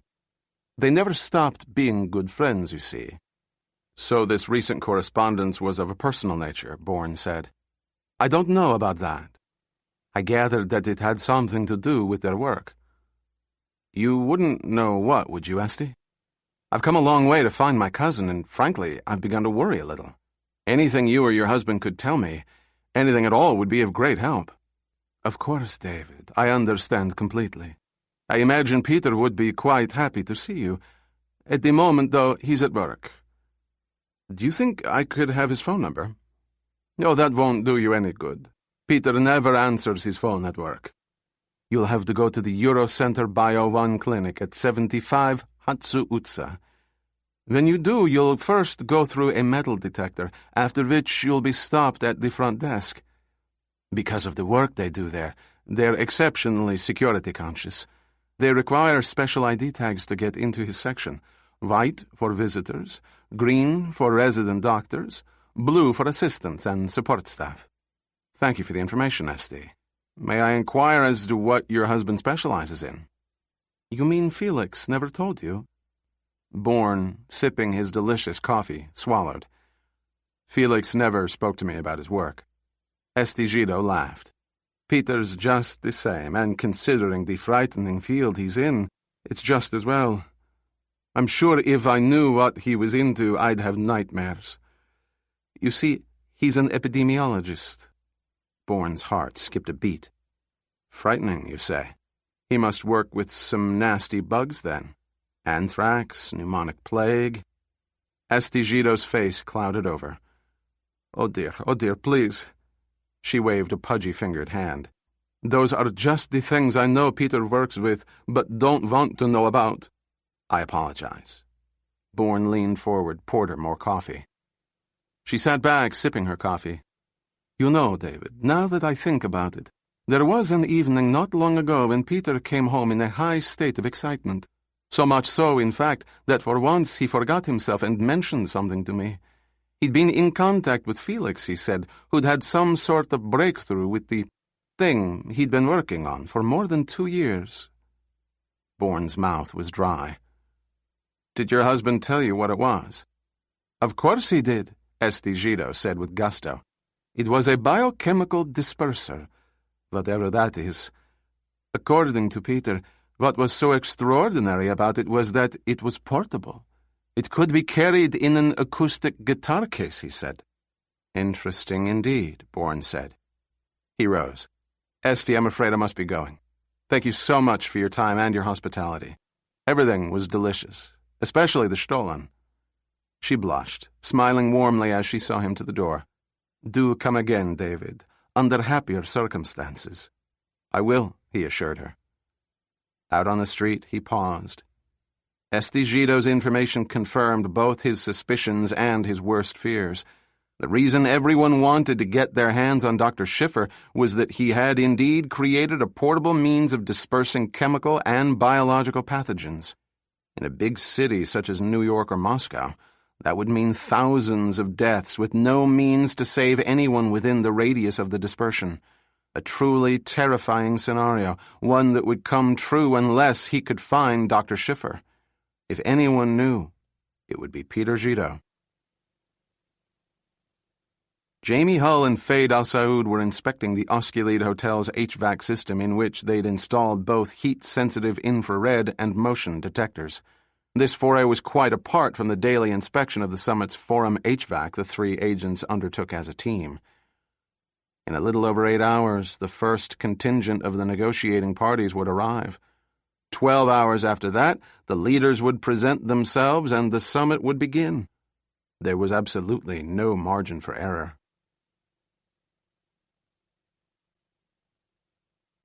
After purchasing everything Bourne needed, Annika left the men's clothes shop. As she headed toward the theatrical district, she saw the reflection of movement behind her in the shop window. As casually as she could, she crossed the street, paused in front of a shop window. In it, she recognized the image of Kevin McCall as he crossed the street behind her, ostensibly heading toward a cafe on the corner of the block. She knew that she had to lose him before she reached the area of theatrical makeup shops. Making sure he couldn't see, she pulled out her cell phone, dialed Bourne's number. Jason, she said softly, McCall's picked me up. Where are you now? He said. The beginning of Atsi Utsa. I'm not far away. I thought you weren't going to leave the hotel. What have you been doing? I've discovered a lead, he said. Really? Her heart beat fast. Had he found out about Stepan? What is it? First, we've got to deal with McCall. I want you to go to 75 Hatsu Utsa. Wait for me at the front desk. He continued, giving her details of what she was to do. She disconnected and called the taxi. When it came, she got in and gave the driver the address Bourne had made her repeat back to him. As they drove off, she looked around but didn't see McCall, though she was certain he'd been following her. A moment later, a battered dark green Opel threaded its way through traffic, wedging itself behind her taxi. Annika, peering into the driver's offside mirror, recognized the hulking figure behind the wheel of the Opel, and her lips curled in a secret smile. Kevin McCall had taken the bait. Now if only Bourne's plan would work. Stepan Spalko, newly returned to the Humanistas Limited headquarters in Budapest, was monitoring the international clandestine service cipher traffic for news on the summit when his cell phone rang. "What is it?" he said tersely. "I'm on my way to meet Bourne at 75 Hatsu Utsa," Annika said. Spalko turned and walked away from where his technicians were sitting at their deciphering workstations. "He's sending you to the Eurocenter Bio 1 clinic. He knows about Peter Gido. He said he had an exciting new lead, but he wouldn't tell me what it was." "The man's relentless," Spalko said. "I'll take care of Gido, but you can't let him anywhere near his office." "I understand that. In any event, Bourne's attention is initially going to be directed toward the American CIA agent who's been shadowing him. I don't want Bourne killed, Annika. He's far too valuable to me alive. At least for the moment." Spalko's mind was sorting through possibilities, discarding them one by one until he arrived at his desired conclusion. Leave everything else to me. Stepan Spalko was standing in the center of Capistran Terre, within shouting distance of his waiting limo. Above him rose the Mary Magdalene Tower, all that was left of the 13th century Franciscan church. Spalko glanced at his watch. Gido was late. At the top of the tower, the 24-piece glockenspiel sounded 15 minutes after the hour. Gido was very late. Spalko, watching the crowd's ebb and flow, was just about to break protocol and call Gido on the cell phone he'd given him when he saw the scientist hurrying toward him from the opposite side of the tower. He was carrying something that looked like a jeweler's sample case. "You're late," Spalko said shortly. "I know, but it couldn't be helped. I had trouble getting the item out of storage. There was staff inside, and I had to wait until the cold room was empty so as not to arouse—" "Not here, Doctor." Spalko took Gido firmly by the elbow and all but frog-marched him deep into the desolate shadows thrown by the rather forbidding Baroque stone tower. "You've forgotten to watch your tongue around outsiders, Peter," Spalko said. "We're part of an elite group, you and I. I've told you that." "I know," Dr. Gido said nervously. "Here's the product. It's everything you asked for and more." He held out the case. "But let's get this over and done with quickly. I have to get back to the lab." Spalko pushed Gido's hand away. "You hold on to that, Peter, at least for a little while longer." "But you said you needed it now. Immediately. As I told you, once put in the portable case, the material is live for only 48 hours. I haven't forgotten. Stepan, I'm at a loss. I took a great risk in bringing it out of the clinic during working hours. Now I must get back, or—" Spalko smiled, and at the same time tightened his grip on Gido's elbow. "You're not going back, Peter." The Eurocenter Bio 1 clinic was housed in a modern stone building the color of lead. Bourne entered with the quick, authoritative strides of someone who knew where he was going. The interior of the clinic spoke of money. The lobby was marble-clad. Classical-looking columns were interspersed with bronze statuary. The ugly metal detector was particularly offensive in this tranquil and moneyed setting. Beyond the skeletal structure was a high bank behind which sat 3 harried-looking attendants. Bourne passed through the metal detector without incident, his ceramic gun going entirely unnoticed. At the front desk, he was all business. "Alexander Conklin to see Dr. Peter Gido." "ID, please, Mr. Conklin," said one of the 3 female attendants. Bourne handed over his false passport, which the attendant glanced at, looking at Bourne's face only long enough to make visual confirmation before returning it to Bourne. She handed over a white plastic tag. "Please wear this at all times, Mr. Conklin." She provided the new visitor with directions, and Bourne set off. They require special ID tags to get into his section. White for visitors, green for resident doctors, blue for assistants and support staff, Estigito had told him. So his immediate task was to find a likely member of the staff. On his way to the epidemiological wing, he passed 4 men, none of whom were the right somatotype type. He needed someone who was more or less his size. Along the way, he tried every door that wasn't marked as an office or lab, looking for storage rooms and the like, places that would be infrequently visited by the medical staff. He saw coming toward him a man in a white lab coat of more or less his height and weight. He wore a green ID tag that identified him as Dr. Lens Morens. "Excuse me, Dr. Morens," Bourne said with a deprecating smile. "I wonder if you could direct me to the microbiological wing? I seem to have lost my way." "Indeed you have," Dr. Morens said. "You are headed straight for the epidemiological wing." "Oh dear. I really have gotten myself turned around." "Not to worry," Dr. Morens said. "Here's all you have to do." As he turned to point Bourne in the right direction, Bourne chopped down with the edge of his hand and the bacteriologist collapsed. Bourne caught him before he could hit the floor. Standing him more or less upright, he half-carried, half-dragged the doctor back to the nearest storage room. Inside, Bourne turned on the light, took off his jacket and stuffed it into a corner. Then he stripped Dr. Morens of his lab coat and ID. Using some spare surgical tape, he bound the doctor's hands behind his back, taped his ankles tightly, and wrapped a final piece across his mouth.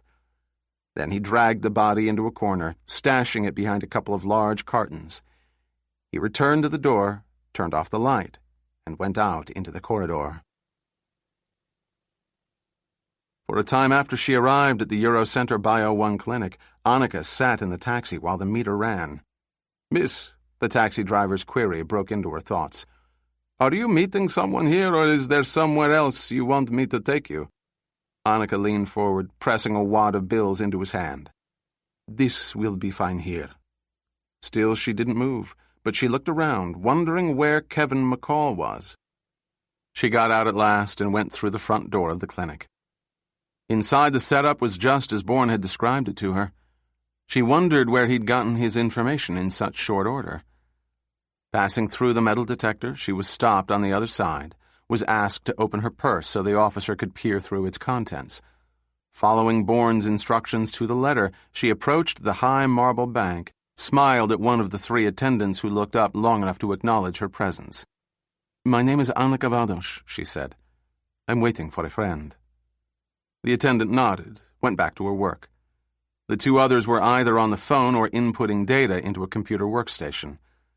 Another phone rang, and the woman who'd smiled at Annika picked up the receiver, spoke into it for a moment, then, astonishingly, beckoned her over. When Annika approached the bank, the attendant said, "Miss Vados, Dr. Morens is expecting you." She glanced briefly at Annika's driver's license, then handed her a white plastic ID tag. "Please wear that at all times, Miss Vados. The doctor is waiting for you in his laboratory." She pointed the way, and Annika, baffled, followed her direction down a corridor. At the first T-junction, she turned left and ran right into a man in a white lab coat. "Oh, excuse me, what?" She looked up to see Jason Bourne's face. On his lab coat was a green plastic ID tag with the name Dr. Lens Morens printed on it, and she started to laugh. "Oh, I see. A pleasure to meet you, Dr. Morens, even though you don't look all that much like your photo." "You know how those cheap cameras are," Bourne said, taking her by the elbow and leading her back to the corner she'd just turned. Peering around the corner, he said, "Here comes the CIA, right on schedule." Annika saw Kevin McCall showing his credentials to one of the attendants. "How'd he get his gun past the metal detector?" she asked. "He didn't. Why do you think I directed you here?" Despite herself, she looked at him with admiration. "A trap. McCall's here without a gun. Look, I discovered that Schiffer's former partner, Peter Gito, works here. If anyone knows where Schiffer is, it's Gito. We need to speak with him. But first, we've got to take care of McCall once and for all." Khan had used a taxi to tail the battered green Opel. He hadn't wanted to use the rental Skoda in case it had been made. He waited for Kevin McCall to pull into a parking space. Then he had the taxi go past, and when the CIA agent got out of his Opel, he paid the driver and started after the other on foot. Last evening, following McCall from Annika's, he had called Ethan Hearn and read him off the license plate of the green Opel. Within the hour, Hearn had gotten him the name and number of the rental car location McCall had used. Posing as an Interpol agent, he'd obtained from the suitably cowed attendant McCall's name and address in the States. He hadn't left a local address, but as it had turned out, he'd used his real name. It had been a simple matter then for Kahn to call another number, where a contact of his in Berlin had run McCall's name through his databanks and come up with CIA. Up ahead, McCall turned the corner onto Hatsu Utsa, entering a modern gray stone building at 75 that had more than a passing resemblance to a medieval fortress. It was fortunate that Kahn waited a moment, as was his habit, because just then McCall ducked out. Kahn watched him, curious as he went to a trash bin. Looking around to make sure no one was paying him any attention, he drew out his gun, placed it quickly and carefully into the bin. Kahn waited until McCall had returned inside, then continued on, passing through the steel and glass door into the lobby. There he observed McCall throwing around his agency credentials. Observing the metal detector, Kahn realized why McCall had gotten rid of his weapon. Was it coincidence, or had Bourne set a trap for him? As McCall was given an ID tag and went down the corridor, Kahn passed through the metal detector, showed the Interpol ID he'd picked up in Paris. Kevin McCall saw Annika Valdosh up ahead and knew that Bourne had to be close by. He was certain she hadn't made him, but in any event he fingered the small plastic square attached to the wristband of his watch. Inside was a length of nylon line retracted onto a tiny reel hidden within the plastic housing. He'd have preferred to complete the Bourne sanction with a gun because it was quick and clean. He saw Annika now, headed he was quite sure toward a rendezvous with Jason Bourne. He hung back, tapping the plastic square lying against the inside of his wrist as he waited for his opportunity. From his position inside a supply room, Bourne saw Annika pass by. He could see Kevin McCall now, large and dangerous. Just as the agent passed the partly open door to the supply room, Bourne leaped out and delivered a massive two-handed blow to McCall's right kidney. The agent's body canted over toward Bourne, who grabbed him and began to drag him into the supply room. But McCall whirled and exploded a massive fist into Bourne's chest. Pain pinwheeled, and as Bourne staggered back, McCall drew out the nylon line, lunging at Bourne's neck. Bourne used the edge of his hand to land two fierce blows that must have caused McCall a great deal of pain. Still, he came on with reddened eyes and a grim determination. He looped the nylon line around Bourne's neck, pulled so tight that for the first instant Bourne was lifted off his feet. Bourne fought for breath, which only allowed McCall to tighten the line further. Then Bourne realized his mistake. He ceased to worry about breathing, concentrating on freeing himself. His knee came up, making sharp contact with McCall's genitals. All the breath went out of McCall, and for an instant his grip loosened enough for Bourne to get 2 fingers between the nylon line and the flesh of his throat. McCall, with a grunt of rage, drew all his energy into his arms, jerking the nylon line more tightly than ever. Having heard the first sounds of engagement, Annika turned and saw that Bourne was in trouble. Remembering Stepan's admonishment to keep Bourne alive, she rushed through the open door of the supply room just in time to see McCall's vicious attack at Bourne's neck. She hurled herself at him, knocking him off stride. McCall, aware of her now in the periphery of his vision, whirled, his left elbow high and cocked, and he smashed it back into her throat.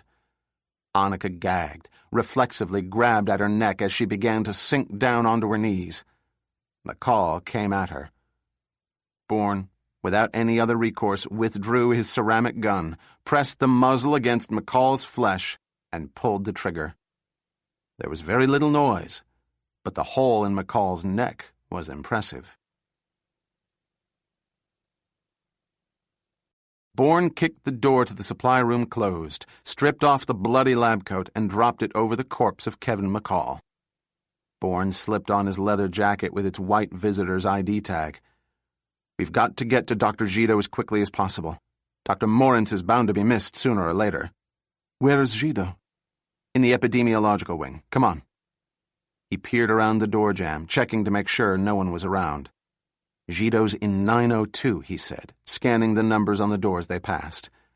The wing was, in actuality, a square with an open space in its center.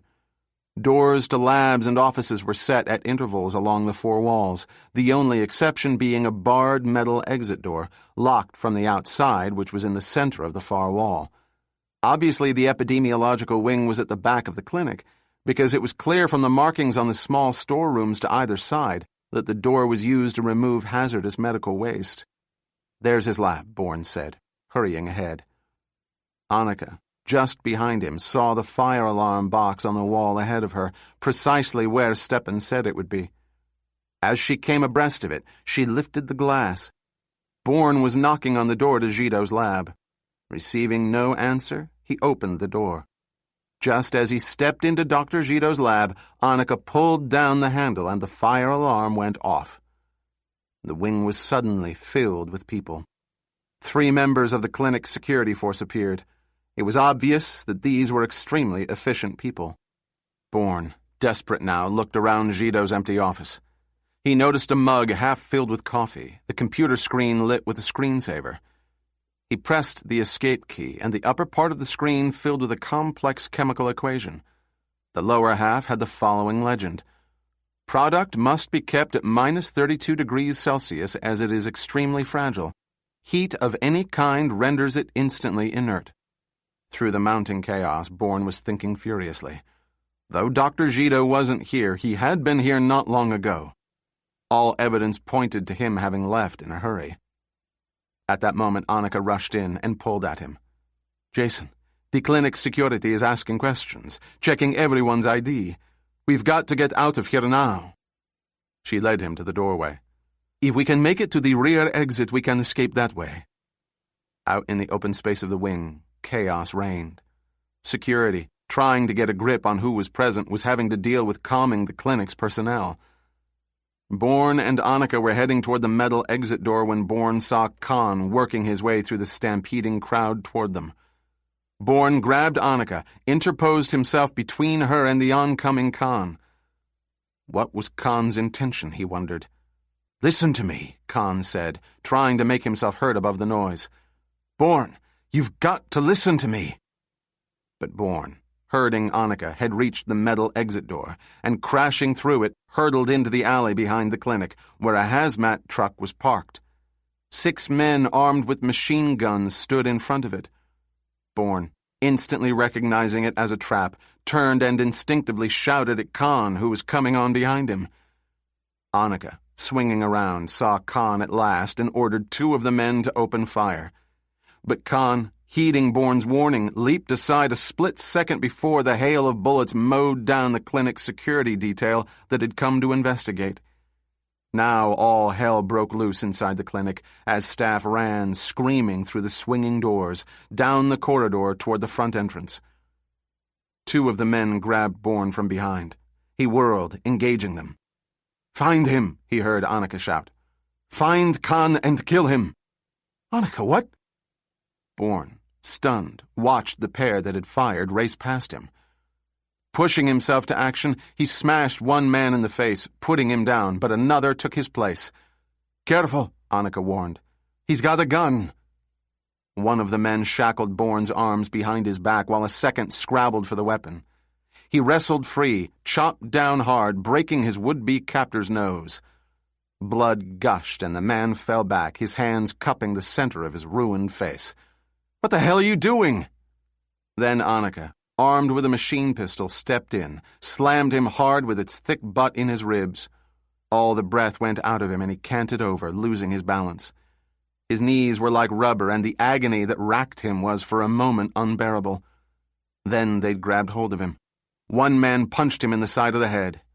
Bourne sagged again in their arms. The 2 men returned from their recon of the clinic wing.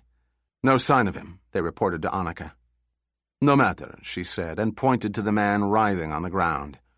Get him into the vehicle. Hurry now. She turned back to Bourne, saw the man with the broken nose was pressing a gun to the side of Bourne's head. Annika said calmly but firmly, "Put the gun down. He's to be taken alive. Spalko's orders.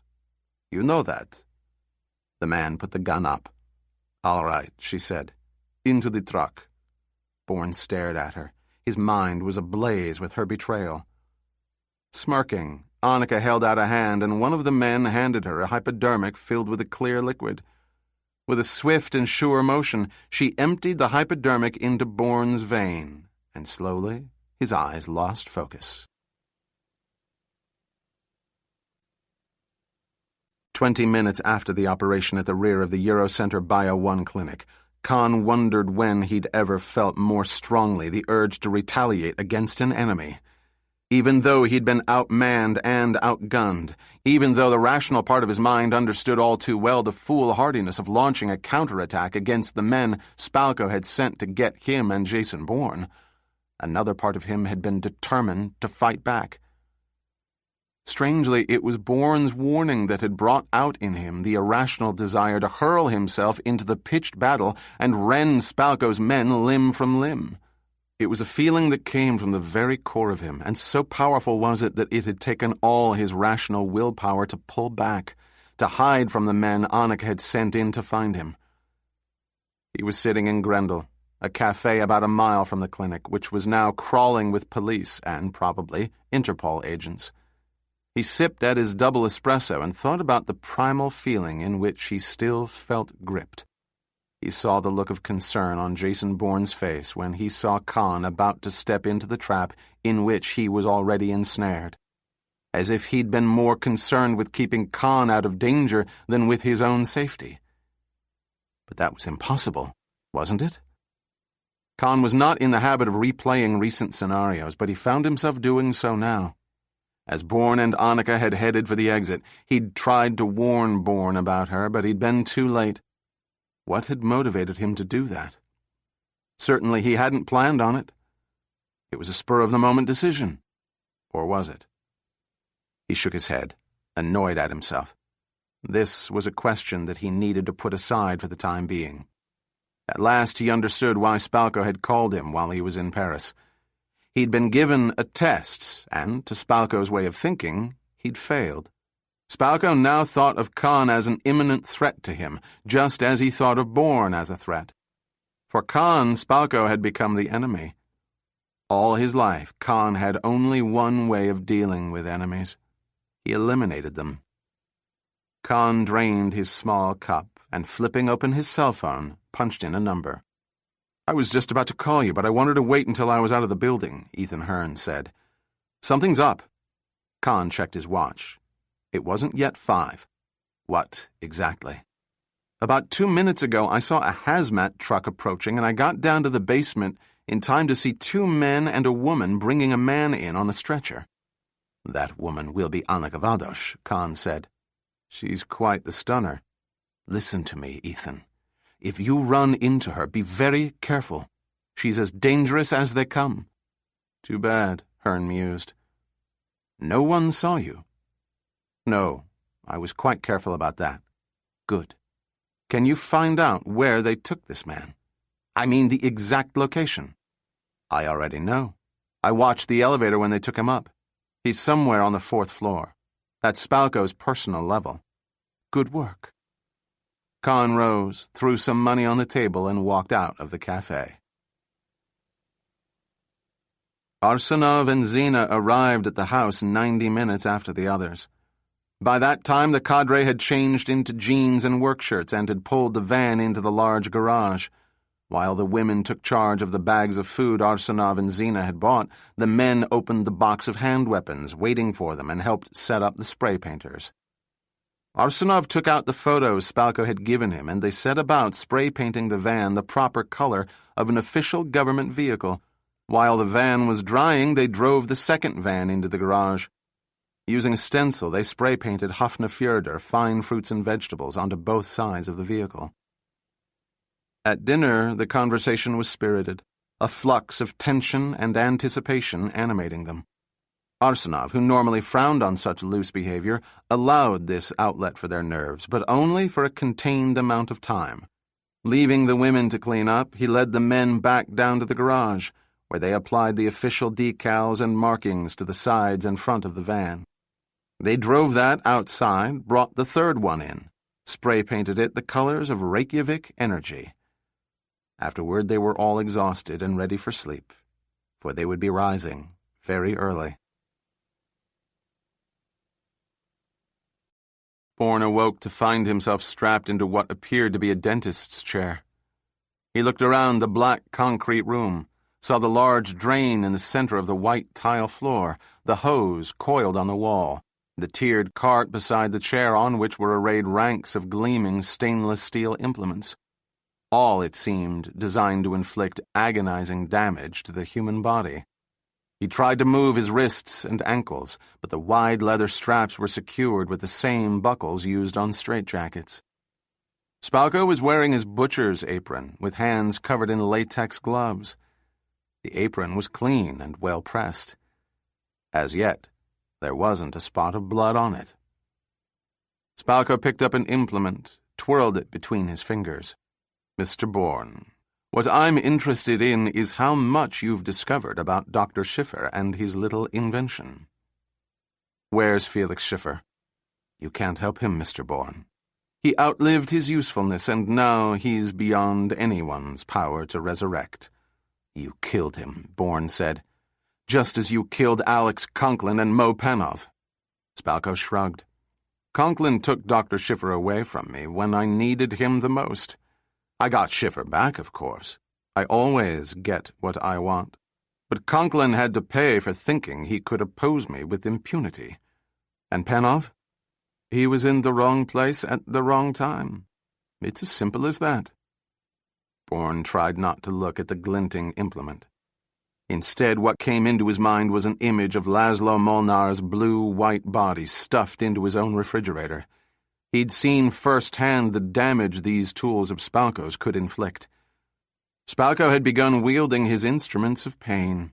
"Again, I'll ask you what you know about Dr. Schiffer's invention." Bourne stared past Spalko at the blank concrete wall. "You've chosen not to answer me," Spalko said. "I applaud your courage." Arsenov and Zina were 15 minutes ahead of schedule. They got out of the van and stood watching on the shore. The moon had already gone down in the short span of darkness this far north. In another half hour it would grow light, and another long day would dawn. They were in more or less the center of the cove, its arms extended on either side so that the tide was stymied, the waves made small.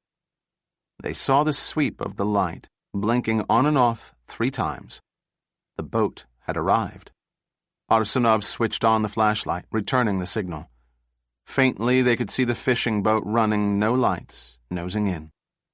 Arsenov switched on his flashlight again, and they saw heading toward them an oared boat, heavily laden, lying low in the water. There were 2 men and a stack of crates. There would be more crates on the fishing boat. Arsenov glanced at his watch. He hoped they could finish before first light. The 2 men nosed the prow of the rowboat up onto the shingle and got out. They didn't waste time with introductions. With great efficiency, the 4 of them offloaded the crates, piling them up neatly in the back of the van.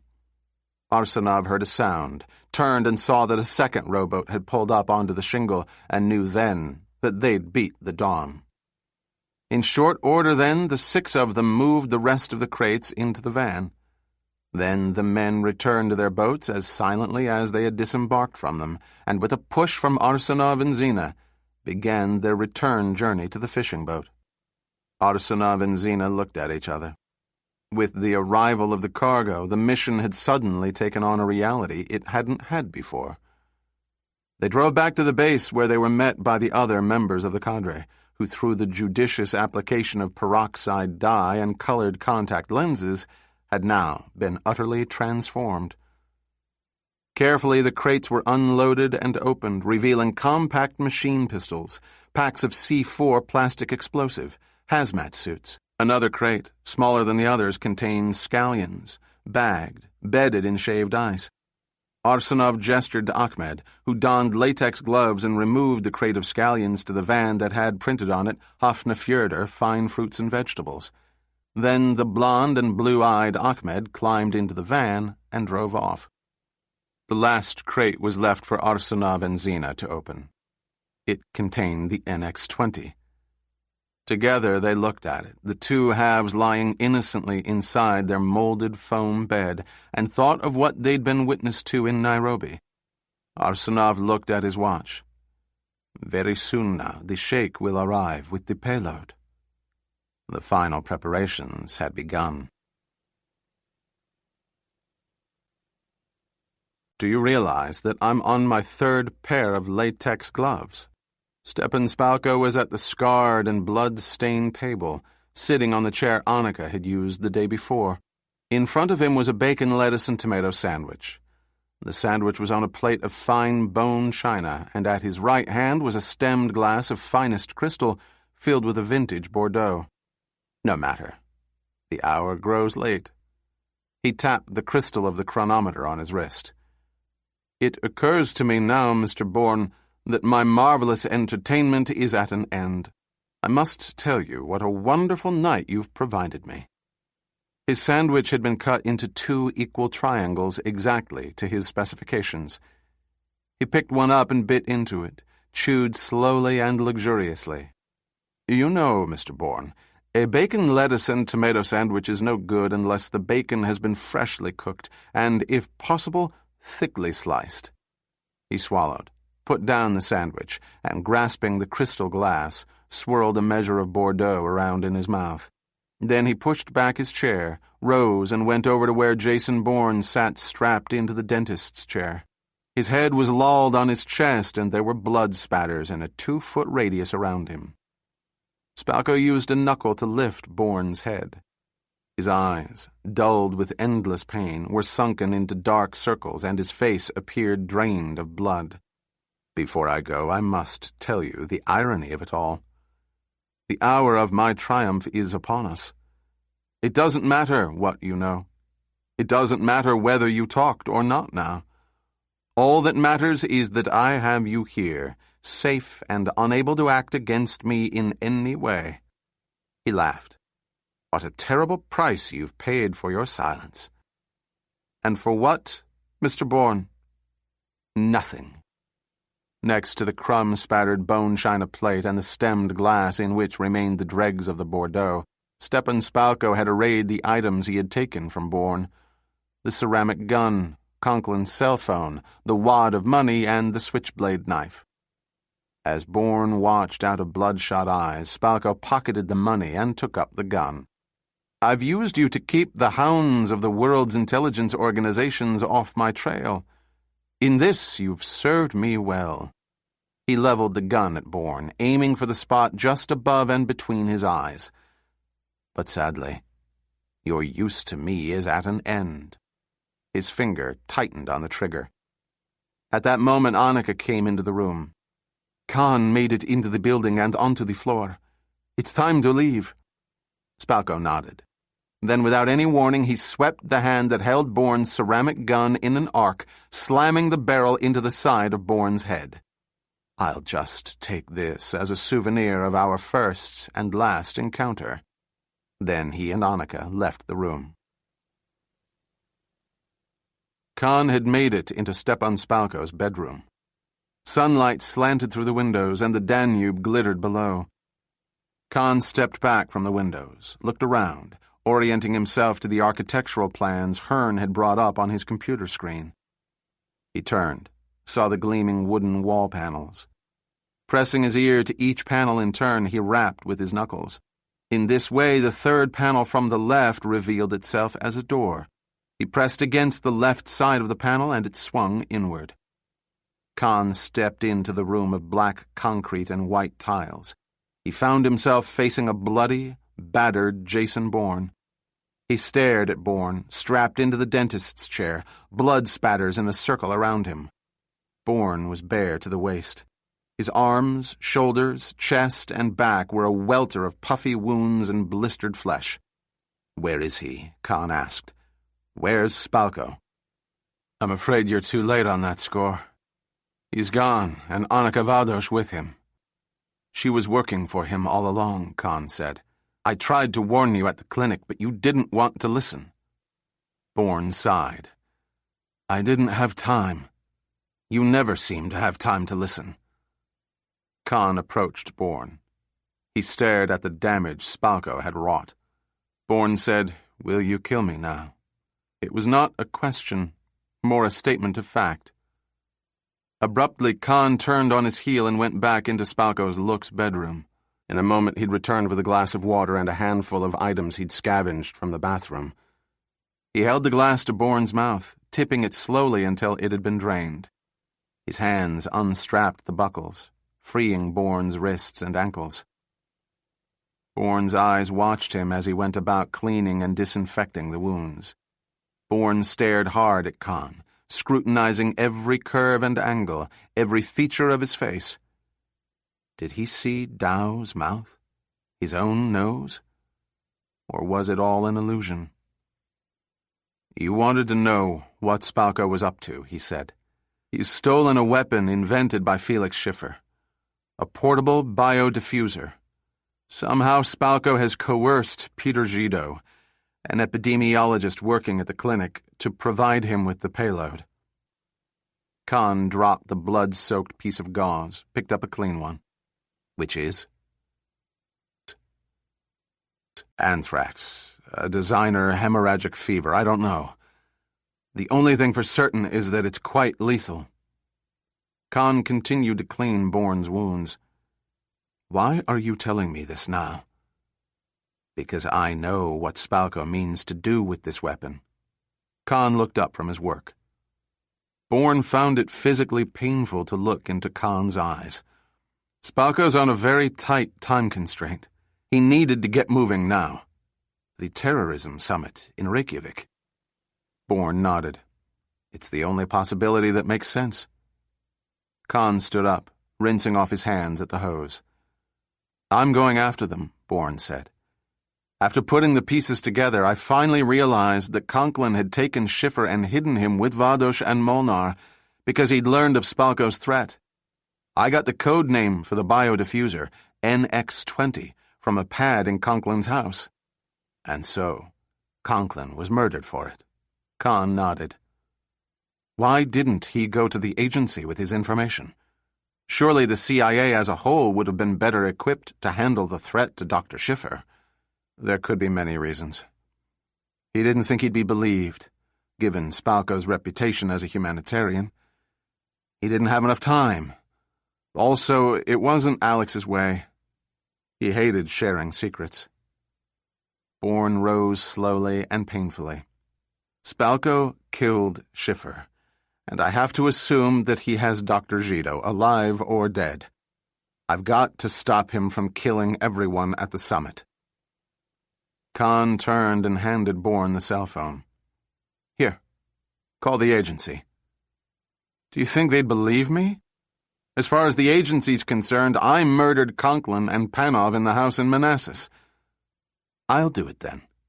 Even the bureaucracy of the CIA has to take seriously an anonymous call that threatens the life of the President of the United States." Bourne shook his head. "The head of American security is a man named Jamie Hull. He'd be sure to find a way to screw up the intel." His eyes gleamed. "That leaves only one other option, but I don't think I can do it alone.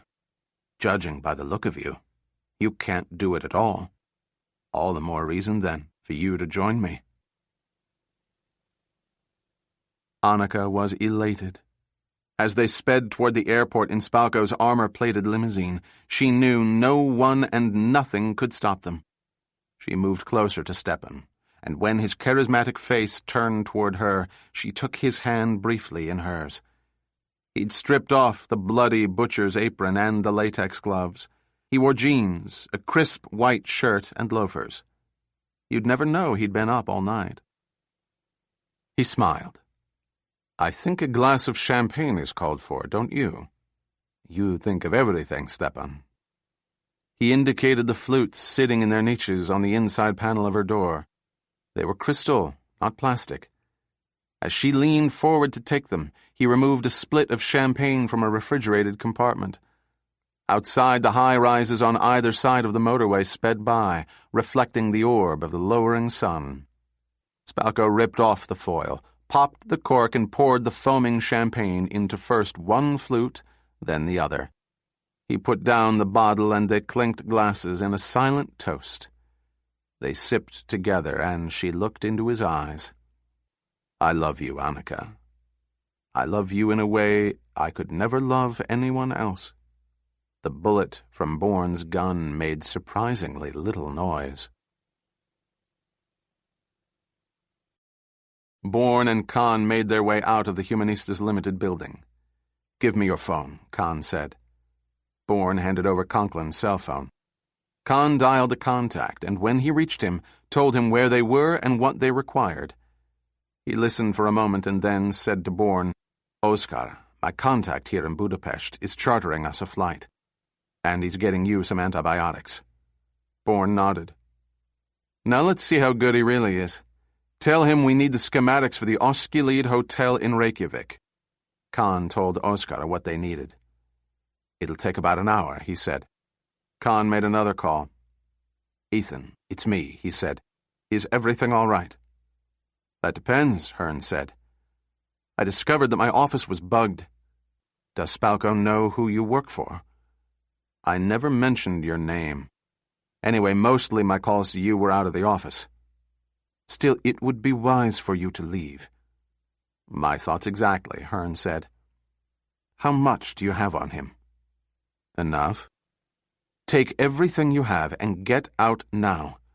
I will have my revenge on him no matter what happens.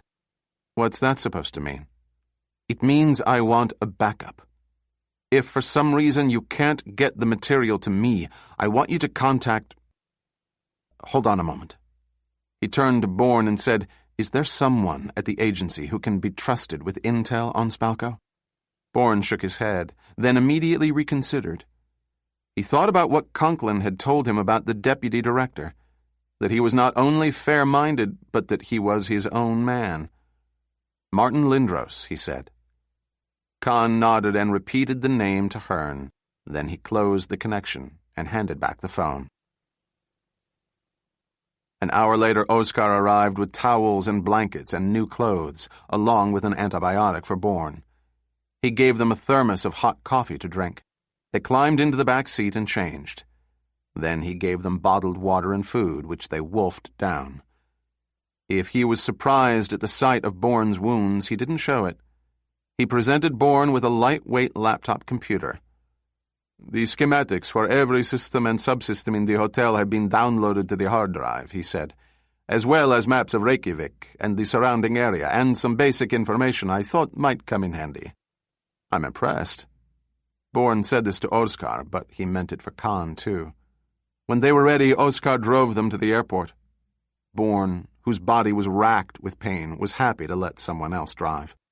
Up ahead, he could see the airport's control tower, and a moment later, Oskar turned off the motorway.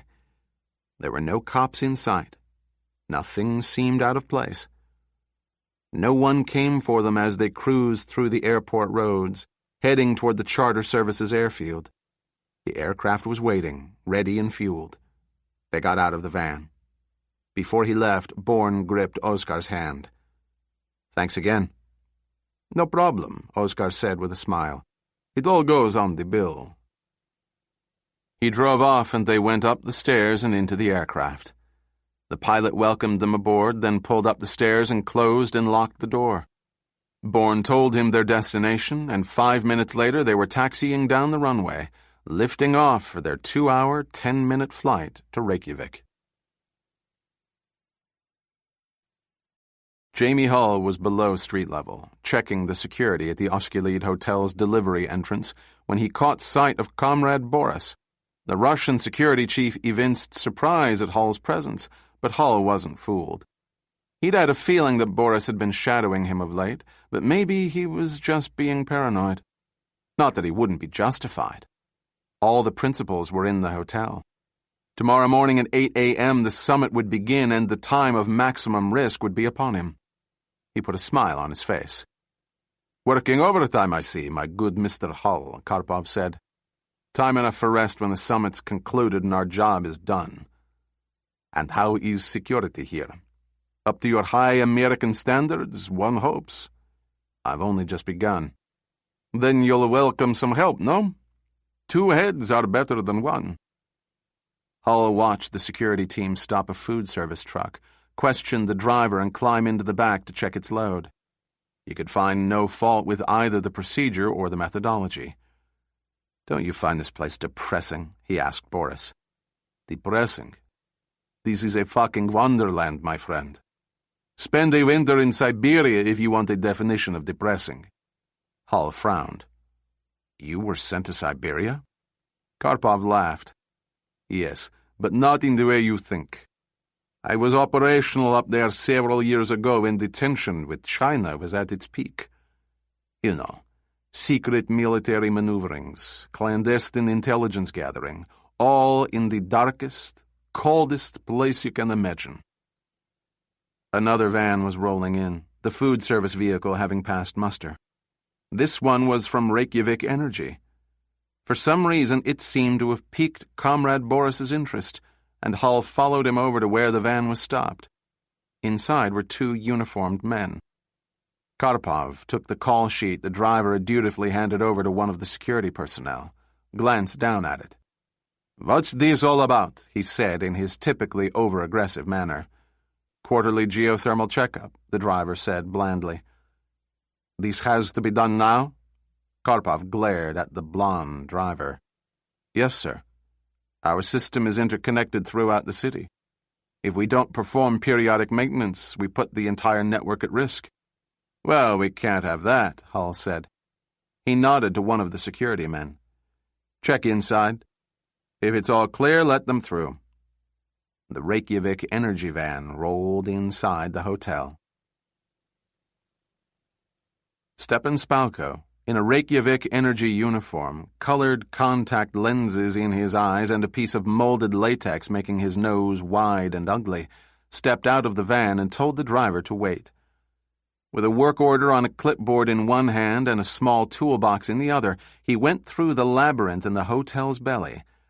The plan of the hotel floated in his mind like a 3-dimensional overlay. He knew his way around the vast complex better than many of the employees whose work confined them to a single area. It took him 12 minutes to reach the section of the hotel that housed the space that would serve as the summit's venue. In that time, he was stopped 4 times by security guards, even though he was wearing his ID clipped to his overalls. He took the stairs, went down 3 levels below ground, where he was stopped once again. He was near enough to a thermal heat junction to make his presence there plausible. Still, he was near enough to the HVAC substation that the guard insisted on accompanying him. Spalko stopped at an electrical junction box and opened it. He could feel the guard's scrutiny like a hand at his throat. "You've been here how long?" he said in Icelandic as he opened the box he was carrying. "Do you speak Russian, maybe?" the guard replied. "As a matter of fact, I do." Spalko rummaged around in the box. "You've been here, what, 2 weeks now?" 3, the guard admitted. "And in all that time, have you seen anything of my wonderful Iceland?" He found what he wanted in among all the junk and palmed it. "Do you know anything about it?" The Russian shook his head, which was Spalko's cue to launch into his discourse. "Well, let me enlighten you then. Iceland is an island of 103,000 square kilometers at an average height of 500 meters above sea level. Its highest peak, Van Nadelschnucker, rises to 2.119 meters, and over 11% of the country is covered by glaciers." His voice died out as the guard, unutterably bored by the guidebook babble, turned his back and moved away. Instantly he got to work, taking the small disc and pressing it against 2 sets of wires until he was sure its 4 contacts had penetrated the insulation. All done here, he said, slamming the junction box closed. Now where? The thermal housing? The guard said. Nah, Spalko said. I've got to check in with my boss first. I'm off to the van. He waved as he left. Spalko returned to the van, climbed in, and there he sat next to the driver until a security guard wandered up. Okay, guys, what's up? We're finished here for the time being. Spalko smiled winningly as he made some meaningless marks on his bogus worksheet. As the driver turned on the ignition and put the van in gear, Spalko said, Here's the value of making a dry run. We'll have precisely 30 minutes before they come looking for us. The chartered jet flung itself through the sky. Across from Bourne sat Khan, staring straight ahead, looking, it seemed, at nothing. Bourne closed his eyes. In an hour they'd be touching down at Keflavik Airport. Bourne rose, slipped across the aisle, and lowered himself into the seat next to Khan. The young man did not in any way register the fact of Bourne's presence. Bourne said softly, If you're my son, I want to know it. If you really are Joshua, I need to know it. In other words, you don't believe me. I want to believe you, Bourne said. Surely you must know that. When it comes to you, I know less than nothing. Khan turned to him. Don't you remember me at all? Joshua was 6, just a child. Bourne felt his emotions rising again, ready to choke him. And then, some years ago, I suffered amnesia. Amnesia? This revelation seemed to startle Khan. Bourne told him what had happened. I remember little of my life as Jason Bourne before that time, and virtually nothing about my life as David Webb except when now and again a scent or the sound of a voice dislodges something and I recall a fragment. But that's all it is. Bourne tried to find Khan's dark eyes in the low light, searched for the hint of an expression, even the barest clue as to what Khan might be thinking or feeling. It's true. We're complete strangers to each other. So, before we go on... He broke off, for the moment unable to continue. Try to understand. I need some tangible proof, something irrefutable. Fuck you. Khan stood up, about to step over Bourne into the aisle, but something held him fast. Khan gripped the carved stone Buddha around his neck and sat back down. There is something, he said in a voice he barely recognized. A recurring nightmare I have of being underwater. I'm being drowned, pulled deeper because I'm tied to her dead body. She's calling to me. I hear her voice calling to me. Or else it's my voice calling to her. What does the voice say? It's my voice. I'm saying, Lily, Lily. Bourne felt his heart skip a beat, for up from the depths of his own damaged memory swam Lily. For one precious moment only he could see her oval face with his light eyes and Dow's straight black hair. Oh God, Bourne whispered. Lily was Joshua's nickname for Alyssa. No one else called her that. No one else but Dow knew. Lily. One of the powerful memories of those days that, with a great deal of help, I've been able to recall is how your sister looked up to you, Bourne went on. She'd always wanted to be close to you. You called her Lily, and she called you Joshi. You said that you just found out that I was MIA, Khan said. Bourne nodded. How long did they look for me? You know I can't answer that. No one can. Bourne had lied on instinct. There was nothing to be gained and much to be lost by telling Khan that the authorities had only searched for 1 hour. He was acutely conscious of wanting to protect his son from the truth. An ominous stillness had come over Khan. Why didn't you check? Bourne heard the accusatory tone and sat as if poleaxed. I was half mad with grief, but I don't think now that's a good enough excuse. I couldn't face the fact that I'd failed you all as a father. Something in Khan's face shifted. You must have had difficulties when you and my mother were together in Phnom Penh. What do you mean? You know. Didn't you hear it from your colleagues because you were married to a Thai? I loved Dao with all my heart. Marie isn't Thai, is she? Khan, we don't choose whom we fall in love with. There was a short pause, and then, into the charged silence that had sprung up between them, Khan said as casually as if it were an afterthought, "And then there was the matter of your 2 mixed-race children. I never saw it that way. I loved Dao. I loved you and Alyssa. My God, you were all my life. In the weeks and months afterward, I nearly lost my mind. I was devastated, uncertain whether or not I wanted to go on. If not for meeting Alex Conklin, I might not have. Even so, it took years of agonizingly hard work to recover sufficiently." He fell silent for a moment.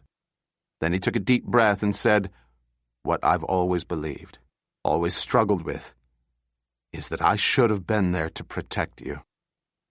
Khan regarded him for a long time, but the tension had been broken. "If you'd been there, you would have been killed too."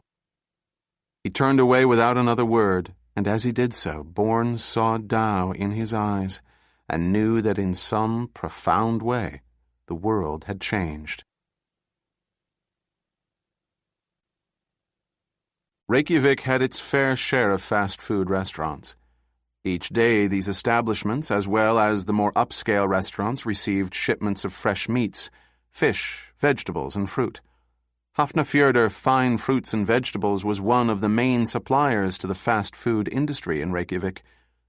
The company's van that had pulled up to the Kebab Hurdlin in city center early that morning with a delivery of leaf lettuce, pearl onions, and scallions was one of many that had fanned out through the city on their daily rounds. The crucial difference was that, unlike all the others, this particular van had not been dispatched by Hafnarfjordur Fine Fruits and Vegetables. By early evening, all 3 sites of the Landsbitali University Hospital were besieged by people who were increasingly ill. Doctors admitted these patients in alarming numbers even as they ran tests on their blood. By dinner time, the results confirmed that the city had a virulent outbreak of hepatitis A on its hands. Health department officials frenziedly went to work to deal with the burgeoning crisis. Their job was hampered by several important factors: the quickness and severity of the onset of the particularly virulent strain of the virus, the complexities associated with trying to track which foodstuffs might be involved and where its source might be, and unspoken but much on their minds was the intense worldwide spotlight trained on Reykjavik by the International Summit. High on their list of suspect foods were scallions, the culprits in the recent outbreaks of hepatitis A in the United States. But scallions were fairly ubiquitous in the local fast food chains, and of course, they couldn't rule out meats or fish. They worked into the twilight night, interviewing the owners of every company that specialized in fresh vegetables, sending their own staff out to inspect the warehouses, storage containers, and vans of each firm, including Hafnarfjordur Fine Fruits and Vegetables. However, much to their surprise and dismay, they found nothing amiss, and as the hours swept by, they were forced to admit that they were no closer to finding the source of the outbreak than when they had started. Accordingly, just after 9 p.m., health department officials went public with their findings. Reykjavik was under a hepatitis A alert. Because they hadn't yet found the source of the infection, they put the city under quarantine. Over all their heads was the specter of a full-blown epidemic, something they could not afford with the terrorism summit beginning and the entire world's attention focused on the capital. In their television and radio interviews, the officials sought to reassure an uneasy public that they were taking every measure to gain control over the virus. To that end, they said repeatedly, the department was devoting its entire staff to the ongoing safety of the public at large. Two members of the Chechen cadre were waiting in front of the Reykjavik energy van when the health services vehicle, dispatched to the Oskilid Hotel, came around the corner. The van was parked crosswise in the street, and they had placed orange plastic work cones around and seemed hard at work. The health services vehicle came to an abrupt halt. "What are you doing?" one of the health services people said. "This is an emergency." "Fuck you, little man," one of the Chechen answered in Icelandic. "What did you say?" The irate health services worker climbed out of his vehicle. "Are you blind? We have important work here," the Chechen said. "Use another fucking route." Sensing a situation that could turn ugly, the second man got out of the health services vehicle. Arsenov and Zina, armed and intent, emerged from the back of the Reykjavik energy van and herded the suddenly cowed health services workers into the van.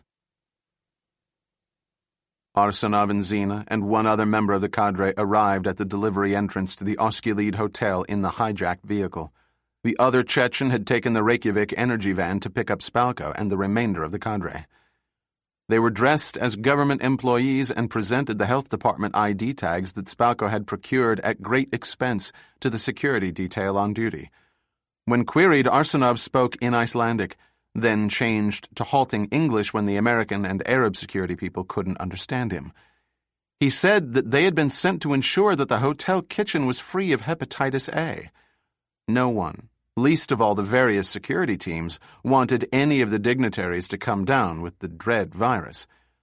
They were admitted and directed to the kitchen. This was where the cadre member went, but Arsenov and Zina had other destinations in mind. Bourne and Khan were still scrutinizing the schematics of the various Oskilid hotel subsystems when the pilot announced that they were landing at Keflavik Field. Bourne, who had been pacing back and forth while Khan sat with the laptop, reluctantly took his seat. With a roll, a bump, and a brief squeal of rubber, they were down and taxiing off the active runway toward the far end of the airport, where all private aircraft were directed. Khan was up and heading down the aisle to the door before they had come to a halt. "Let's go. Spalko already has at least a 3-hour start on us." Bourne and Khan walked toward the Oskilid Hotel. Khan pointed. "Take a look at that." The perimeter of the hotel was cordoned off by the local police. 2 checkpoints manned both by police and by security personnel of various nationalities were the only ways in and out. As they watched, a Reykjavik energy van pulled up to the checkpoint at the rear of the hotel. "That's the only way we're going to get in," Khan said. "Well, it's one way," Bourne said. As the van went through the checkpoint, he saw a pair of hotel employees walking out from behind it. Bourne glanced at Khan, who nodded. He'd seen them too. "What do you think?" Bourne said. "Going off duty, I'd say," Khan replied. "That was my thought." The hotel employees were talking animatedly to each other and paused only long enough to show their IDs as they went through the checkpoint. Normally, they would have driven into and out of the hotel using the underground car park, but since the security services had arrived, all hotel personnel were obliged to park on the streets surrounding the hotel. They shadowed the 2 men as they turned down a side street, out of sight of the police and guards. Waiting until they neared their cars, they took them down from behind, silently and swiftly. Using the keys, they opened the trunks, placed the unconscious bodies inside, taking the hotel IDs before slamming the trunks closed. 5 minutes later, they appeared at the other checkpoint in the front of the hotel so as not to come into contact with the policemen and security people who would check the 2 hotel workers as they'd walked out. They passed through the security ring without incident. At last, they were inside the Oskilid Hotel. The time had come to sever Arsenov, Stepan Spalko thought. Spalko ordered him to take Ahmed, Karim, and one of the females down to the substation of the HVAC system that supplied the air to the summit's forum. "We have precisely 30 minutes from the moment we arrived in the Reykjavik energy van," he said. "After that, as we know from the last time, security will come to check up on us." He consulted his watch.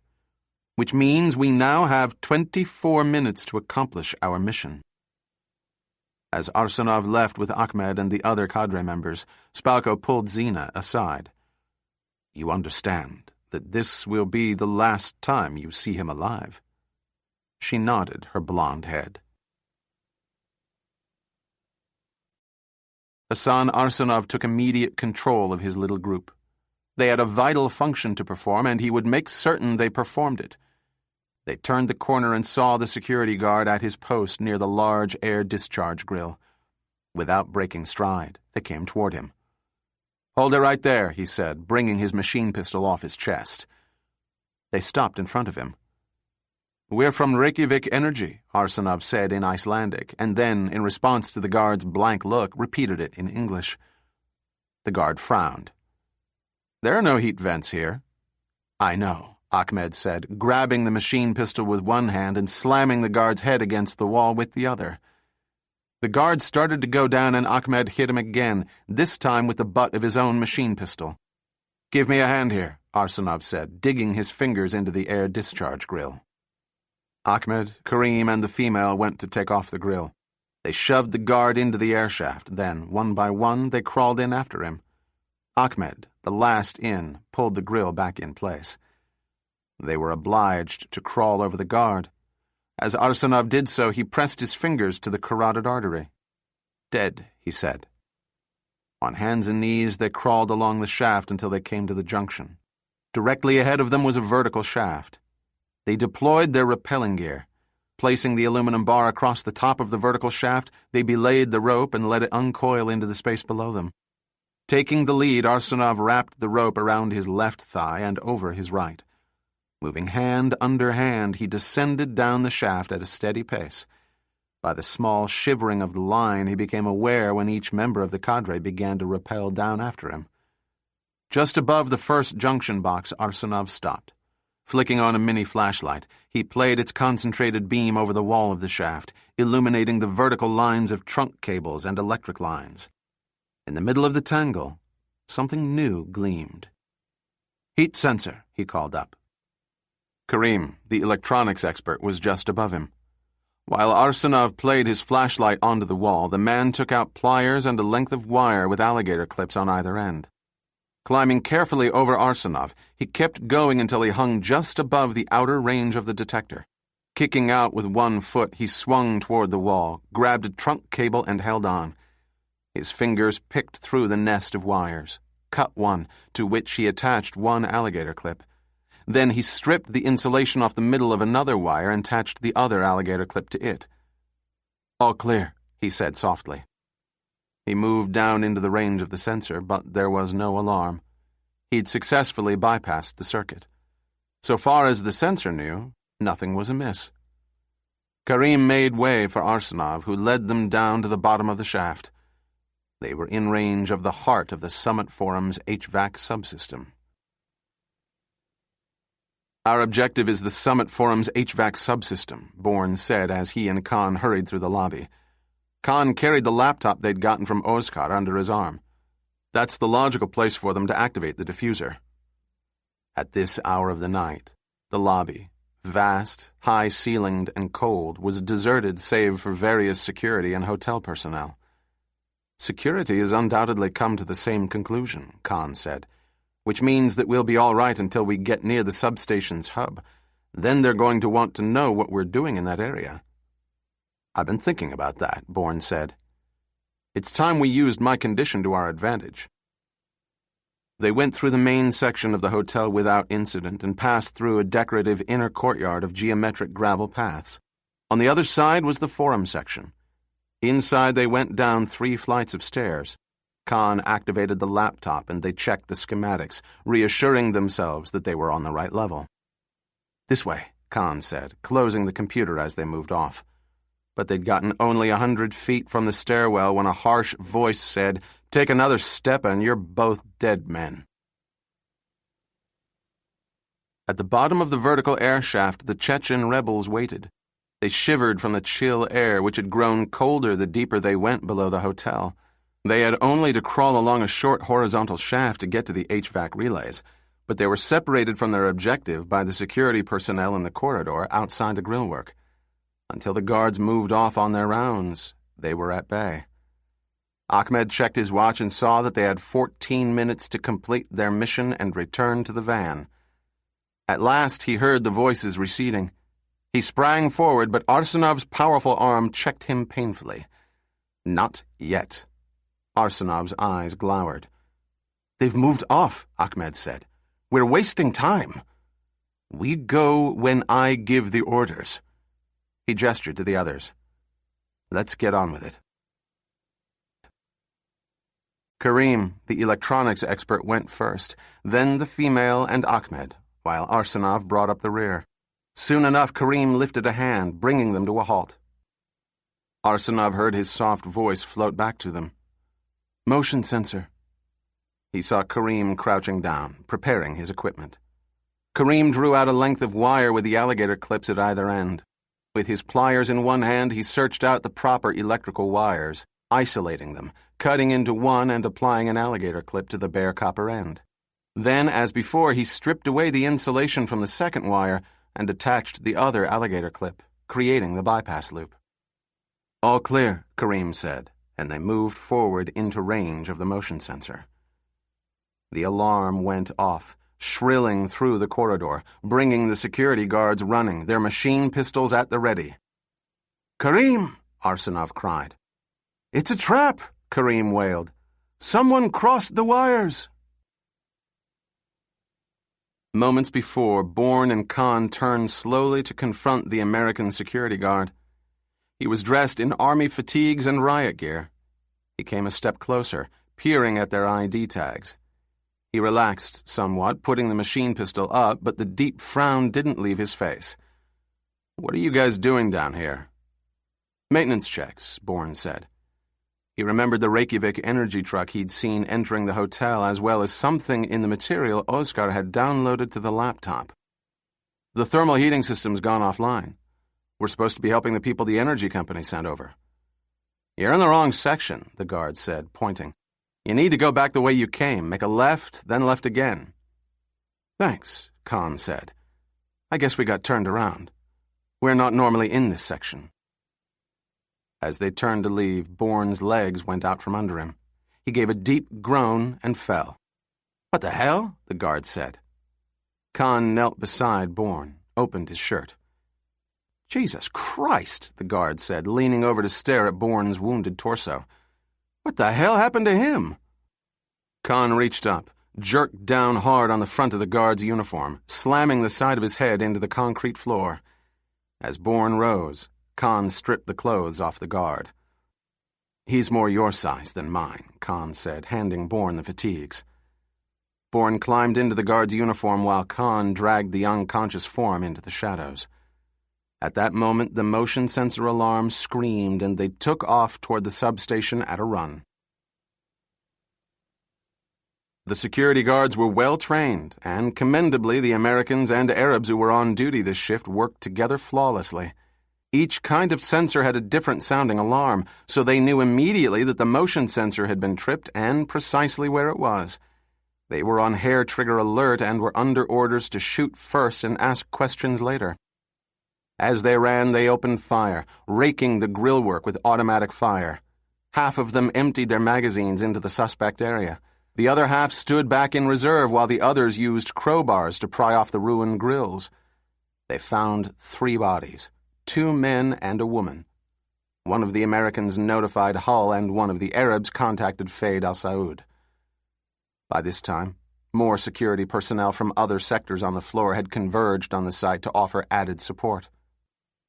2 of the personnel held in reserve climbed into the airshaft, and when it was determined that no other hostiles were in evidence, they secured the area.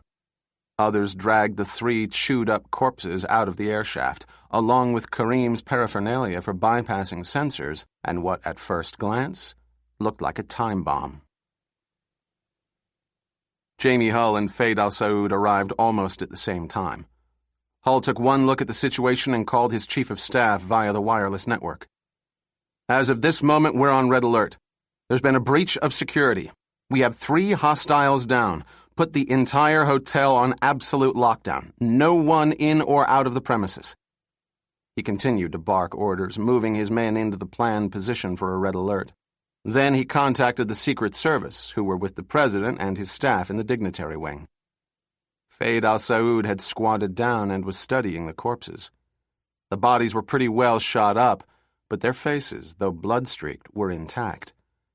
He took out a pen flash, shone it on one of the faces. Then he reached out, put his forefinger against the eye of one of the males. His fingertip came away blue. The corpse's iris was dark brown. One of the FSB men must have contacted Karpov because the Alpha Unit commander appeared at an ungainly lope. He was out of breath, and Faid al-Saud guessed that he'd run all the way. He and Hull briefed the Russian on what had happened. He held up his fingertip. "They're wearing colored contacts. And look here, they've dyed their hair to pass for Icelanders." Karpov's face was grim. "I know this one," he said, kicking one of the male corpses. "His name's Ahmed. He's one of Hassan Arsenov's top lieutenants." "The Chechen terrorist leader?" Hull said. "You'd better inform your president, Boris." Karpov stood up, fists on hips. "What I want to know is where's Arsenov?" "I would say that we're too late," Khan said from behind a metal column as he watched the arrival of the security chiefs. "Except that I don't see Spalko." "It's possible that he wouldn't put himself at risk by coming to the hotel," Bourne said. Khan shook his head. "I know him. He's here somewhere. But not here, obviously." Khan turned to him. "I'm bothered by that object," he said. "It's a time bomb. You said that Spalko was planning to use Dr. Schiffer's biodiffuser." Bourne nodded. "I'd say that this was a classic diversion, except for the fact that it's now just past midnight. The summit isn't scheduled to begin for another 8 hours. That's why they've used a time bomb." "Yes, but why set it now, so far in advance?" Bourne said. "Less security," Khan pointed out. "True, but there's also more chance of its being discovered during one of security's periodic sweeps." Bourne shook his head. "No, we're missing something, I know it. Spalko has something else in mind. But what?" Spalko, Xena, and the remainder of the cadre had reached their objective. Here, far from the section of the hotel housing the summit's forum, security, though tight, had gaps in it that Spalko was able to exploit. Though there were many security people, they couldn't be everywhere at once, and so by taking out 2 guards, Spalko and his team were soon in position. They were 3 levels below the street in a huge concrete windowless space, completely enclosed save for a single open doorway.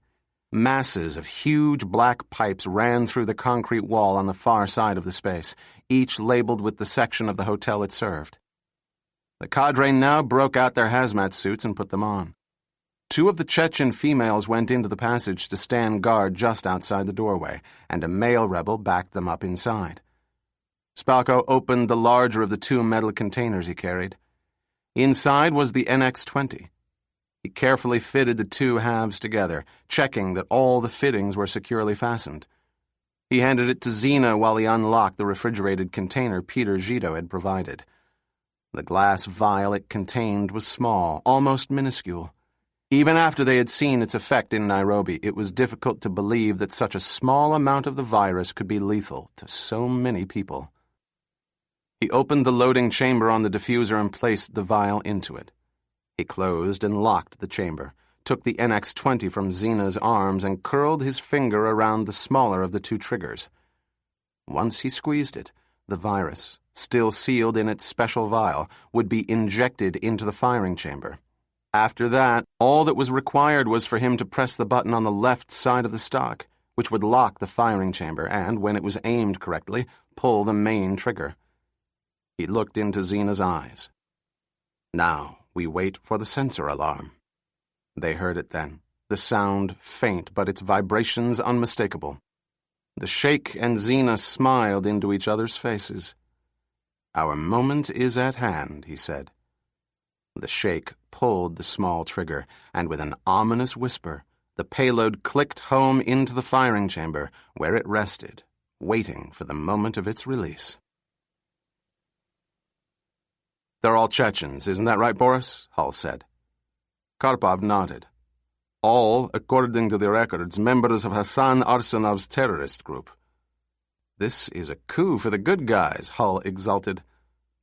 Faid al-Saud, shivering in the damp and chill, said, with the amount of C4 in that time bomb, they would have taken out almost the entire weight-bearing substructure. The forum above would have collapsed of its own weight, killing everyone inside. Lucky for us they tripped the motion sensor, Hull said. As the minutes passed, Karpov's frown had grown only deeper. Why set the bomb so far in advance? I think we had a good chance of finding it before the summit started.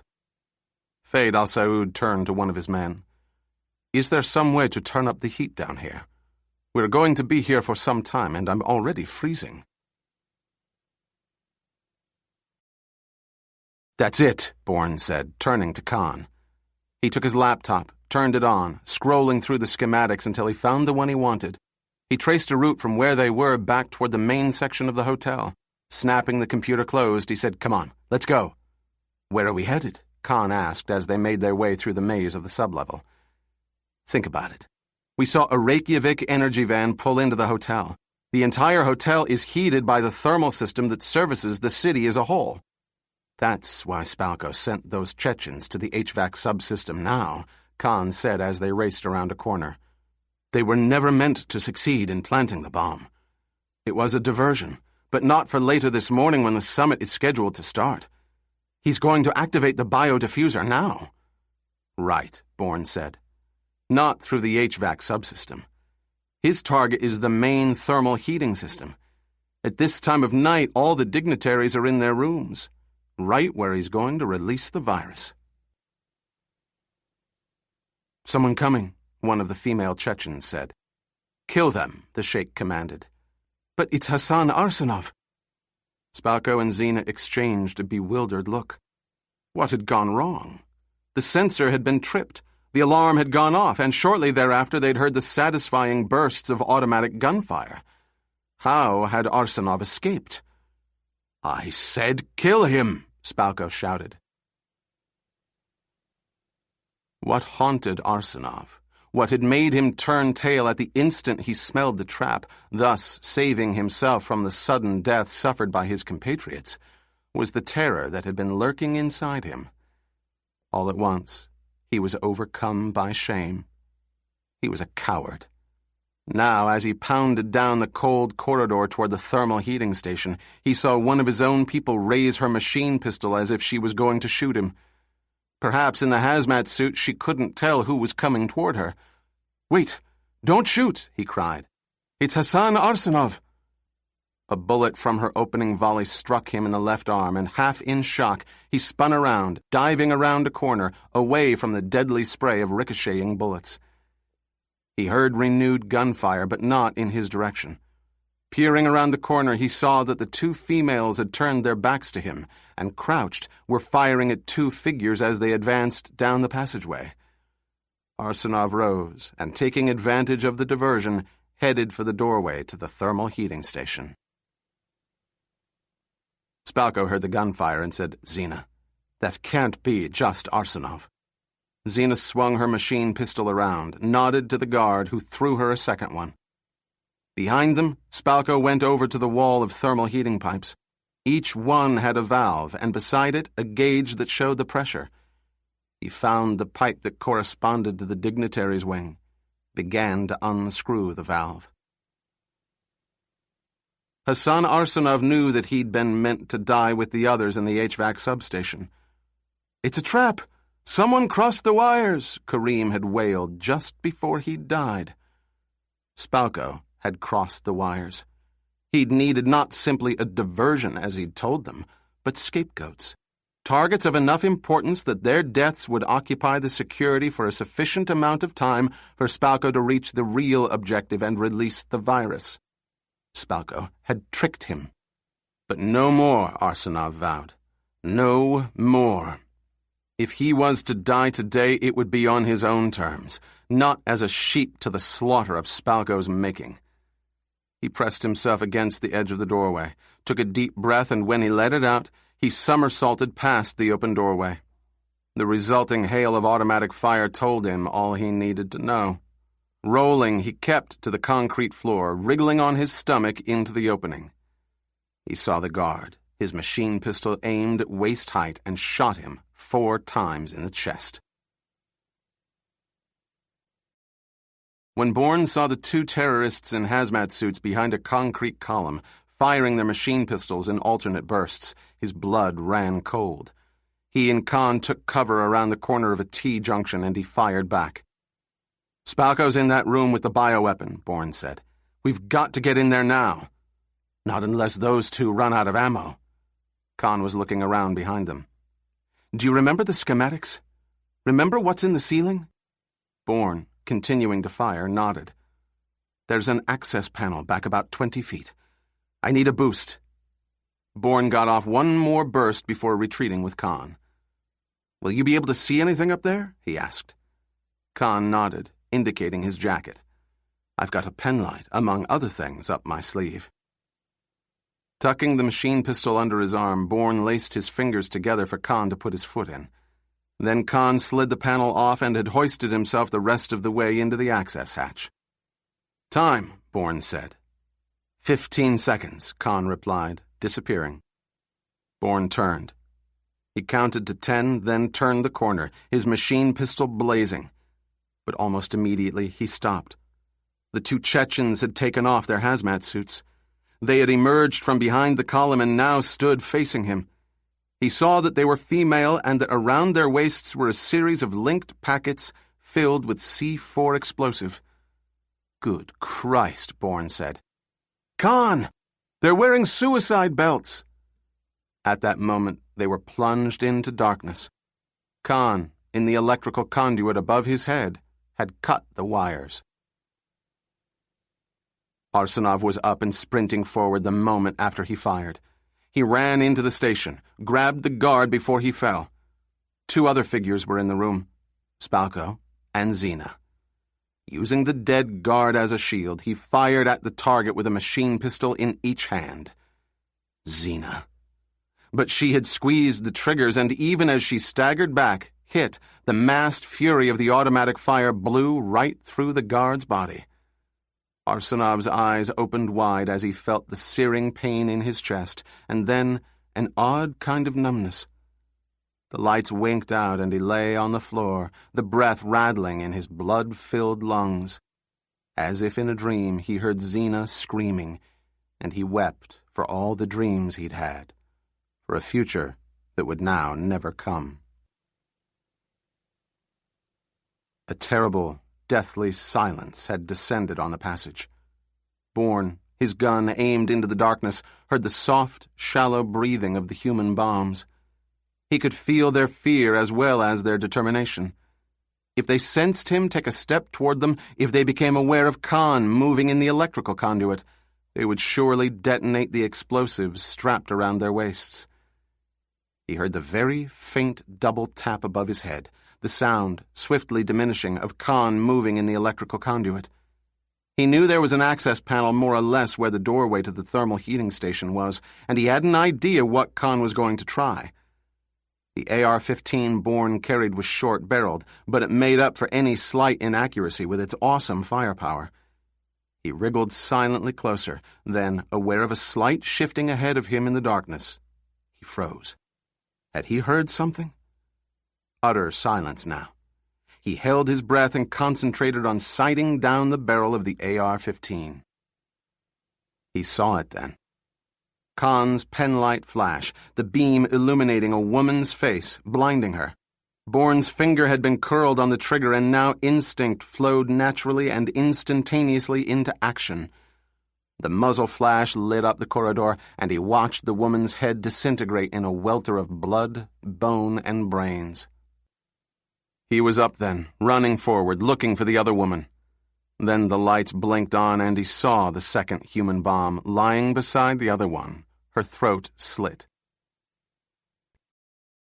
An instant later, Khan dropped down from the open access hatch, and together they entered the thermal heating station. Moments before, in the darkness, Spalko had dropped to his knees, searching blindly for Zena. The darkness had defeated him. Without light, he was unable to make the delicate connection between the muzzle of the NX-20 and the valve into the thermal heating system. His arm extended. He felt along the floor. He wasn't certain of her position, and in any case, she had moved the moment Arsenov had burst through the doorway.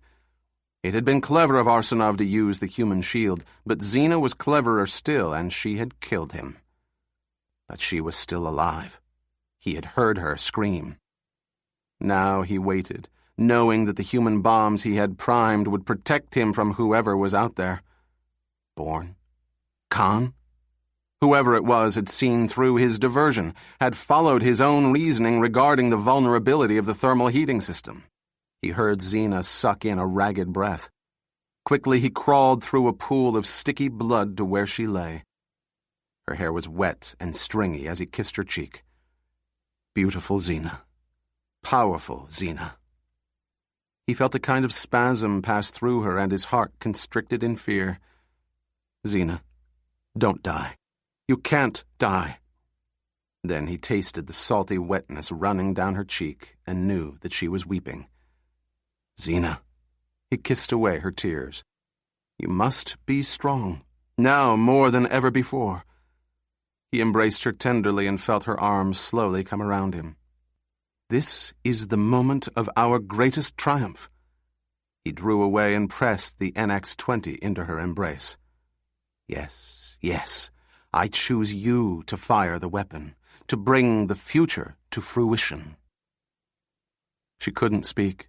It was all she could do to keep the breath sawing in and out of her lungs. Once again he cursed the darkness, for he couldn't see her eyes, couldn't be certain that he had her. He had to take the chance, however. He took her hands and placed the left one on the barrel of the biodiffuser, the right one at the guard on the stock. He placed her forefinger on the main trigger. All you need do is squeeze, he whispered in her ear. But not yet, not yet. I need time. Yes, time was what he needed in order to escape. He was trapped in the darkness, the one contingency for which he hadn't been prepared. And now he couldn't even take the NX-20 with him.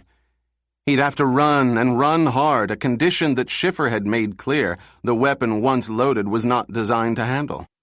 The payload and its container were far too fragile. Zena, you'll do this, won't you? He kissed her cheek. You have enough strength inside you, I know you do. She was trying to say something, but he put a hand over her mouth, afraid that his unknown pursuers outside would hear her strangled cry. I'll be close by, Zena. Remember that. Then he slithered away. Turning at last from her, he stumbled over Arsenov's corpse and his hazmat suit ripped. For a moment, his new-found terror returned as he imagined himself being trapped in here when Zena pulled the trigger, the virus seeping into the rent, infecting him.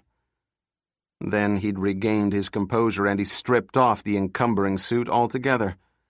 Silent as a cat, he made his way to the doorway, swung out into the passage. Then, in the darkness, he stole away. They both saw it at once. The blunt, ugly snout of Dr. Felix Schiffer's biodiffuser pointed at them. Bourne and Khan froze. Spalko's gone. There's his hazmat suit, Bourne said. This station has only one entrance. He thought of the movement he'd detected, the whisper, the sound of furtive footfalls he thought he'd heard. He must have slipped out in the darkness. I know this one, Khan said. It's Hassan Arsenov. But this other, the female holding the weapon, I don't know. The female terrorist lay half propped up on the corpse of another terrorist. How she had managed to drag herself into this position, neither of them could say. She was very badly wounded, possibly fatally, though from this distance it was impossible to say for sure. She looked at them from a world filled with pain. Khan had taken a Kalashnikov from one of the human bombs outside, and he aimed it now at the female. There's no way out for you, he said. Bourne, who had been watching only her eyes, stepped forward and pushed the Kalashnikov down. There's always a way out, he said. Then he squatted down so that he was at the other's level. Without taking his gaze from her, he said, "Can you speak? Can you tell me your name?" Her lips opened, and with a great effort she said in a voice somewhere between a rattle and a gurgle, "Zena." "Well, Zena, we're at the end game," Bourne said. "There's nothing left now except death and life. By the looks of things, it appears as if you've already chosen death. If you pull the trigger, you'll be sent to heaven, and in glory will become a houri. But I wonder whether that will happen. What is it that you'll be leaving behind? Dead compatriots, at least one of whom you've shot yourself. And then there's Stepan Spalko. Where has he gone, I wonder? No matter. What's important is that at the crucial moment, he abandoned you. He's left you to die, Zena. So I guess you have to ask yourself, if you pull that trigger, will you go to your glory, or will you be cast down? Found wanting by Maunkir and Nekir, the questioners. Given your life, Zena, when they ask you, who is thy creator, who is thy prophet? Will you be able to answer them? Only the righteous remember, Zena. You know that. Zena was openly weeping now. If you pull that trigger, if you choose death, you won't be able to answer them. You know that. But it's not too late. There can be redemption. There's always a way out. Khan knelt beside the man he knew to be his father, and putting the Kalashnikov down where Zena could see it, he extended a hand toward her. "He's right," Khan said. "There is a way to make up for your past sins, for the murders you've committed, for the betrayals to those who've loved you without perhaps you even knowing." He moved forward inch by inch until his hand closed over hers. Slowly and gently he pried her forefinger away from the trigger. She let go then, and allowed him to take the weapon from her useless embrace. "Thank you, Zena," Bourne said. "Khan will take care of you now." He rose, and giving his son's shoulder a brief squeeze, he turned and went swiftly and silently down the passage after Spalko. Stepan Spalko sprinted down the bare concrete passage, Bourne's ceramic gun at the ready. He knew that all the gunfire would bring the security people into the main section of the hotel. Up ahead he saw the Saudi security chief, Faid al-Saud, and 2 of his men. He ducked out of sight. They hadn't seen him yet, and he used this element of surprise, waiting for them to come closer, then shooting them before they had time to react. For a breathless moment he stood over the downed men. Faid al-Saud groaned, and Spalko shot him at close range in the forehead. The Saudi security chief flopped once and was still. Quickly Spalko took the ID tags off one of his men, changed into the man's uniform, and got rid of his colored contact lenses. Swift footfalls behind him, he hurried on. The fateful meeting with the Arabs had been a two-edged sword, for while it had provided him with a ready means of disguise, it had slowed him down, and now as he threw a glance over his shoulder, he saw a figure in security fatigues and cursed mightily. The man in the security fatigues was Jason Bourne. Bourne saw Spalko, now in an Arab security uniform, open a door and vanish into a stairwell. He leaped over the bodies of the men Spalko had just killed and headed after him. He emerged into the chaos of the lobby. Just a short time ago, when he and Khan had entered the hotel, this vast, glassed-in space was tense but hushed, almost deserted. Now it was a welter of security personnel running to and fro. Some were rounding up the hotel personnel, sorting them into groups, depending on their jobs and where they had just been inside the premises. Others had already begun the laborious and time-consuming process of questioning the staff. Each individual had to account for every moment of his whereabouts over the course of the last 2 days. Still others were on their way down to the sub-basement or were being deployed by wireless network to other areas of the hotel. Everyone was hustling. No one had time to question the 2 men who, one after the other, crossed through the mob scene toward the front door.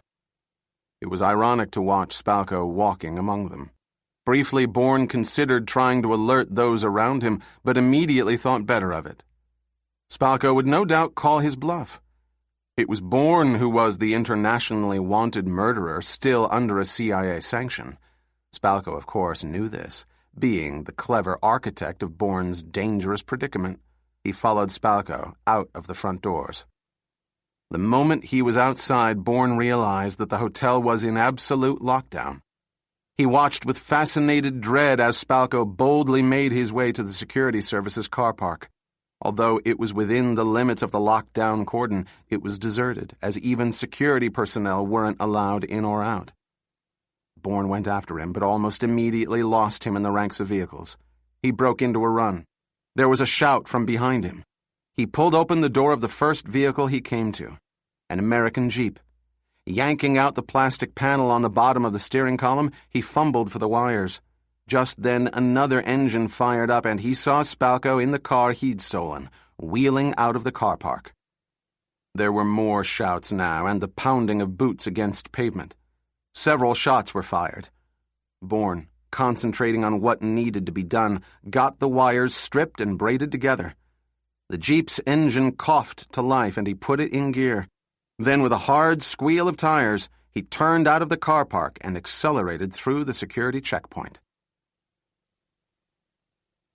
An insipid darkness lay over Reykjavik as the sun, hanging just below the horizon, turned the sky the color of an oyster shell. As Bourne followed Spalko's twists and turns through the city, he realized that Spalko was heading south. This was something of a surprise, for he'd expected Spalko to make for the airport. Bourne oriented himself to the map he'd studied on Oskar's laptop. What lay south of the city? Hafnarfjordur, a fishing village too small to land the kind of aircraft Spalko would use. The coast. They were on an island after all. Spalko was going to escape via boat. At this time of night, there was little traffic, especially after they left the city behind them. The roads became narrower, winding through the hillsides that fronted the landward side of the sea cliffs. As Spalko's car went around a particularly sharp curve, Bourne dropped back. Turning off his headlights, he accelerated around the turn. He could see Spalko's vehicle up ahead, but he hoped that Spalko, peering into his rear-view mirror, wouldn't be able to see him. The road narrowed further as it turned toward the sea. Bourne descended through a lushly foliated glen and then zoomed around another curve. He saw Spalko, then lost him again as another curve loomed. Spalko's car went around another turn, and Bourne followed on. He had already committed to the turn when he heard the sound. It was soft and familiar above the flutter of the wind, the noise his ceramic gun made when fired. His front near-side tire blew. He was trying to get the Jeep under control as it skidded perilously close to the seaside edge of the road. He downshifted into neutral, but it wasn't enough. He needed to turn off the ignition, but without the key that was impossible. The rear tires slipped off the road. Bourne unbuckled himself and held on as the Jeep spun off the cliff. He leaped just before the Jeep hit, rolling away as the vehicle bounced off an outcropping of rock and burst open. Flames shot up into the air, and by their light he saw in the cove just below him the fishing boat, nosing in toward the shore.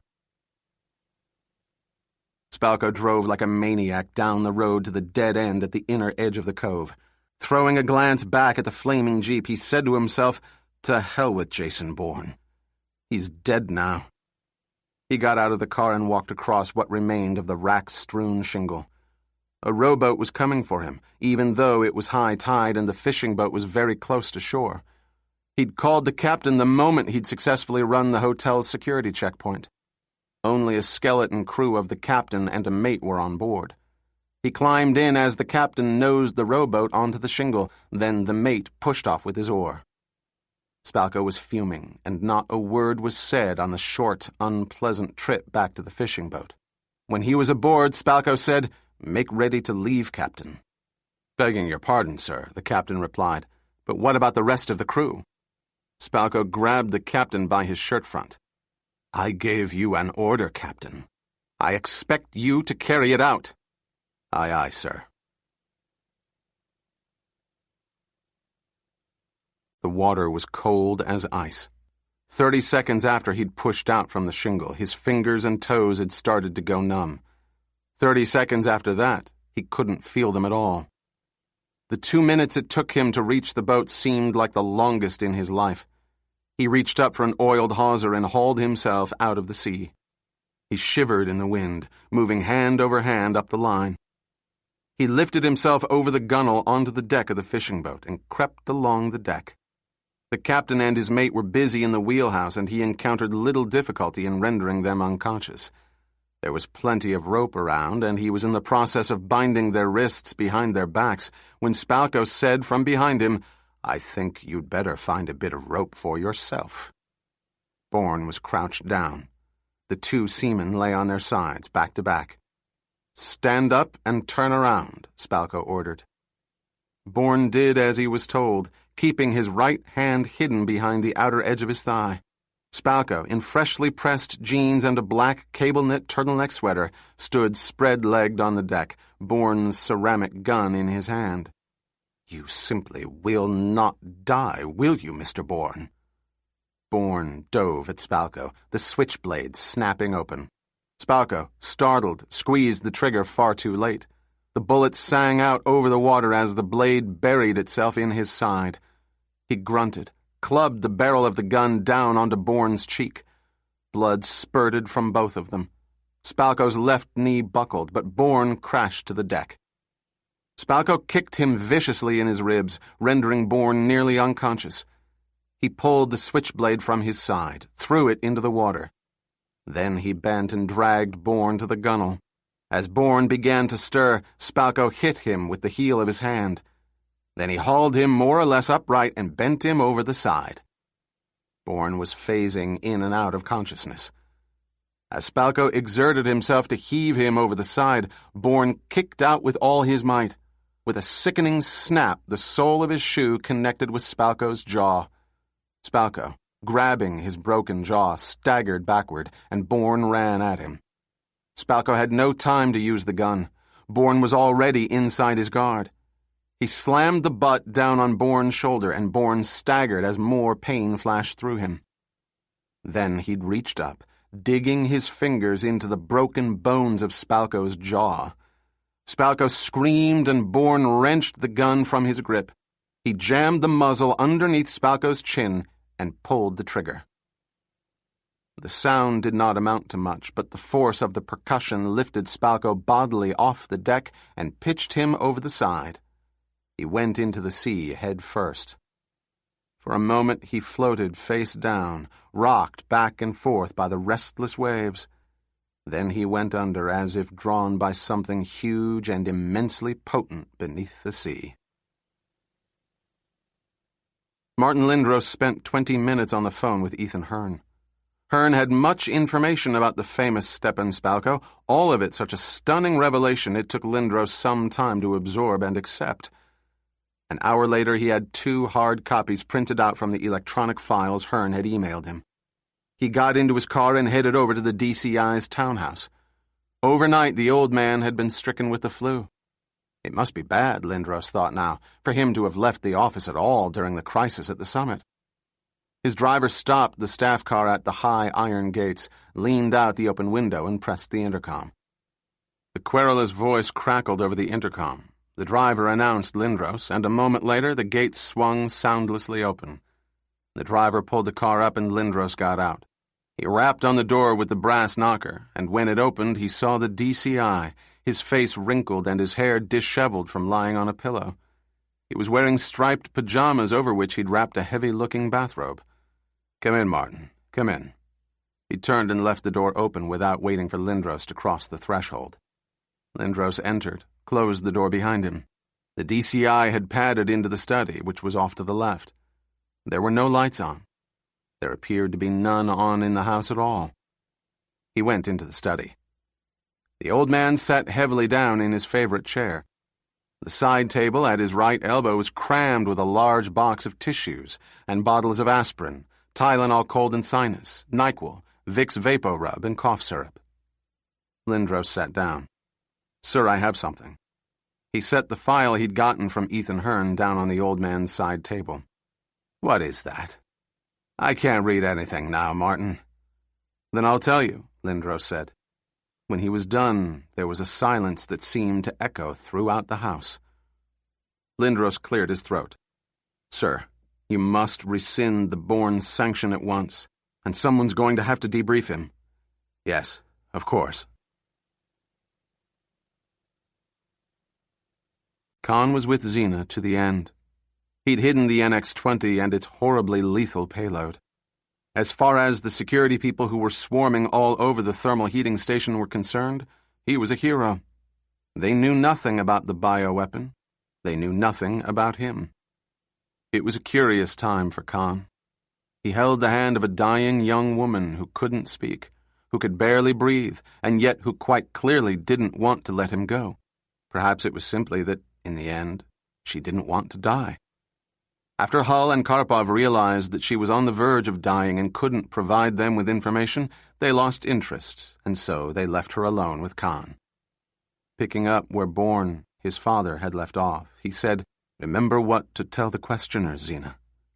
My God is Allah, my Prophet Muhammad, my religion Islam, and my Qibla, the Holy Kaaba." There seemed so much that she wanted to tell him and could not. "You are righteous, Xena. They will welcome you to glory." Her eyes flickered once, and then, like a flame, the life that animated them was extinguished. It had taken Bourne some time to get back to the hotel. He was led to Khan by Boris Karpov, director of the FSB Alpha Unit and head of Russian security for the summit. "A most remarkable young man," Karpov said as he led Bourne down a corridor. "Do you know he never left the dying Chechen's side? And she, for her part, never let go of his hand until the end. Most extraordinary." Karpov knew just where Khan was, in the main restaurant, which was, after a fashion, up and running again with a severely limited menu. "Spalko's dead," Bourne said. Khan put down his hamburger. "Are you hurt?" Bourne winced as he sat down. "It's only minor." Karpov, sitting down beside Bourne, called out to a passing waiter for a bottle of vodka. "Russian," he said sharply, "and bring with it large glasses. We're real men here. A Russian, and heroes who are almost as good as Russians." Many hours and liters of vodka later, Bourne and Khan stood together on the sub-basement of the Osculid Hotel. There were bloodstains everywhere. "I suppose you're wondering what happened to the NX-20, Khan said. Bourne nodded. "I hid it," Khan said. "I was waiting for you to come back so that we could destroy it together." Bourne hesitated for a moment. "You had faith I'd come back." Khan turned and looked at his father. "It seems that I've newly acquired my faith." Khan moved to where he'd hidden the NX-20. He held it with understandable respect as he handed it over to Bourne. He went and took a small metal box out of the niche. "The vial with the payload is in here." "We need a fire," Bourne said, thinking of the legend he'd read on Dr. Zito's computer. "Heat will render the payload inert." The vast hotel kitchen was spotless.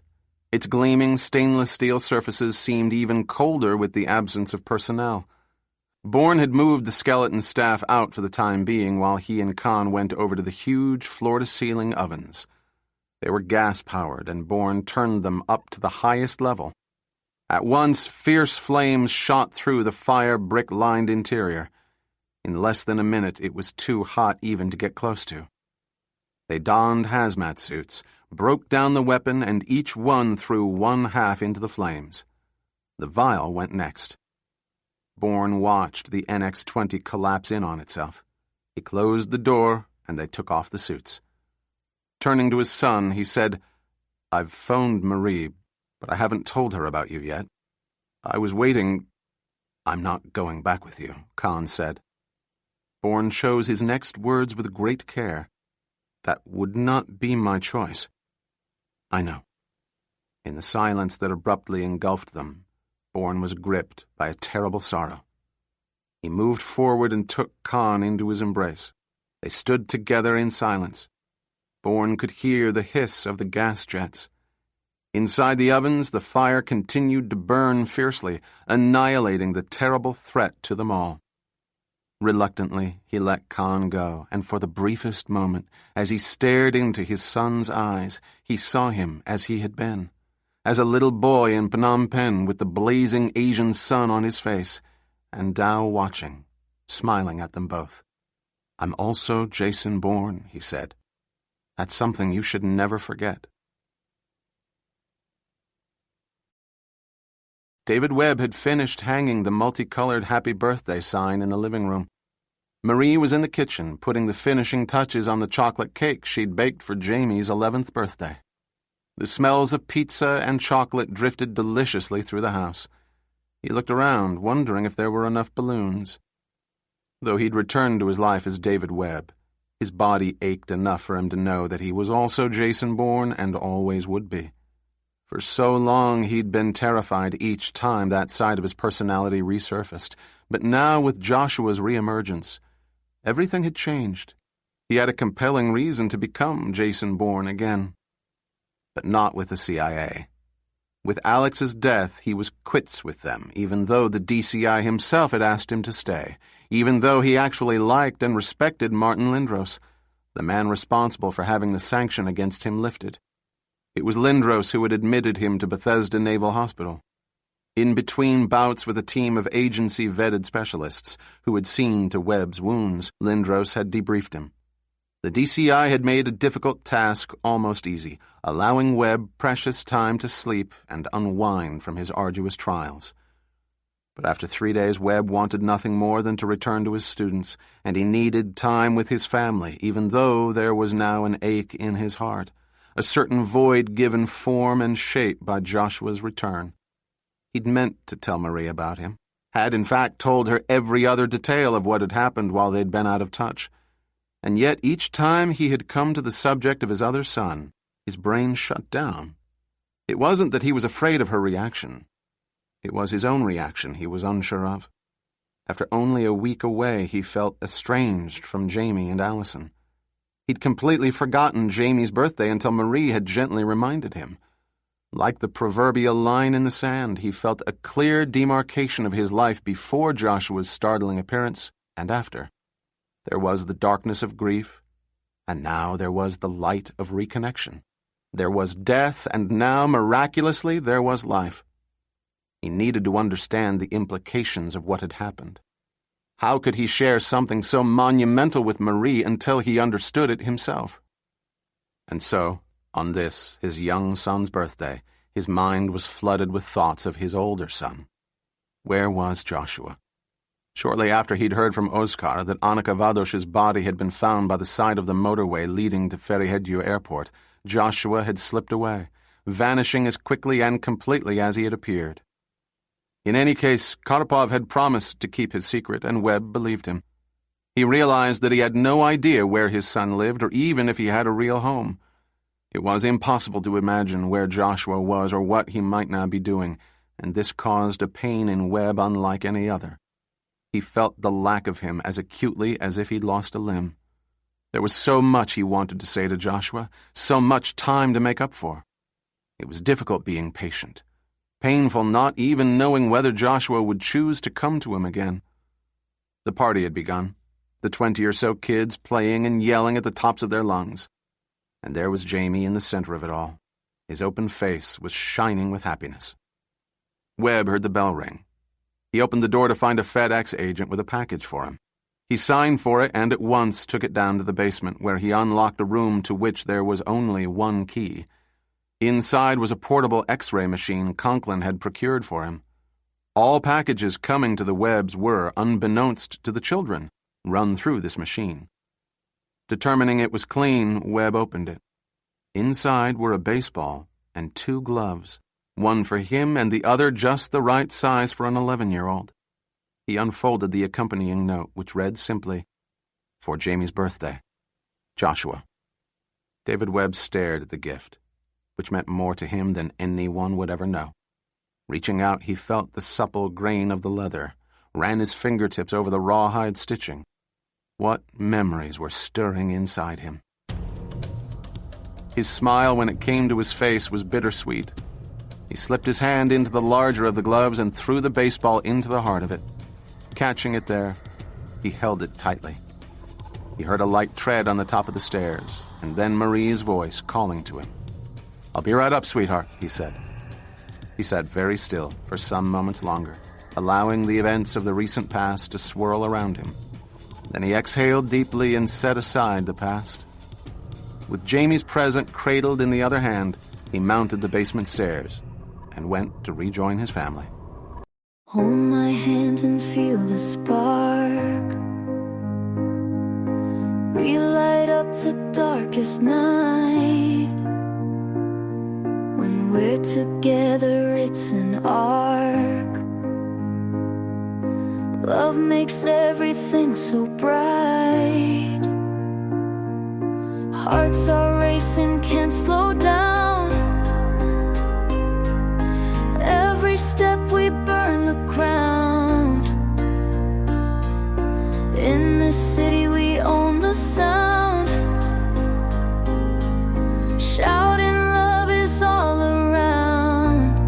The power of love won't be denied. Through the rain and stormy tide, in your eyes I see the prize.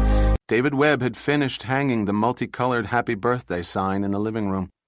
Marie was in the kitchen, putting the finishing touches on the chocolate cake she'd baked for Jamie's 11th birthday. The smells of pizza and chocolate drifted deliciously through the house. He looked around, wondering if there were enough balloons. Though he'd returned to his life as David Webb, his body ached enough for him to know that he was also Jason Bourne and always would be. For so long he'd been terrified each time that side of his personality resurfaced, but now with Joshua's reemergence, everything had changed. He had a compelling reason to become Jason Bourne again. But not with the CIA. With Alex's death, he was quits with them, even though the DCI himself had asked him to stay, even though he actually liked and respected Martin Lindros, the man responsible for having the sanction against him lifted. It was Lindros who had admitted him to Bethesda Naval Hospital. In between bouts with a team of agency-vetted specialists who had seen to Webb's wounds, Lindros had debriefed him. The DCI had made a difficult task almost easy, allowing Webb precious time to sleep and unwind from his arduous trials.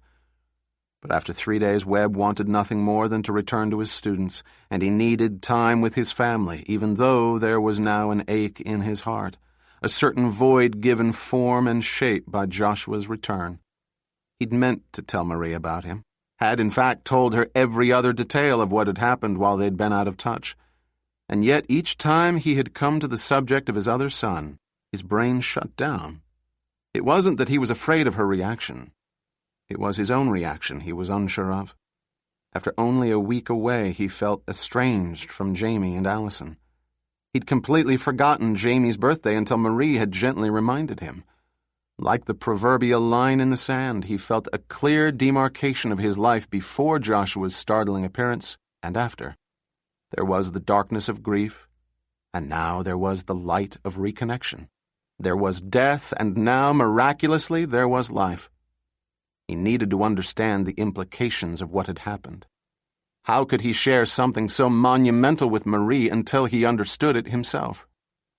And so, on this, his young son's birthday, his mind was flooded with thoughts of his older son. Where was Joshua? Shortly after he'd heard from Oskar that Annika Vadosh's body had been found by the side of the motorway leading to Ferihegyu Airport, Joshua had slipped away, vanishing as quickly and completely as he had appeared. In any case, Karpov had promised to keep his secret, and Webb believed him. He realized that he had no idea where his son lived or even if he had a real home. It was impossible to imagine where Joshua was or what he might now be doing, and this caused a pain in Webb unlike any other. He felt the lack of him as acutely as if he'd lost a limb. There was so much he wanted to say to Joshua, so much time to make up for. It was difficult being patient. Painful not even knowing whether Joshua would choose to come to him again. The party had begun, the 20 or so kids playing and yelling at the tops of their lungs. And there was Jamie in the center of it all. His open face was shining with happiness. Webb heard the bell ring. He opened the door to find a FedEx agent with a package for him. He signed for it and at once took it down to the basement, where he unlocked a room to which there was only one key. Inside was a portable X-ray machine Conklin had procured for him. All packages coming to the Webbs were, unbeknownst to the children, run through this machine. Determining it was clean, Webb opened it. Inside were a baseball and 2 gloves, one for him and the other just the right size for an 11-year-old. He unfolded the accompanying note, which read simply, "For Jamie's birthday. Joshua." David Webb stared at the gift, which meant more to him than anyone would ever know. Reaching out, he felt the supple grain of the leather, ran his fingertips over the rawhide stitching. What memories were stirring inside him? His smile when it came to his face was bittersweet. He slipped his hand into the